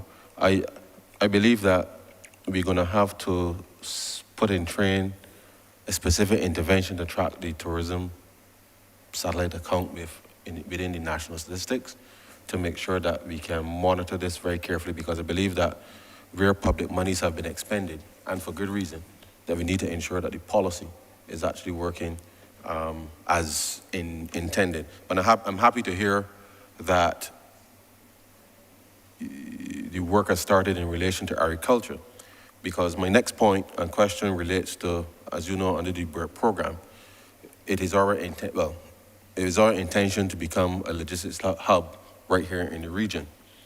And I know that whilst a lot of attention has been paid to tourism as the main part of this ministry, I believe that we really need to have a very aggressive and intense focus on the civil aviation, as well as the maritime opportunities that we can provide for Barbadians. Whether it's aircraft maintenance, whether it is maintenance of the yachts that sail the region, there's a whole range of, I know, and I was here earlier when the Director of Maritime Affairs was, when she was speaking. The reality is that whether it's the seafarers legislation and what that can bring opportunities for young people, I think that now that both sides of the coin, so to speak, as it relates to Barbados becoming a logistics hub is under the Ministry of Tourism, I would like to hear from you, Minister, and your team, what are the things that we're going to do within the next 12 to 18 months, in addition to what the government has already put on table with respect to the establishment of the African Exim Bank here to provide financing for trade purposes. What are we going to do within the next 12 to 18 months whilst we are working hard to bring the tourists here and build that out? What are we going to do to advance the cause of having Barbados become a logistics hub? Thank you very much, Honourable Member. What I'll do, I'll ask the Chief Executive Officer of the Barbados Port Inc. To respond to you, along with the Director General Designate for the Civil Aviation Authority. And I know that we also have some others from the airport who could also win, but I'll take the first two in the order of Mr. John Murray, followed by the Director Designate of the Civil Aviation Authority. Thank you, Minister. I would have mentioned earlier that we are building out the hardware, expanding the port in order to be able to accommodate additional business in transshipment and more business as the economy also grows. So with respect to building out the North Cargo Berth, that is a project that's already underway. It will be accompanied by 2 modern new cranes and many straddle carriers. We have been having discussions for private sector entity in discussing being a free trade zone. We have the plans already for the build out of the container freight station, and we are discussing with the private sector members who are interested in working with us in developing Barbados as a hub, a major hub in the Southern Caribbean. We are also renewing our sister port agreements with various ports, and also we have draft agreements already submitted, for example, with the Port of Mombasa. We are looking to renew the agreements with Suriname, working with the Special Envoy in the Prime Minister's Office, as well as Miami and several other ports, and the various shipping lines and agents in Barbados. So it's still quite early in the game, but we are working towards having Barbados as a logistics hub in the Southern Caribbean. But in addition to that, I may, if you leave, Sir Chair, perhaps as part of the logistics facilities, perhaps the CEO can also tell us about some of these stevedoring requirements, and then before we move on to the Director. Thank you, Minister. By way of background, in the early 90s, 91, 92, Barbados Port, then Barbados Port Authority, working with its major and most important partner, the Barbados Workers Union, undertook a rationalization of labor at the port. And at that time, there were only private stevedores, a number of gangs operating within the port, and the concept of longshoremen and stevedores went out, and all port labor was employed by the port. The mantra, port work for port workers, was reinforced. This continued. Basically, the arrangements at that time, and are still in place today, is that the labor would be contracted by the private stevedoring companies to operate on board vessels. That arrangement continued for a number of years, a number of contracts signed between the Shipping Association of Barbados and the port. But there are some issues related to that arrangement. The port still has to acquire all the major cargo handling equipment. There were issues related to insurance. When there were accidents, there was often fights between the shippers and the port, and it only ended up in court, and the lawyers made the money. There were also concerns about the effectiveness of a management model in which a third party is managing port workers. So the decision was taken on the expiration of the contract this last time around that the management of stevedoring services should transition to the port. Basically, it was just a natural transition of a process that commenced from 1992, 30 plus years ago. In addition to, and we have been discussing this matter with the Shipping Association of Barbados and the shipping lines. We have invited the Shipping Association of Barbados to identify areas where we could collaborate and invest, because the stevedoring is transitioning to the port. The management of the stevedoring services is transitioning to the port. The workers are all port workers. They were all trained in stevedoring operations, and therefore it is a natural progression. At the same time, as this transition is taking place, and twin with the transition to providing the stevedoring services in-house, we have been in discussions with the Florida Shipowners Group, the umbrella body for the shipping lines that we trade with out of Florida, to move Barbados to becoming what we call a free out port. Free out port means that all charges will be collected locally. Currently, there's a hybrid system. Some port charges are collected locally, others are collected via the shipping agent from the line. This discussion commenced in earnest in 2019, disrupted by COVID, but now we are advancing the discussions once again. We have had a number of meetings with the Florida Shipowners Group Operations Committee. When we did visit Florida to meet with the cruise lines, we also met with that Operations Committee. And they've been pressing for us to move towards that free out port concept. We have looked at it, and we've identified the port charges that are within the freight. And we expect them to come back to us this week. I spoke to the president during the lunch break of that association. He indicated that the presidents of the shipping lines will be meeting on Thursday morning, and he should hopefully have an answer, positive answer for us by Thursday afternoon. That should see, based on our numbers, a reduction in the freight by removing the port charges that are in the freight by $520 per 40-foot container. I've spoken to the president of the Chamber of Commerce.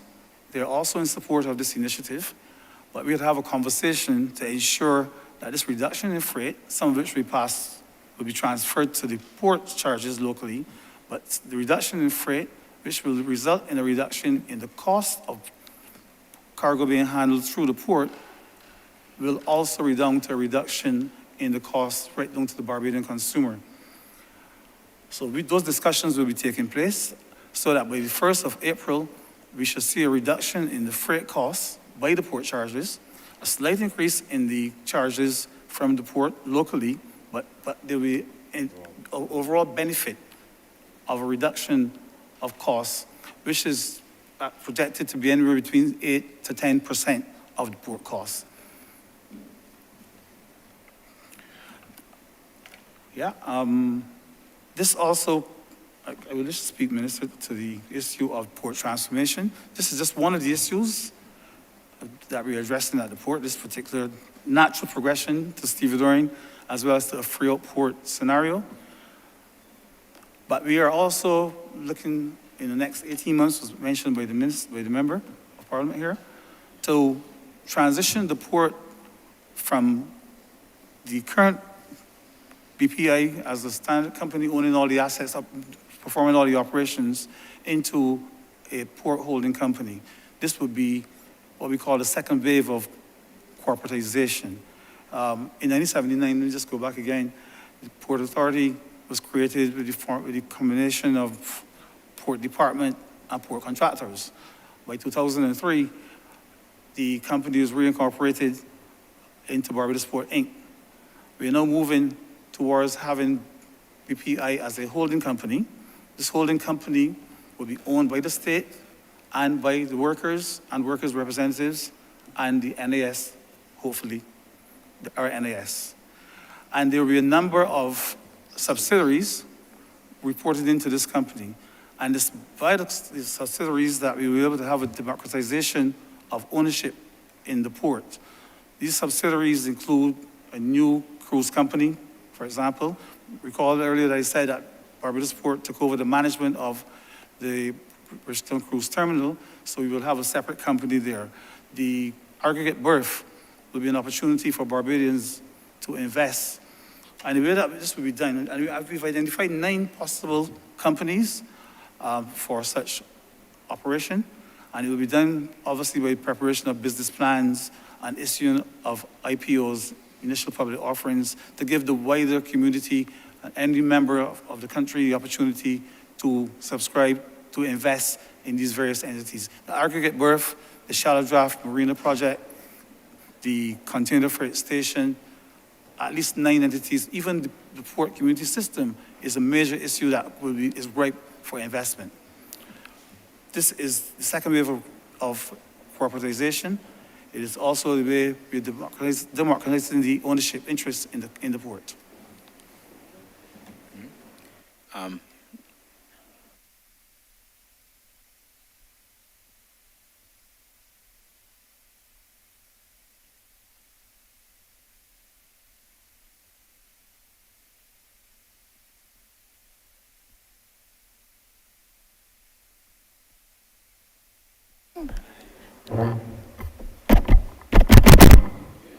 Director of Civil Aviation. Thanks, Minister, once again. First of all, I wish to start by stating that the air transportation sector indeed suffered from a crippling effect of the global economic downturn, but yet the resilience of the civil aviation has once again proven itself as evidence of recovery across the globe began to emerge back in 2021, and this trend would have continued through 2022. Reported as the worst downturn in history, Barbados has forged ahead, and tourist arrivals are steadily increasing during this winter season. But despite this trend, I wish to add that there are greater opportunities for Barbados, because this industry, which serves as a major catalyst for economic activities, must be supported within a sound policy framework in order to embrace the opportunity of industry reform. And this can be accomplished with the establishment of a civil aviation authority as an aviation strategy. Its contribution indeed will propel the air transport sector and its related industry. Another strategy that was pursued during the period of COVID was the manner in which the Ministry of Tourism and International Transport redirected its marketing efforts through innovative means, which allow business opportunities to be explored in many regions across the globe through the successful negotiation with air services agreements as well. And this strategy will bring about more routes to the state. It would expand the main direct routes with connections beyond non-stop cities for our major market blocks as well. The adding of routes would ensure a consistent flow of trade to and from Barbados' major gateway.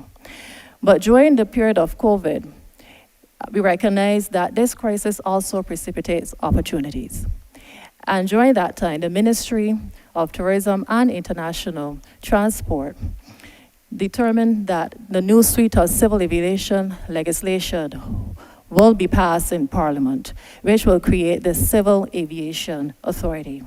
Indeed, the department has commenced its transition to the Civil Aviation Authority as recommended by ICAO, and as a signatory to the Convention on International Civil Aviation, Barbados is generally bound by the requirements of the Convention. In response to the international standard, the Civil Aviation Authority is established to assist Barbados in strengthening its capabilities in the management of safety through a structural process. The object for the Civil Aviation Department, however, goes beyond the establishment of the Civil Aviation Authority. Our main goal is to achieve aviation reform and to implement a civil aviation sector improvement program. And indeed, we have started this journey.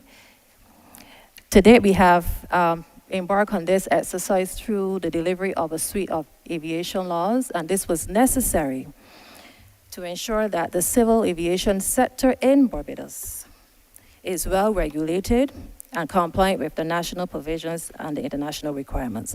Now, the passing of the legislation would indeed be a game changer because it demonstrates to the global aviation industry Barbados' highest level of commitment to make aviation a priority sector in its national policy planning and development.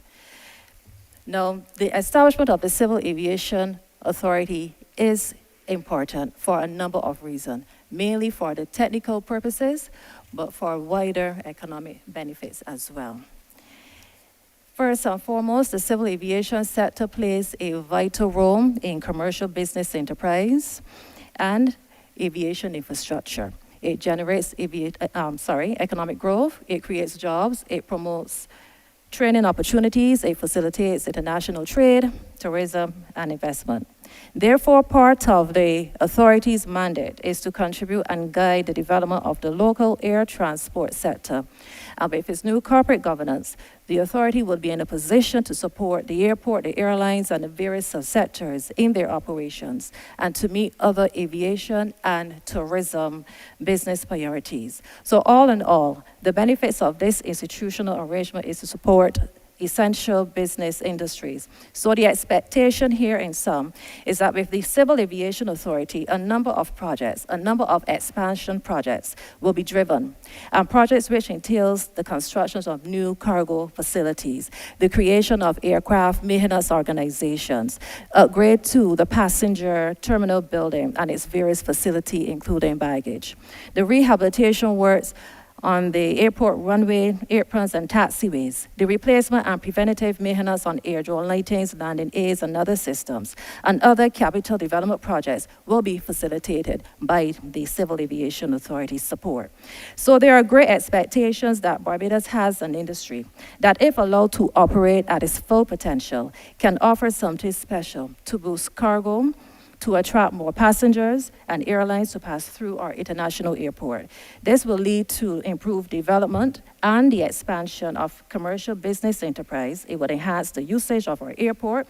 It adds another revenue stream to Barbados as well. Thank you very much, Director. You were almost on the crease, so I thought we would intervene. You were mashing the crease. I thought I would intervene before the chair called you, but thank you very much for that expansive response. And to honorable member, these are part of the plans that we have. There are some additional plans, obviously, because we're still in negotiation state, we can't discuss, but we believe that there's a wonderful opportunity, as you have correctly identified, to build up Barbados to become a hub. And other announcements, as you are aware, honorable member, will be following. Thank you. Thank you very much. The only thing I didn't hear was when we can get the revenue from Trinidad, but I will leave that for another day. Would you wish us to have a quick response? No, it's fine, it's fine. It's fine. Last question, Chair. I had an opportunity to visit the mission in Geneva in early December. And the thing that struck me when I was there was that it was not immediately obvious that the people who live in the immediate surroundings in Geneva were aware that Barbados had a mission in Geneva. Now, I know that the mission in Geneva obviously has a very specific objective to the United Nations. But I believe that if we are going to leverage our activity, and this is a relatively large residential area.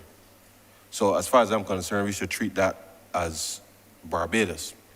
And therefore, in the context of us being able to ensure that we are promoting not just visitors to Barbados, but obviously we also want people to do business, and someone raised the welcome stamp earlier as a potential opportunity. We want people to do business in Barbados. And therefore, and someone mentioned an audit earlier in relation to the local tourism product. But what I want to ask, Minister, is what will the ministry do to first and foremost remedy the situation that I observe in Geneva, where I don't know what type of marketing you can do, but if people are just walking past the place every day, they should at least know that Barbados is just beyond their imagination. That's number one. And two, how they can get to Barbados if they so desire for vacation. But equally, three, how they can do business in Barbados or with Barbados. Because I also, during that trip, had the occasion to drink some extra oil at a function that was put on by the local distributor. And their intent, obviously, to be able to help boost the rum exports. So I think that the coordinated approach with working not just with the missions, but with industry and the like, that we can do two things: bring people to Barbados, but also bring our products to these areas. And therefore, I would like to hear what the ministry is going to do in terms of ensuring that wherever Barbados has a presence in the globe, physically, that we have a very aggressive program to sensitize the persons in the immediate surroundings for where we're operating, so that that subtle marketing, if you like, can be done, that we can track how many people are actually coming from these areas in order to determine how effective our marketing campaign actually is. Thank you. Thank you very much, Honourable Member. As I indicated in my presentation earlier this afternoon, we are making some major decisions to strengthen our presence through directors of markets, senior business development officers, and business development officers in our what we consider to be new and emerging markets. And therefore, in every station and every country where we have a diplomatic presence, we will be expanding our reach. For example, I mentioned this morning that we are going to have a presence, sales and marketing presence in Panama. The rationale for that is to tap into that that market that has a lot of wealth, great travel trends based on our research. And we're going to have a dedicated team, not only there, but also to reach into South America as well, because we believe that we have to tap into areas such as Brazil and also Argentina and Uruguay and all the surrounding areas. So we're going to have a presence in those areas. I made a point as well this morning that we're going into the UAE, where there's a mission in Abu Dhabi, and you know, in accordance with the rules, we have to have our officers stationed where there's a diplomatic presence. And the reason why we want to go into UAE, because we consider that a new and emerging market. We've done some work in the Gulf states. We are going to continue to push some work, not only the Gulf states, but we're going to see where we can reach out to the Pacific as well, so we can bring additional business to the market. I do take your point in respect of Geneva. I will double check, because I believe there is a reason why there's not a representative there, but I'll double check that and come to you. I don't have it top of mind. But safe to say that all of the markets will be fully engaged. The BTMI is a very small organization. It only consists of approximately, about 90 or so employees, of which we have a number of them deployed abroad. We have addressed some vacancies in some of the markets, and those obviously would have been addressed. And well, I should say we are continuing to address those and where there are vacancies in the market. But I give you the assurance, as we continue to build out arrival numbers, we have to engineer our presence in market. We have to do exactly what you're saying to ensure that we have people on the ground, that we have our products on the ground, that we have not only a display or a signboard or a showcase, but we have to do what we've been good at. That is highlighting and showcasing Barbados in the marketplaces. I think that once we get there and we have the presence in these new and emerging markets and strengthening some of the internal mechanisms that we require, I think we will begin to see what is required of us in terms of delivering the numbers.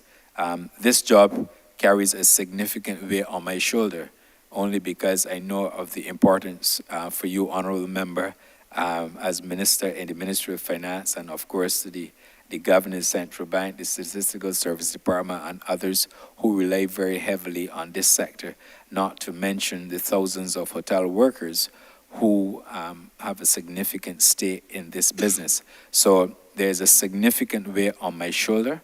I hope I can carry it well, and I hope I'll be able to deliver what I intend to deliver. But it would not be for the lack of effort or trying, and I'm confident that once we initiate those series of actions, as I've indicated throughout my presentation, that we can see additional growth in Barbados' tourism. Thank you.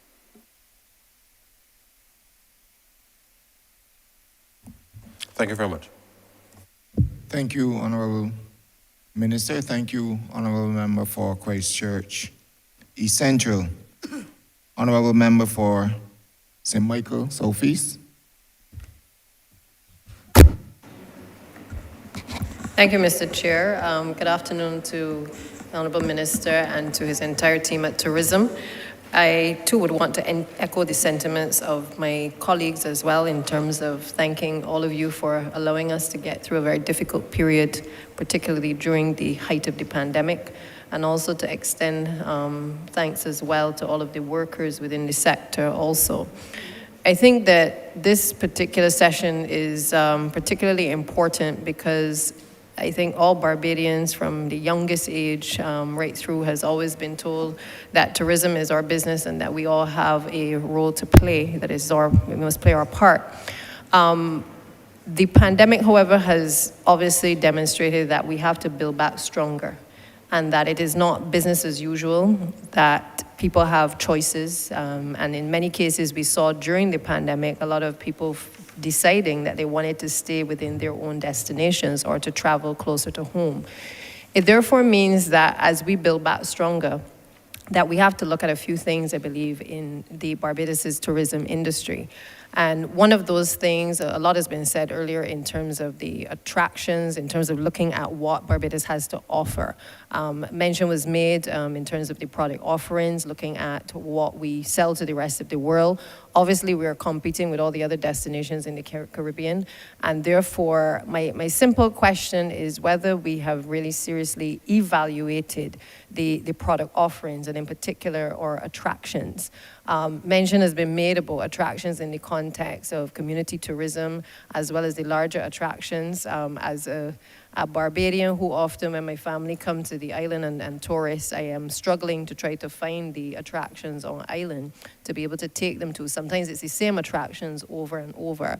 And I'm just curious what efforts are being made specifically to target some of the entities that have perhaps emerged during the pandemic to give support to small businesses and small entrepreneurs who have pretty much stepped out of the box to create some niche areas, because in a lot of cases, this is what it has to be about going forward, finding Barbados's niche markets, finding Barbados's niche industries and businesses and supporting them. Also, I heard earlier that there was a focus on doing some audits, and in particular, there was mention about Rihanna Drive, there was mention about going into specific communities. I'm not sure how advanced that data is, but I honestly believe that sometimes we wait too long in order to collect data.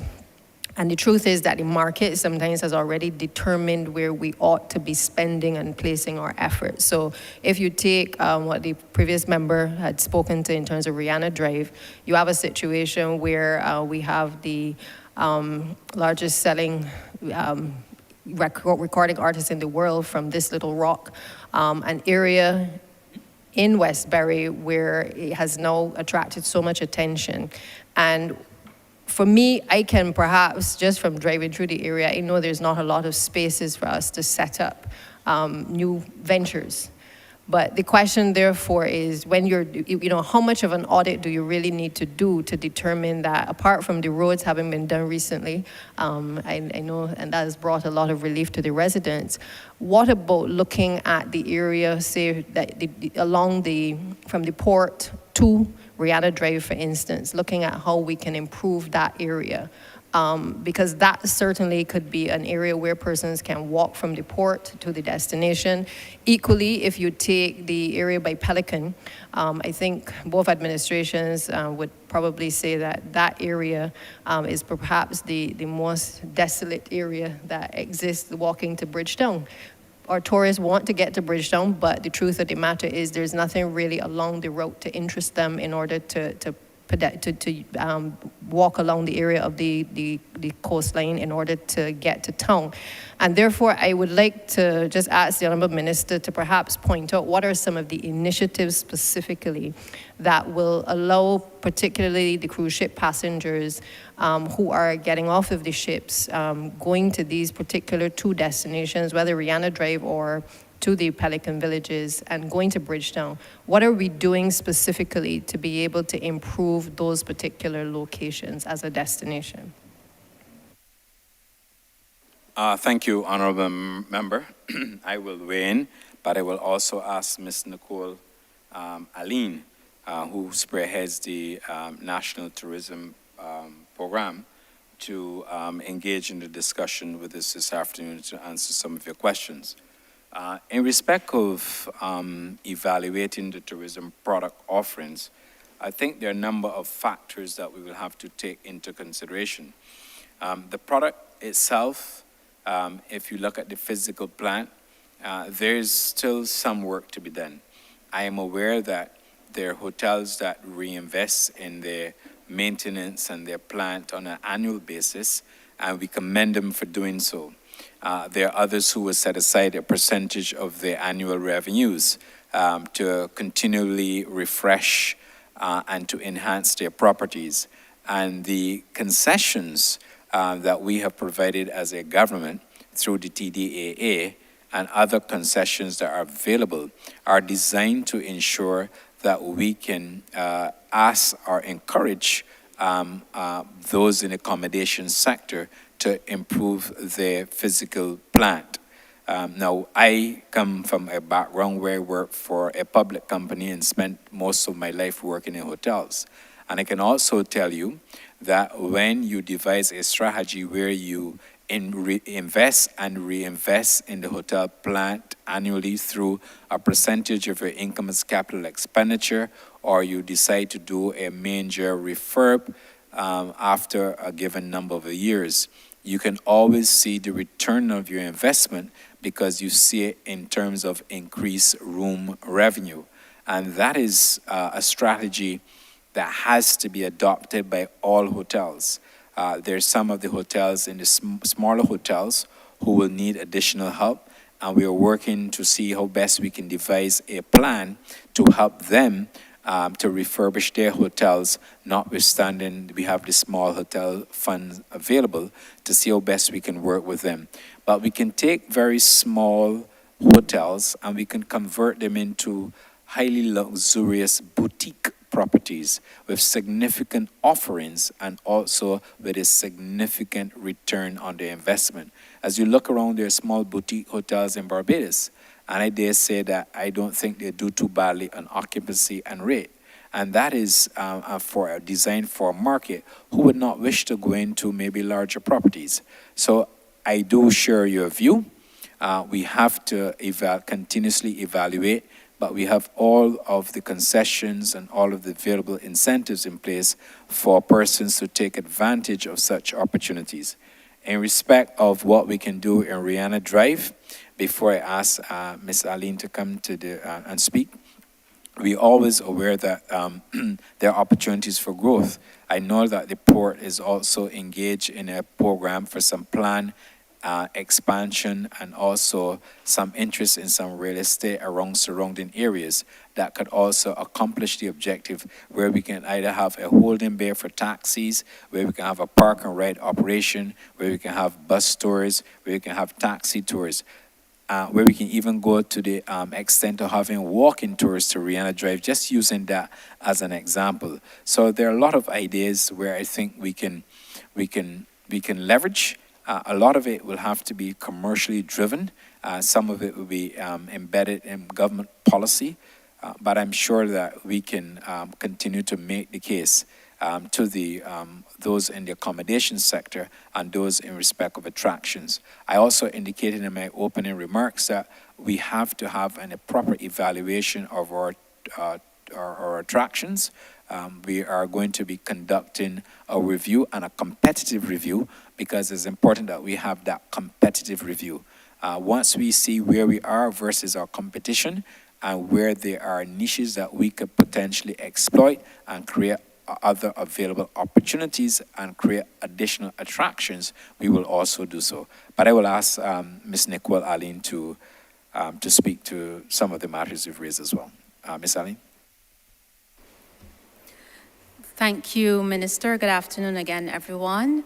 When I spoke earlier, I spoke to the National Tourism Program, which is an IDB financed initiative. And under that program, directly to the question that the Deputy Prime Minister raised in relation to the stretch of road coming from the port and going along Traverse Way, what incentivizes the visitors to make them want to walk that way.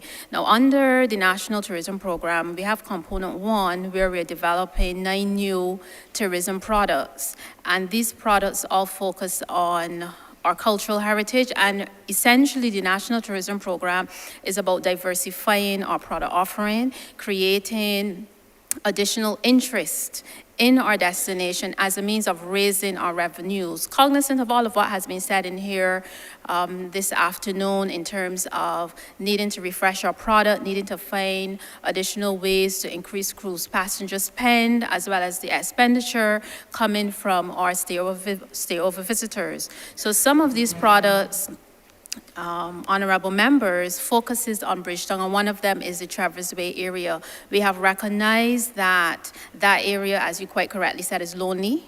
And so one of the interventions we will be making on that stretch is to install lighting, as well as to improve the aesthetics some more. It's already nicely landscaped, but some improvements can be done, as well as install portable facilities, bathroom facilities for persons using that stretch, and just generally to upgrade the area to make it more welcoming and to reduce the risk of safety, the safety risk element that is there. So that is one intervention being done under the National Tourism Program. And I'm happy to say that right now we are at the design and supervision stage of that consultancy, along with some others which I'll speak to in a moment. Those consultancies, we've just gotten our date back from the Special Tenders Committee in terms of a publishing date when we can send out our request for expressions of interest for firms to send in the EOIs, the expression of interest, to create the designs for those these new products. Also in the Bridgetown area is another one called the Tourist Urban Route. That's just a shortened name, but it is essentially a walking tour that draws to and showcases our historic our UNESCO World Heritage Property, historic Bridgetown particularly, and it also takes the opportunity to install seating, street furniture, really make Bridgetown a welcoming place. Right now, most of us just come in and out. You're come down because, you just come to get something from a store and so forth. But really, it's our dream, it's our vision to make it a place of relaxation, to make it a place of recreation, and the National Tourism Program aims to create these interventions, whether it is greening, aesthetic improvements along the route. And this route starts at the Cheapside area and traverses a number of our unique roads here within Bridgetown, which really form the basis on which we have been inscribed on this UNESCO World Heritage listing. And we really want to showcase it to the world and to show to persons what it is that distinctly makes us Barbadians, and to create something new that may not have known about. So it also speaks to installing interpretive signage as well that allows persons to walk at their own pace if they want to take do the walking tour, or if they want to have a vehicular tour as well. So that's another intervention to bring a freshness to our capital city, and at the same time to showcase something that is distinctly and uniquely Barbadian. The other intervention within our Bridgetown area references a visitor center which will be located just nearby here, back down to Cheapside in the old town hall building. And that visitor center is going to be an area where persons come in and they get that snapshot as what is the Barbadian product? What are the things that I can see when I come here? And it's not just for visitors, but of course it's open for our locals to have an opportunity to educate themselves, for our school children as well, to learn a lot more of our history, something that the academics, the school teachers and so forth have identified as a deficiency in our school area in terms of the lack of local history that persons are unaware of here in Barbados in our school system. And then sited on the first floor of the Old Town Hall building will be an art gallery which will showcase the work of our local artists and create an opportunity for them to to have additional revenue outside of, traditional seasons, whether it's at maybe the Oysters Festival or Whole Town Festival, but to have another space where we highlight the work of our local artisans in the various media that we have that constitutes our cultural industries. Going back to even the question that Minister Strawn asked earlier in terms of how we infuse and how we integrate tourism with our cultural industries. So these are some of the initiatives that are being undertaken specifically in the Bridgetown area under the National Tourism Program. I see the chair looking at me, so I'll end here. Thank you. Thank you so much for the response. Again, I just want to make it very clear that a lot of times I think the tourism strategy has to also be built around what already exists. And I say that perhaps as a former rum shop owner. And one who focused a lot on the experience that tourists had when they came to Barbados. A lot of tourists like the idea of being able to do what locals do and to do so in a safe environment. And I would hope that the ministry starts to look more in terms of strategizing around those types of products that already exist within communities, whether it's the references made by the Honourable Member for St. Thomas or others, where there are already activities taking place that attract locals. The truth is that we have a lot of people who are first-time visitors, but we also have a lot of people who are repeat visitors. And the more comfortable you become, you tend to, get along with people on the island, and then you explore a bit more what is happening on the island. I think right now, Oysters perhaps is one of the biggest tourist attractions that we have, and we should really ask ourselves why. And I think it is because tourists are getting the opportunity to mix with Barbadians, to be able to share a rum and coke, as opposed to having to pay a higher price in a hotel. They're getting the opportunity to learn the local language, but also to be able to gyrate and walk up, as we would say. So it is the experience that people are looking for, and I think that we have to do more to be able to create those experiences, whether it is how do we make Barbadian fish cakes and being able to show them exactly how they're made or bake, being able to show them, for instance, how to actually make the rum punches and things like that are obviously, a feature of Barbados. So I just want to reemphasize that I really do feel the strategy has to be built around what exists in a safe environment. And I'm encouraged by the fact that some thought has already started in relation to those two areas. I don't think we can pay for the marketing that Rihanna has been able to bring to the island. And my next question really as a follow-on from that is whether we have started to look at very strategic initiatives in terms of the marketing of Barbados with the Rihanna brand, and in particular with her people, because I do feel that we don't have to pay a lot, but obviously the little things that she does become very big things to the rest of the world. And I think that Barbados really has to position itself to capitalize on a lot of the mentions that she makes of the island, and to be able to direct people through its product offerings to the island as well. Thank you very much, Honourable Member. I do concur with your views. The Chief Executive Officer of the Barbados Tourism Marketing Inc. will speak to it, but I also would wish to also remind the Chamber that we are also partnering with another young Barbadian, Zane Maloney, who's done exceptionally well and who's graduated, I think, into Formula 2 or I think it's Formula 2 now. I think it's into 2. I stand corrected. Don't want to mislead the House. But we are also partnering with him to ensure that we get our name out there. As you know, he's done well on the international arena. I had the opportunity when I became Minister of Tourism to go to Bushy Park at a function which celebrated his success. Very humble young man, but also detail his story. And I think that he's also one of the iconic persons that we have to utilize. I'm not sure if the right choice of word, but to utilize and also to ground within our marketing efforts within the BTMI. I know that a number of initiatives have been explored with Rihanna and her management team. I would also like to ask the Chief Executive Officer of the BTMI to speak to this matter. But wherever possible, we can use very iconic, very strong brands to help us with our marketing. As I indicated earlier, Rihanna is one of our best brand ambassadors.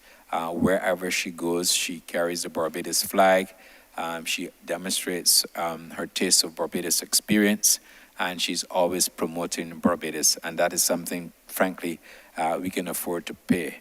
But I do agree that there's certain areas now where we have to become more strategic, and that is what I'm about. Where do you position such iconic brands for the benefit of the island? I'll pause here and I'll ask the Chief Executive Officer of the BTMI, Mr. Jens Strainhart, to have a few comments. Thank you.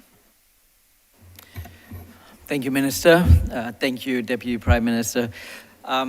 Yes, as it relates to Rihanna, obviously what we have done during the Super Bowl in the US market, we partnered with various watch parties to really promote the halftime show performed by Rihanna, and that was very successful. On island here, we partnered with the US Embassy to bring together the watch party here on island, and then also the BTMI hosted a Super Bowl watch party at Oystons, which was very successful. And the reason why we chose Oyston is exactly what you just alluded to, Prime Minister, to really showcase that local experience. We could have done it anywhere, but we felt that Oystons would be the perfect venue to do so, and that is very much aligned in terms of what you're talking about.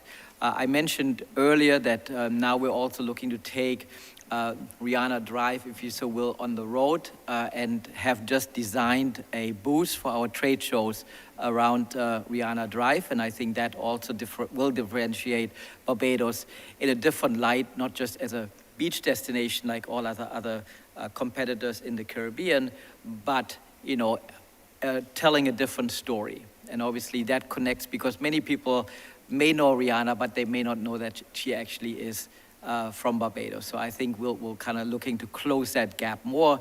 And we have now seen that people that come actually from the cruise boats, and I just had breakfast with someone just yesterday a tourist who was on the cruise boat, and he said, well, you know what, a lot of people actually walk from the cruise boat to Rihanna Drive and then to Kensington Oval. And there's a lot more opportunities to enhance that. I want to just make one quick point to your earlier question. So we just actually finished a product audit for our tourism product. That obviously was a big project. It is just being finalized now. And the idea really is to collect data, obviously, on our tourism-related establishments, with regards to location, establishment, and attraction type. So that's important to get really a picture of what we have in what location. Then also develop a database of visitor activities, access the number of rum shops and convenience stores on the island, identify key challenges experienced by visitors, related establishments. It could be lighting, garbage, accessibility, and accessibility is a whole other opportunity that we're looking to explore. And then also, interestingly enough, and I think the Prime Minister mentioned doing estimates, social media presence of various establishments, because many visitors and also residents, they look at social media in terms of what these establishments have to offer, or just if they're open. So I think we want to make sure that we know what establishments have social media and maybe how we can help them from a capacity building standpoint. So that's very quickly just following up on your earlier question there. Thank you. Thank you. I appreciate the clarity on that. Again, it is very important, especially for, Barbadians listening to this conversation really want to know what is in it for them, and really how can they benefit from all that you're doing within tourism. And I think that those types of audits will allow us to drill down to the issues of marketing and product alignment in terms of where we want people to go, whether they're safe. So I look forward to that work being done. The last question that I have, though, relates to the issue of the airport and the infrastructure at the airport. I've seen the changes at the Grantley Adams International Airport over the years. I was remarking to one of my colleagues earlier that I remember when the kiosks on the outside, there were so many vendors on the outside of the airport, and we've actually seen that transition over the years where you just have a lot larger concessions, but obviously a lot more space, and it's a little bit more tidy.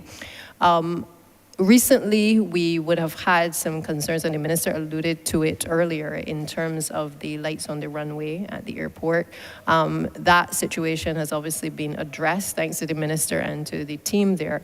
But I want to just spend a little moment, perhaps just asking the minister to just give a perspective in terms of where we are with the maintenance at the airport. And the reason I'm asking, I think most Bajans can appreciate that during COVID, obviously we were not in a position to maintain perhaps and to do the things that were needed to be done, as we would have liked. There were issues in terms of the supply chain, so we are all very familiar with some of the challenges that the airport would have also encountered, just like every other Barbadian.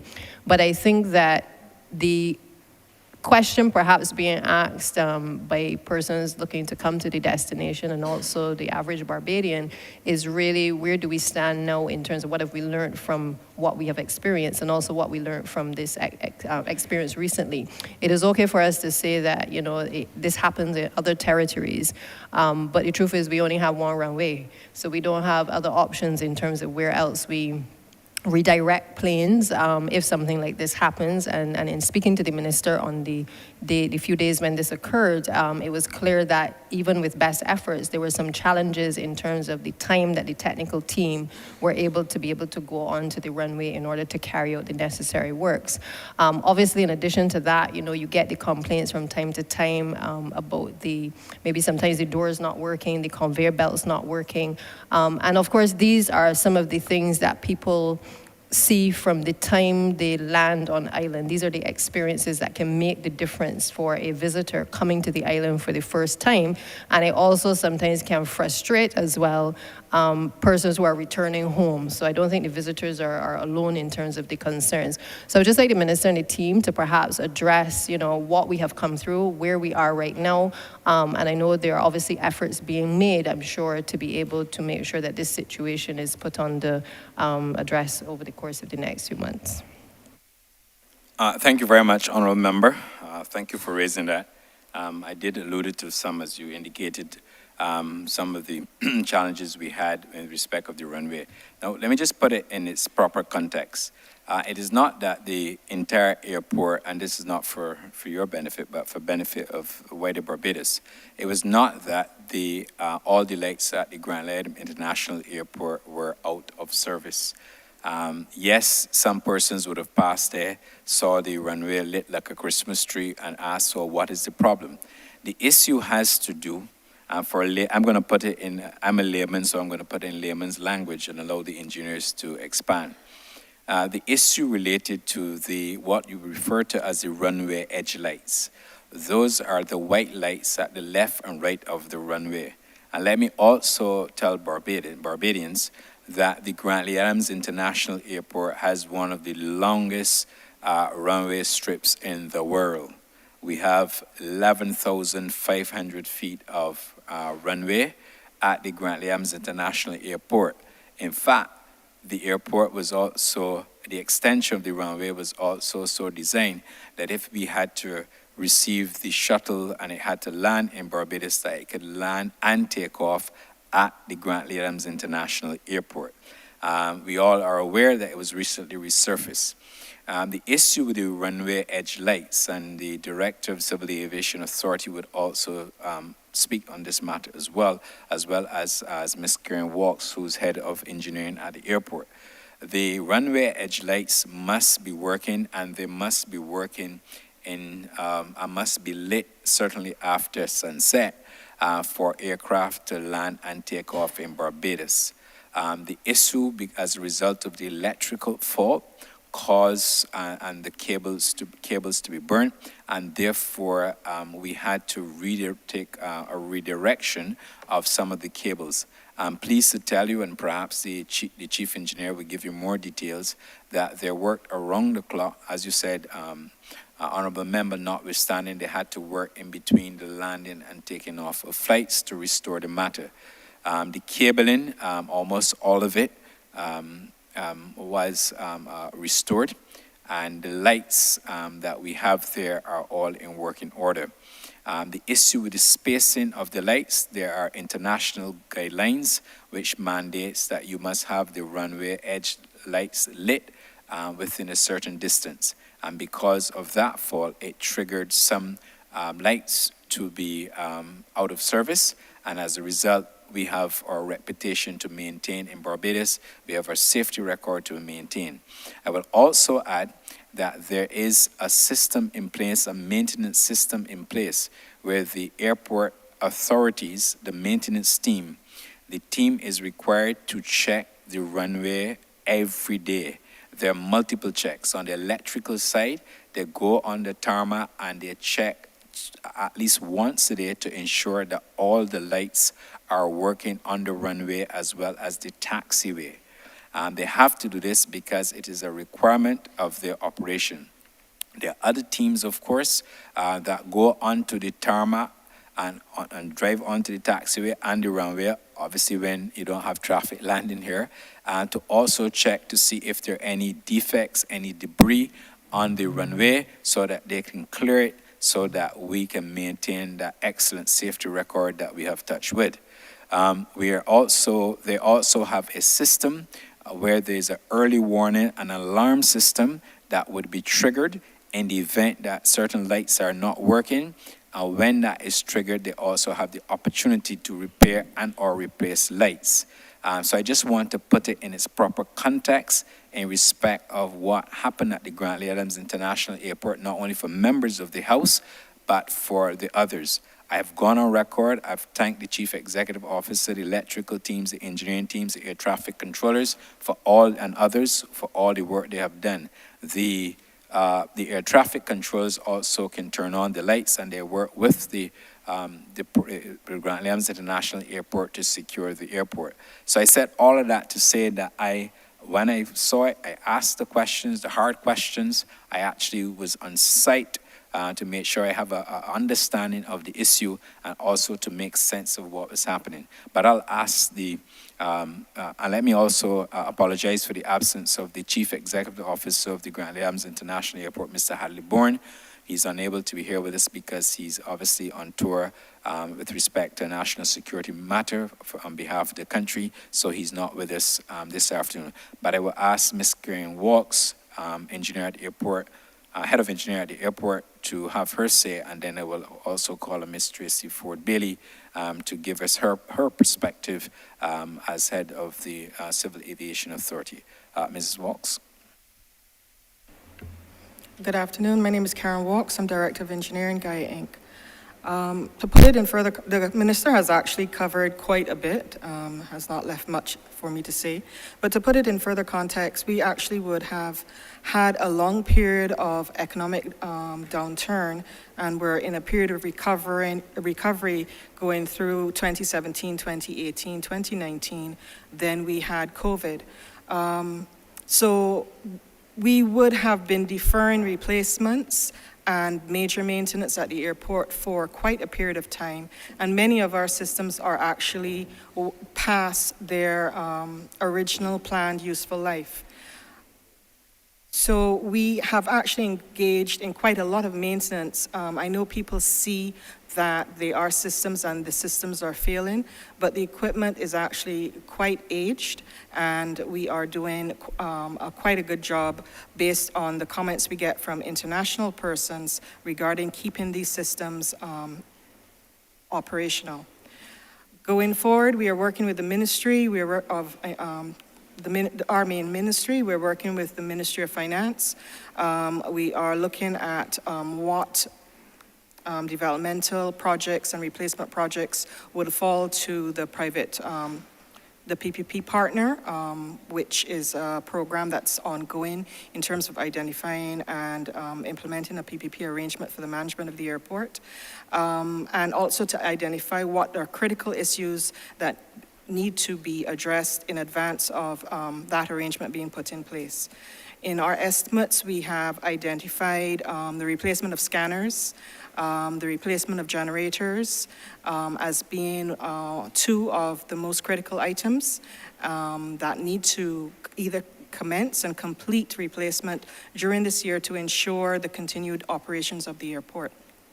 In terms of the airfield works, persons would know that we did do a pavement replacement project, and whilst that project would have replaced some of the cables, conduits and cables on the runway, it did not replace all of them. There are over 55,000 linear feet of cabling, underground cabling, just associated with the runway systems alone, and that excludes the taxiways and aprons.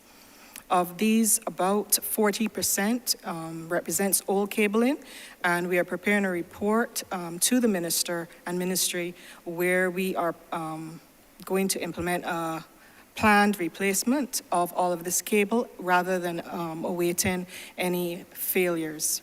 To understand the runway system, we have what we call a constant current regulator, which basically means that to maintain the current on the electrical system, the voltage is ramped up.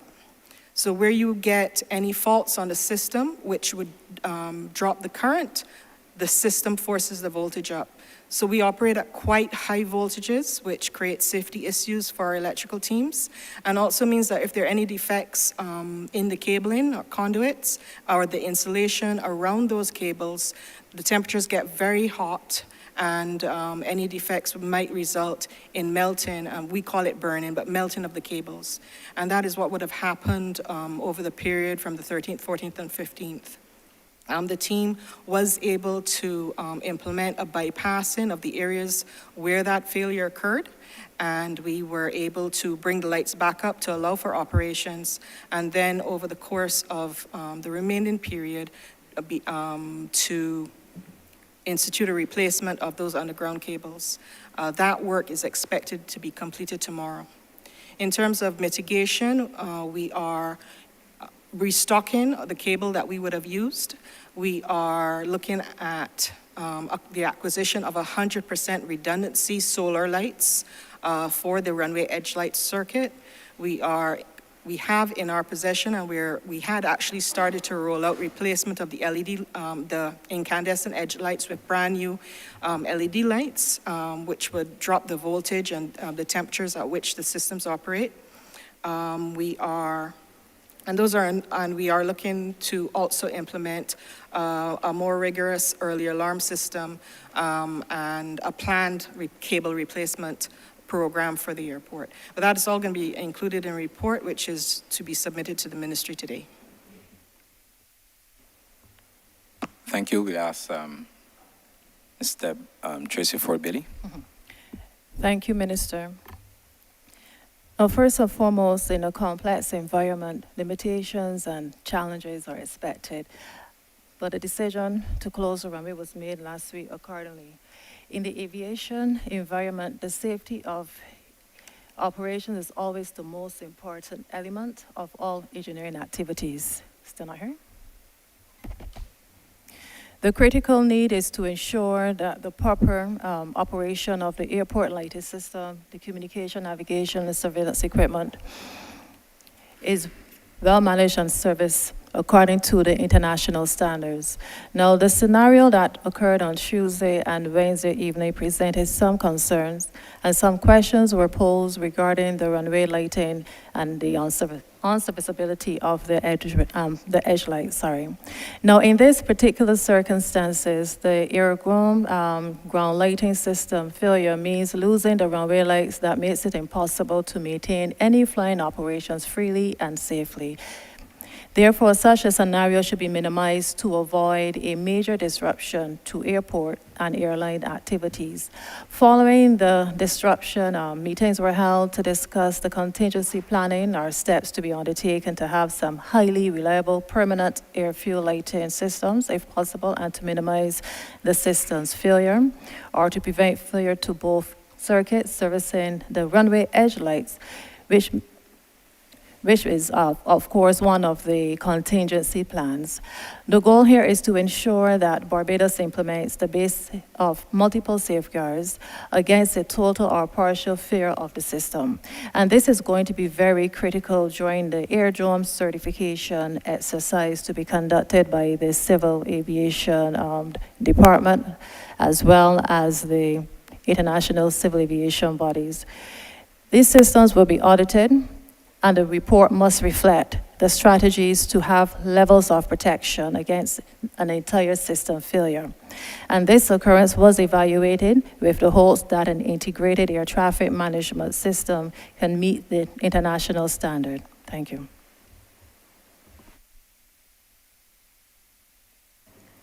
Thank you, Minister, and thank you to the team. I think Barbadians and certainly those looking to travel to Barbados will be a lot more comforted tonight after hearing that. Thank you.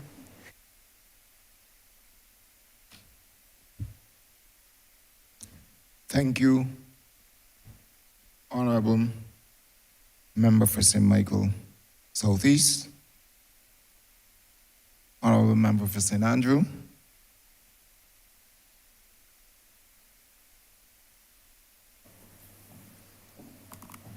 Thank you, Mr. Chair. Firstly, I would like to add my voice to the chorus of praise and congratulations to you and your team for engineering this tourism rebound that we are currently experiencing. Coming out of COP26, the UN Climate Change Conference, and the subsequent launch of the Glasgow Declaration on Climate Action, many countries were encouraged to incorporate climate action into their tourism sectors.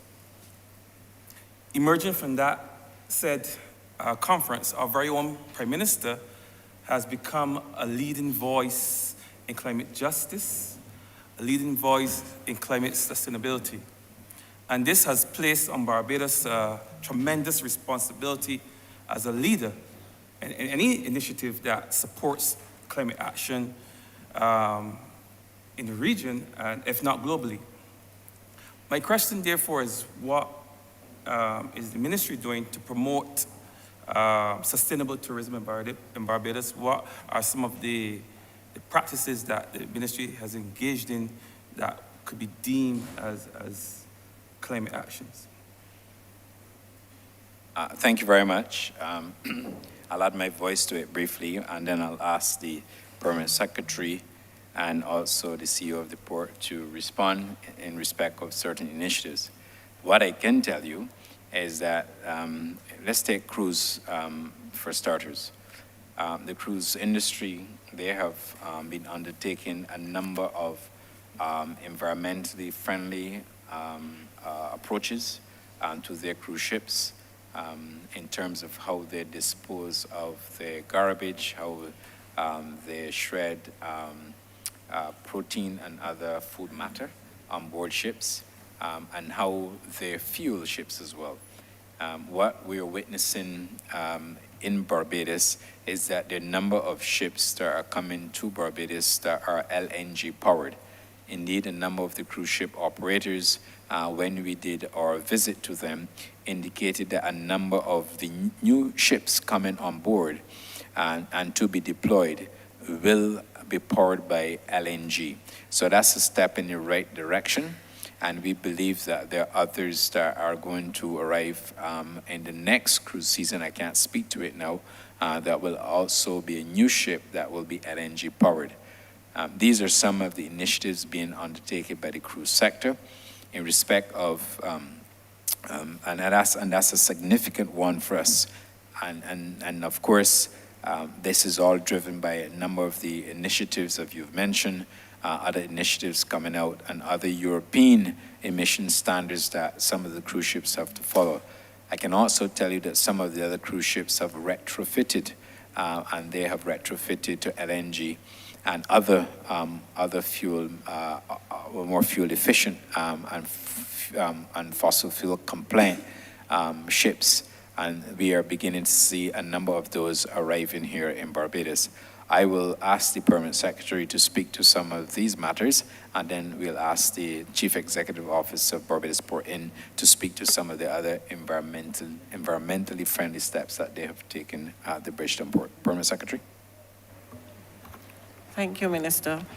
Within the ministry, the BEST program initiative that occurred during COVID, under that program, a number of hotels were encouraged to green their plants.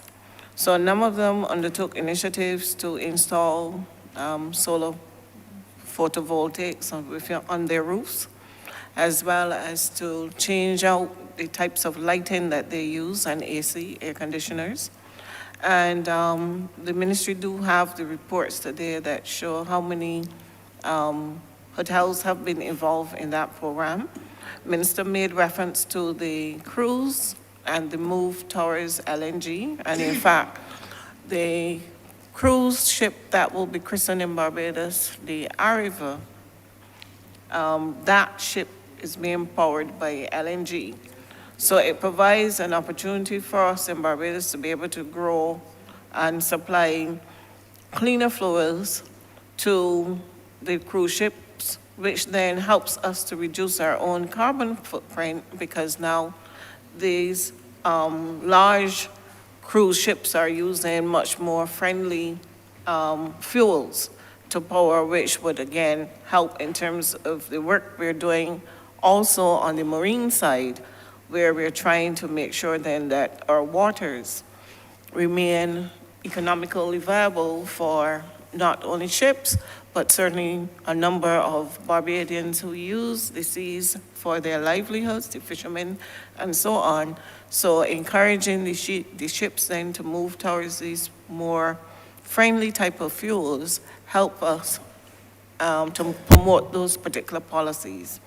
And then of course, the port will also speak to its efforts to utilize the waste to be able to generate and develop a waste-to-energy plant there also. These things are in line with the overall policy of the government in terms of moving Barbados towards a much more fossil-free environment where we reduce our dependency on fossil fuel for powering locally and having our businesses far more sustainable.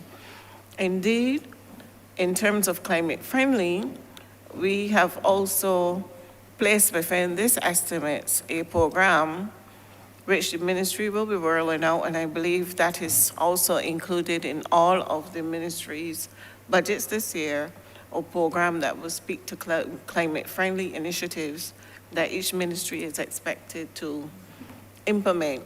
And these things are very much in alignment with the national energy policy that was at the forefront too of driving Barbados to have a lower carbon footprint, all in all, reducing our overall use of fossil fuel.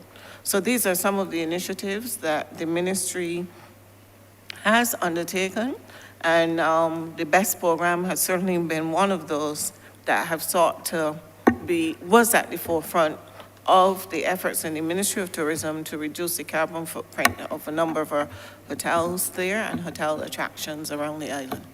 Thank you. Thank you. Mr. John Murray.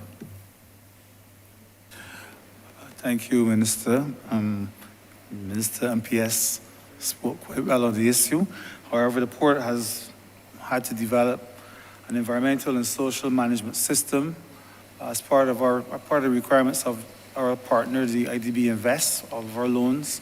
A heavy interest and requirement on the environment and social management would have taken place, and so we do have that environmental and social management system in place. We've had to redesign our projects to take into account climate change. For example, the berth that was mentioned previously, we had to revisit that, spent some time in terms of ensuring that it addresses matter of sea level rises and so on. The mention was made about waste management. We've taken some time to get to the point of having a waste-to-energy incinerator designed and built. We did, because it's a critical piece of infrastructure, quite expensive, we want to make sure you get it done right. And we did go out to public tender via the Crown agents to procure a turnkey operation incinerator, a waste-to-energy incinerator. There were no successful bidders, so a decision was subsequently taken to invite designers, engineers, to design the facility. That tender closes on the 27th of February. It will take about 3 months to evaluate, and thereafter advertise for a contractor to build out the waste-to-energy incinerator. It will be capable of taking all types of waste. The old incinerator could not take wet waste and so on, but this one is going to take all forms of waste, should be smokeless, and will also convert the waste into energy. In addition to that, we are implementing a number of photovoltaics around the port. We've invited expressions of interest. We expect later on this year to award the tender and to be able to generate about 2 megawatts of energy. By 2025, our expectation is that we will be generating close to 50% of our power usage via alternatives. Minister mentioned what the cruise ships are doing with LNG, and we're also examining the possibility of what is called shore power, whereby ships could come into port and be plugged in and turn off the generators and the engines. This is a fairly new technology, being developed. We have a number of conversations going with various entities. For example, last week we spoke to a major tug group who want to bring barges that will have LNG powered, that will provide us with a shore power. Otherwise, it would involve significant investments working with the Barbados Light and Power. So we are exploring the possibility of shore power. We're having those conversations with the various lines and seeing where those installations exist. There are very few, and it's rather early days yet, but we're paying attention to that area also, as well as seeing how we could have the LNG available to fuel the vessels that are visiting Barbados. We're working closely with the Barbados National Oil Company on this matter also. Thank you. Thank you, Minister. The Prime Minister has said on numerous occasions that the first tourist is a Bajan, a local tourist. And my question, therefore, has to do with the fact that there are thousands of persons the world over who are more familiar with some of our many attractions than many of our locals. It's twofold, this question, really. What strategies are being put in place to ensure that our locals are encouraged to take advantage of some of our local attractions? And then there was a program about 2 years ago where the Ministry of Tourism had partnered with the Ministry of Education to expose our school children to the numerous attractions that we have here in Barbados, just so they will have a sense of what this country has to offer. Is that program, is a program we will see the revival of it? Of course, it was stymied by COVID, but are there any plans of revisiting that program? I think it was a wonderful initiative. In the short time that we had to plan it, it generated a lot of interest amongst children, teachers, and parents alike. So I know it was a program that would have been embraced by Barbadians, certainly by Barbadian children. So I'm asking, are there any plans to encourage more local tourism, and are there any plans to revisit that program to expose our children to the many attractions that we have to offer here? Thank you, Honourable Member. Sometimes I struggle with what is meant by local tourism. I really do. But what I can tell you is that locals, from time immemorial, I believe, have been taking advantage of a lot of the attractions and facilities that we have to offer. If I were to go back when I was in school, there would be a number of school tours organized for children to go to a number of attractions, and I believe that is still the case where a number of locals will go. I also know that on the odd occasion when persons are on vacation and for special events, I would see, for example, Barbadians on the safari trip going all over Barbados because they want to explore Barbados. They go to the Animal Flora Cave, they go to Harrison's Cave, they go to a number of other attractions. So that's why I made the point, not to be facetious, but to make the point that I struggle with what is known as local tourism. As we understand it, there are a number of attractions there, and the attractions are not exclusively for visitors. They are there for all Barbadians to go and to exploit and to obviously enjoy. In respect of whether or not there could be more participation by locals, then the answer is yes. How best we do that would have to be tied to the internal marketing program of these attractions. For example, during what they call the shoulder to the summer period, there are opportunities that Barbadians could take advantage through special pricing, which happens, by the way. They can take through special pricing to go into some of these areas of attraction. So all I would say is that they are available. These attractions are readily available for all Barbadians.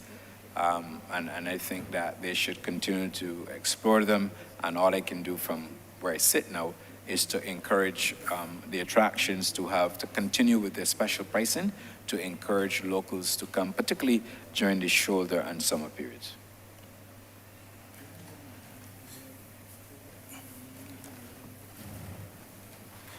I also mentioned the program, the partnership with the Ministry of Education, but I think subsuming your answer is the answer to encourage not only the adults but children as well.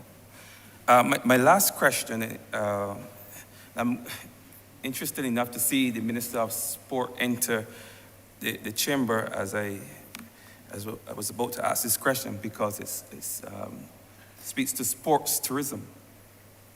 I think it was alluded to earlier when we referenced Rihanna and Zayn Maloney, but there are a number of other young Barbadian athletes who have done well on the international stage. I'm just querying, in terms of our marketing, how is the ministry seeking to leverage the global appeal of persons not only Zayn Maloney, but also persons like Chelsea Twerk, who have excelled in surfing? How are we leveraging the global appeal of these persons to not only to encourage some of those events where they have excelled in to come to Barbados, the actual events, have the events held here, but also to perhaps use to build out some of the events that currently exist. I think particularly of Run Barbados. I know just recently that event was revitalized, resuscitated. A new track, more competitive track was put in place, and new life was more or less breathed into that event. So how are we looking in terms of our sports tourism to bring new life to some of our events, and at the same time using some of our more outstanding athletes? I've only called those two, but I'm sure there are many others that we can partner with and work with to further build out our sports tourism. Thank you very much. I would want to inform you that the BTMI, they currently have a marketing partnership with Chelsea. And that is going well according to my information, so I just thought I would share that. And that is what we're about.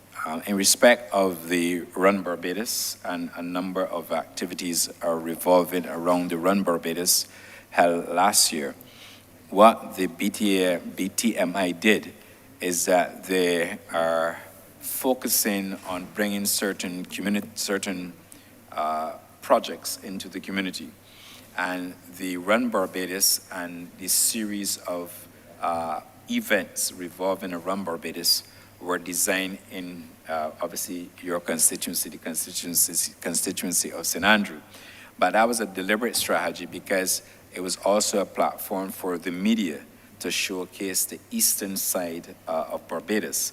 And because as you probably know, or you may have known, that we had Sportsmax coverage for the entire event. And it would have been beamed live, and obviously with their associated ESPN channels, they were able to broadcast it and project that across Barbados. And I've been advised that the reports that we received from the director in the market indicated that it was a very good export. It was very good exposure for Barbados. So I think we will do that. What I can also tell you is that there are a number of other initiatives designed in that same space in order to build out capacity in our tourism sector, and we will continue to do so. But I should also tell you in respect of Chelsea that there are additional marketing efforts in train, and the BTMI will be announcing those as we go along. I'm not sure if Mr. Trainhart, you wish to add any comments. Thank you, Minister. Yes, just to add to the comments from the Minister that covered most of the pieces that we're working on. So we're trying to be very proactive at the BTMI to make sure that we partner with the Barbadian sports talent. So Chelsea Tuok, we have a partnership, Zayn Maloney. We've also collaborated with Brian Tulmer on the kite surfing side, which was mentioned earlier. So a lot of opportunities that we're seeking to make sure that the Barbadian word gets out, and that when these athletes travel, that they wave the Barbadian flag. We've also had conversations with the Barbadian Olympic Association to explore opportunities how we can partner as well.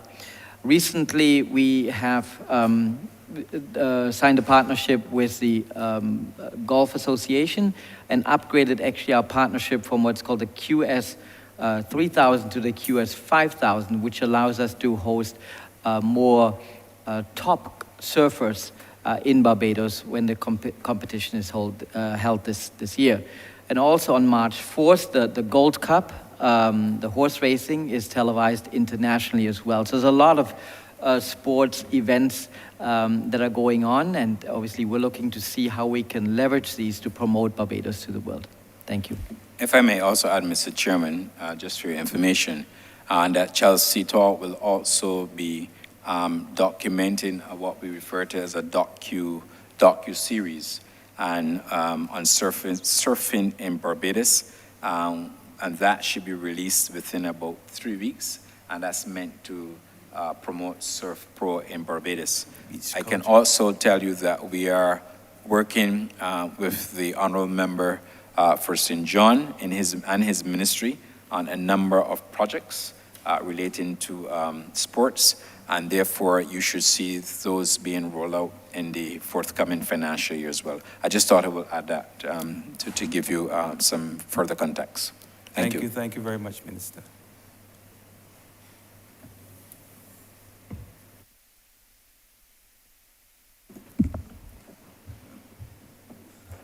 Mr. Chairman, I beg to move that you do not report progress to His Honor the Speaker. The question is that I do now report progress to His Honor the Speaker and ask for leave to sit again. All honorable members in favor, please say aye. Honorable members against, please say nay. Methinks the ayes have it.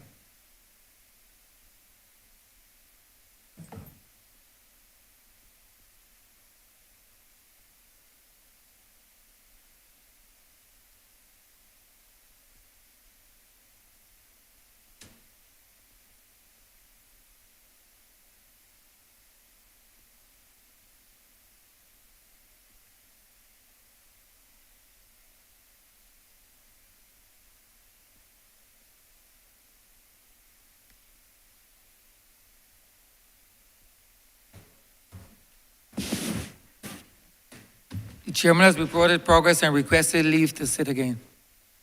Honourable Leader of Government Business.